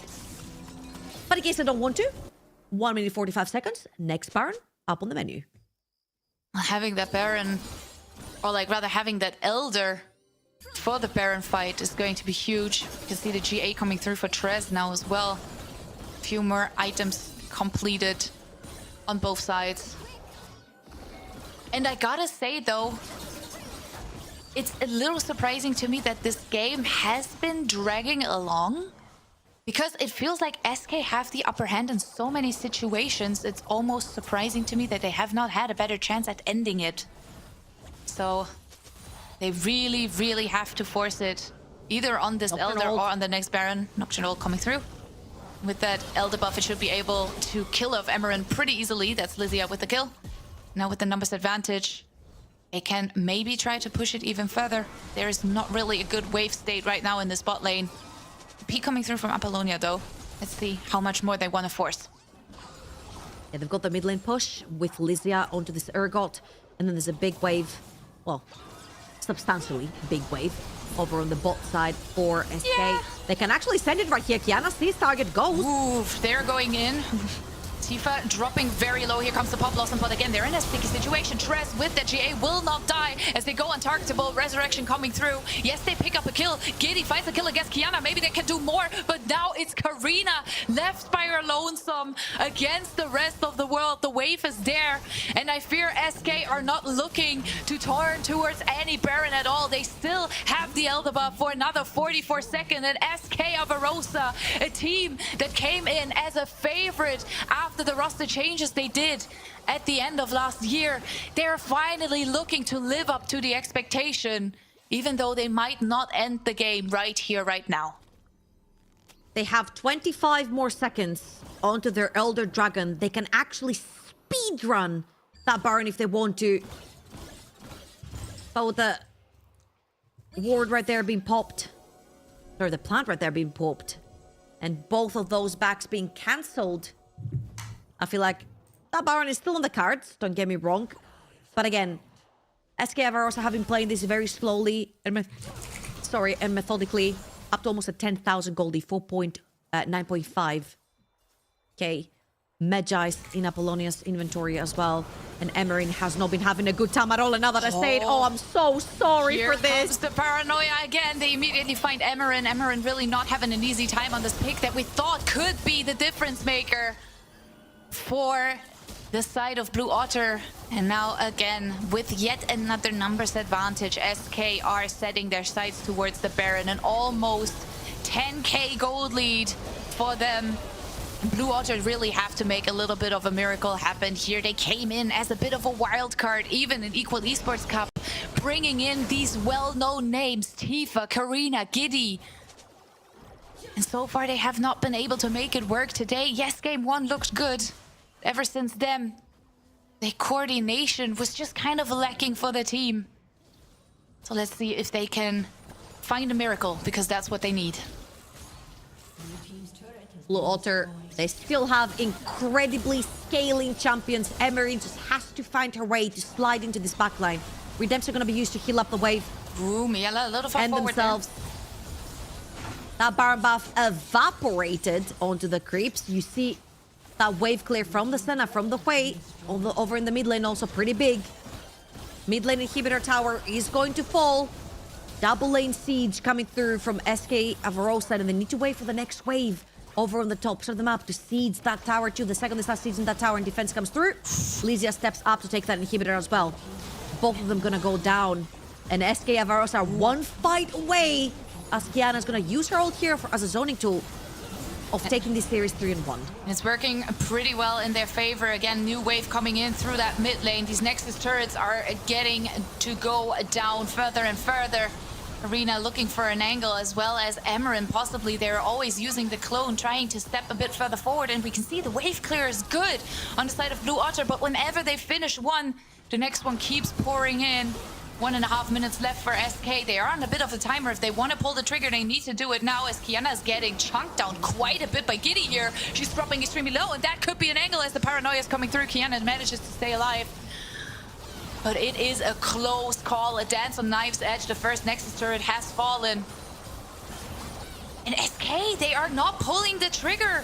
Are they scared as now the Pop Blossom is coming through? It only hits onto Lysia, who will, of course, not really go down, not really take too much damage. But this is dragging along for a long time. Here it comes. Colonia now moving in Last as well. tower. Again, Lysia on the side being engaged, and that's an open Nexus now. SK, now or never, they're looking to find a way back to their former glory, and they will take this series off of Blue Otter and move on to the next stage of playoffs. SK, what a fantastic performance right here. Were there things that they actually need to go back and vote review from, particularly this one? Yes. Were there things that they could have done so much more faster? Yes. But did they close out the game that they started winning in the early game? Also, yes. And for me, at least that is progress. Making top 4 versus all these incredible teams that we've had here in this tournament is also progress. So huge congratulations to them. Yeah, definitely congratulations. Also from my side, I mean, this game has been such a long journey, like a back and forth all the time. I think for me, standing out was always like Apollonia finding this like great reflex. They were so good at like setting up these team fights on their Do you side. want to say it? But Do you want in to the say end, it? yeah, say it. It was kind of a Okay, say Greek it. diff.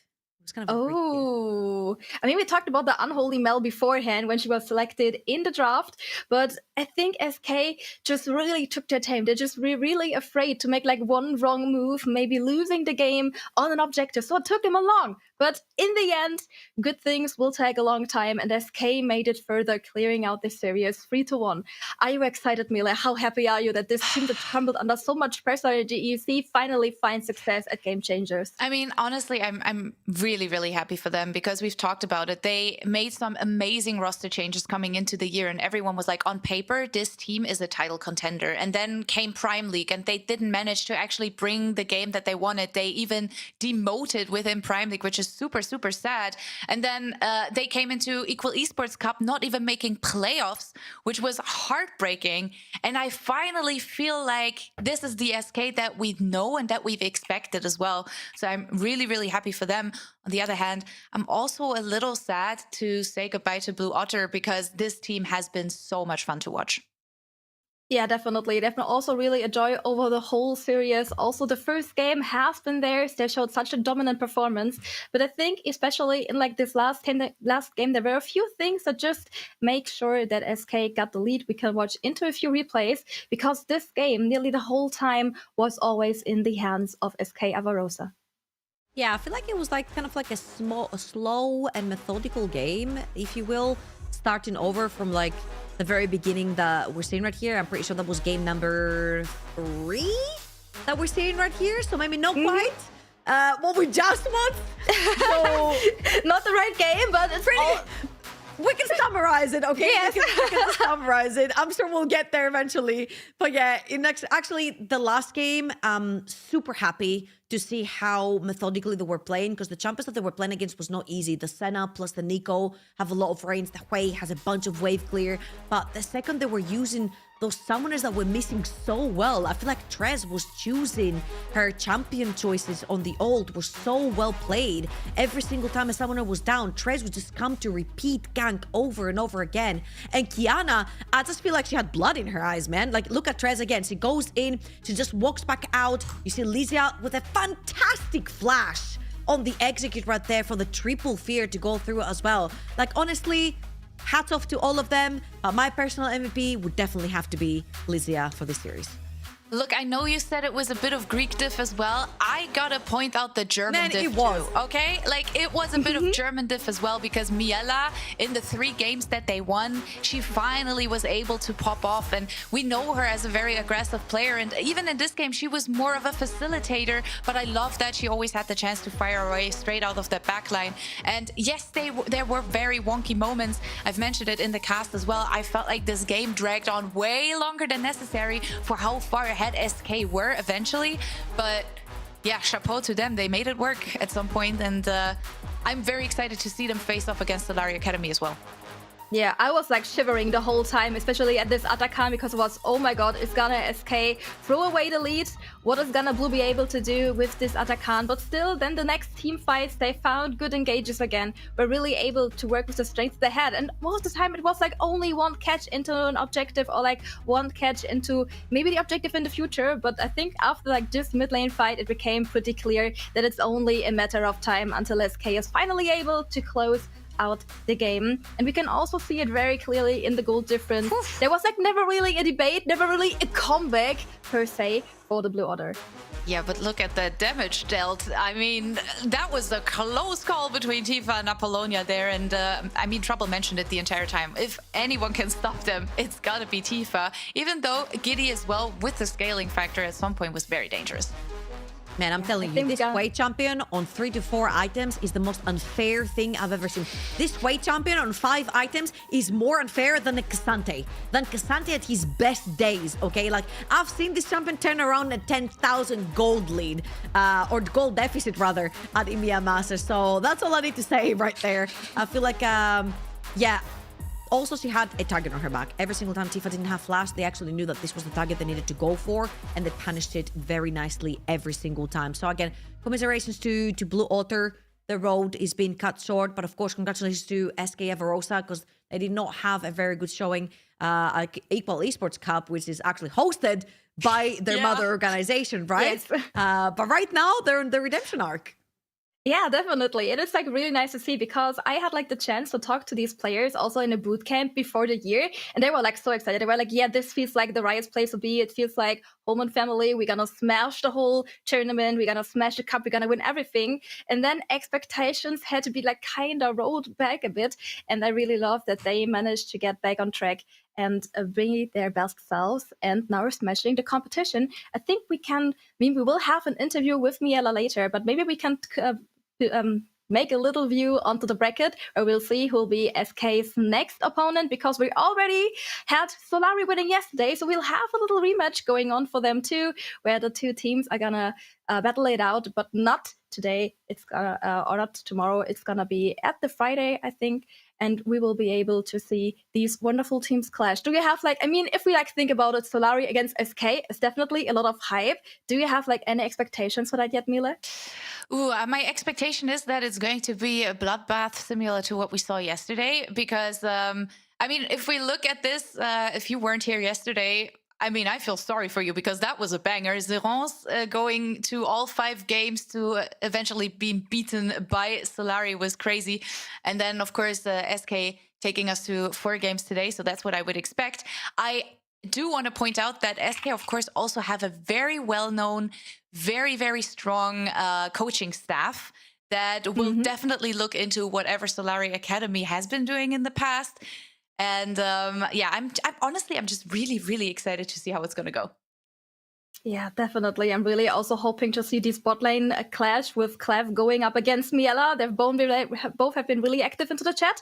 So we will see who will be maybe then the champion of this matchup. And I heard it, Miela is ready for us to give her some insight into this insane best of 5 series. Hello, Miela, can you hear me?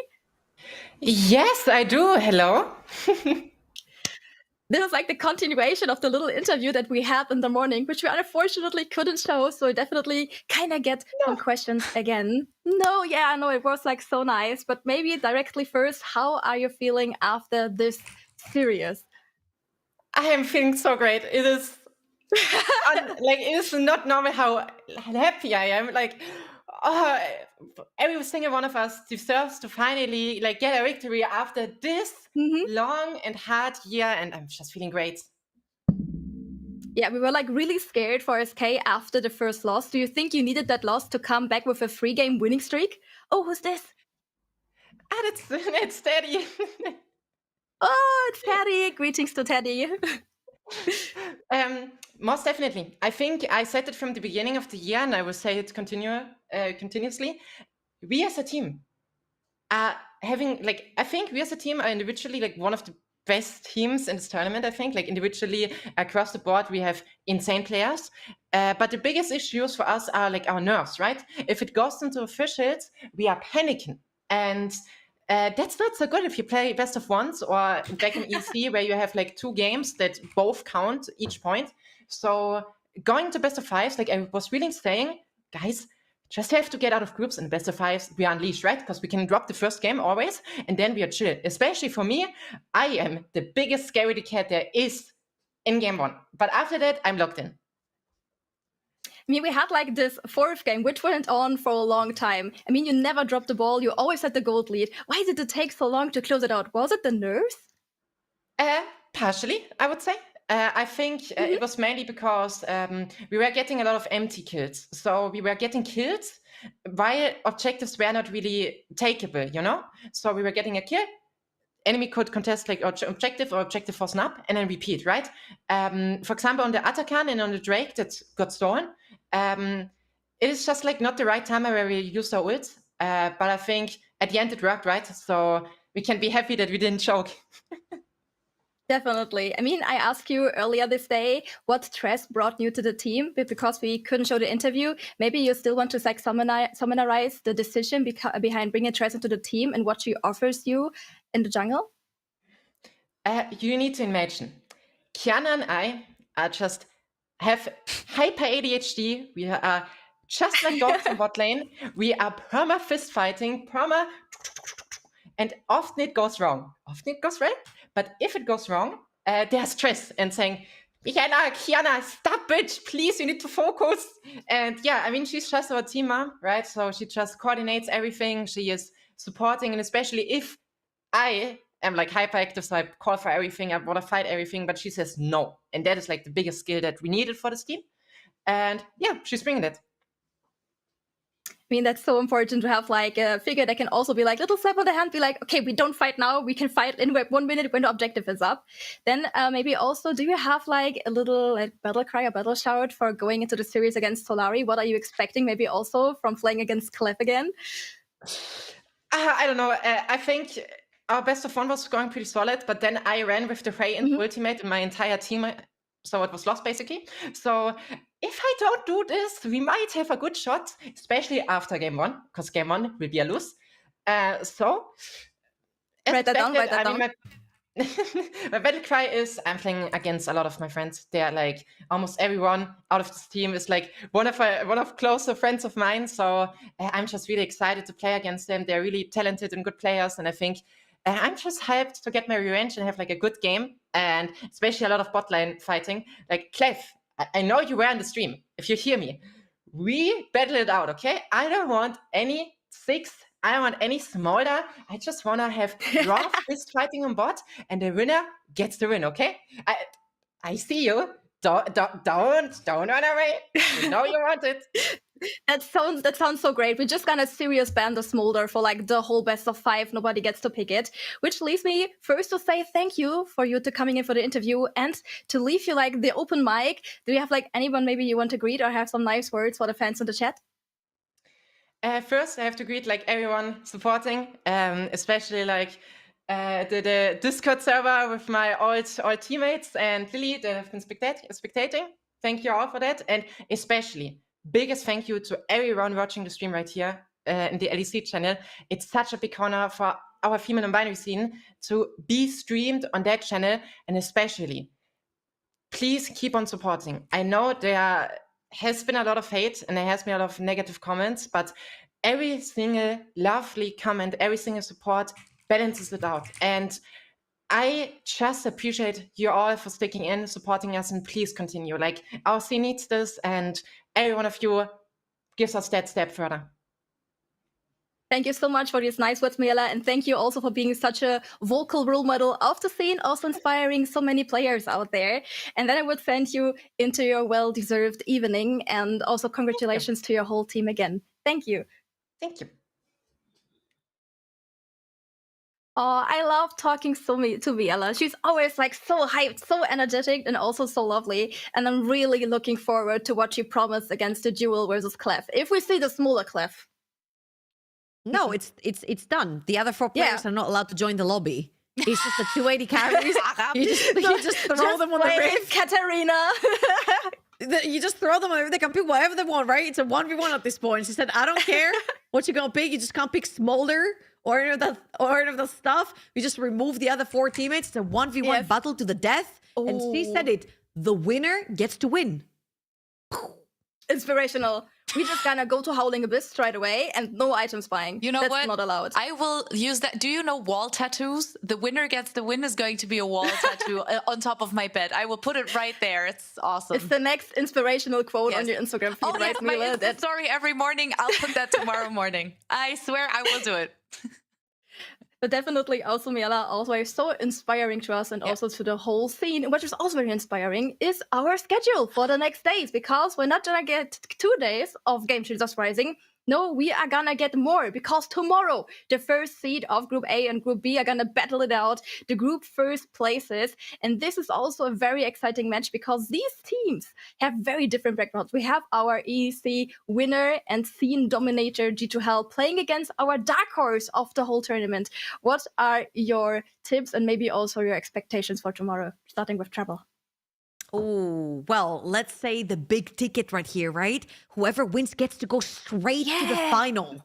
Which Straight is to Paris. absolutely straight to Paris, which is absolutely incredible. We're gonna have a LAN for this event, which is incredible, showcasing everyone. So this is not just any match tomorrow, because I know it's not a single elim tomorrow because they're the upper bracket, right? The loser gets to go straight to that semifinal. The winner goes to the final, but also the winner going straight to the final, not having to sweat watching everyone else played out, writing down the strats is going to be insane. Yeah, I agree. I think for me, the most interesting part about tomorrow's matchup is that we have absolutely no idea how good Eterna actually plays until they have to meet the monster truck of the female non-binary scene, which is, of course, G2 Hell. So on paper, they have been undefeated so far in the entirety of Game Changers. They have played undefeated in the qualifier stage. They were undefeated in groups. And now this could be the first time they might meet their masters. So let's see how that's going to go. On the other hand, expectations for G2 Hell are extremely high. Let's see if they crack under pressure or if they can make it work. Nonetheless, it's going to be a very exciting meeting tomorrow and probably my hype match of the week. I'm not going to lie. Can the goddesses bleed? That's the big question that we're gonna find out tomorrow. But for this day, that actually means that we are done. We have our 2 teams that are playing later this week. So it's only leaving for me to say thank you to my wonderful cast that have been with me the whole evening, saying thank you to our production for always putting up with our shenanigans and always editing things last minute. And also, as Miela already said, thank you so much for tuning in and watching for the whole evening and cheering for our teams and our girls. And of course, also thank you to Fox Spirit and Sundisk and also Ibedia for making this whole thing possible, and the LEC for letting us hijacking their channel for this important tournament. And then we see each other again tomorrow at 18 at the same time, same channel. Until then. Give it all when you need my love. You never call when you need my love. I'll give you anything you want. So say you love me, say you love me. I'll give it all when you need my love. You never call when you need my love. I'll give you anything you want. So say you love me, say you love me. My love, my love. I'll give you my love, my love. I'll give you my love, my love. I'll give you my love. I'll give you anything you want. My love, I'll give you my love, my love. I'll give you my love, my love.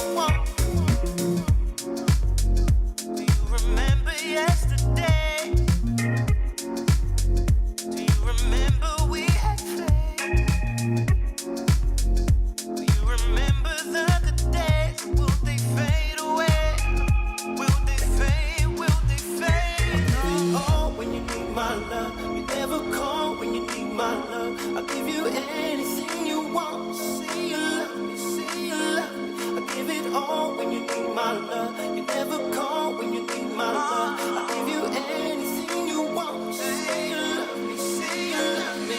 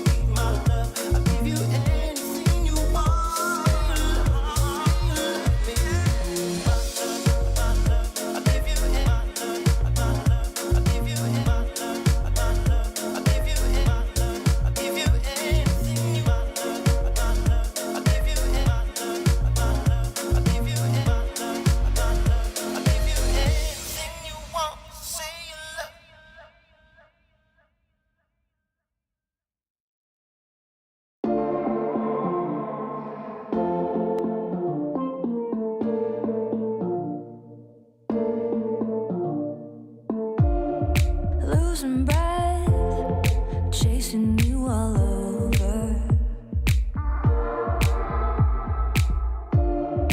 Beating chest, trying to stay sober. Never wanted you to hold back too much. Nothing won't get you through, and I don't know what to do. Tripping over without you. Always wanted you by my side. With every day passing by, say seek and you shall find.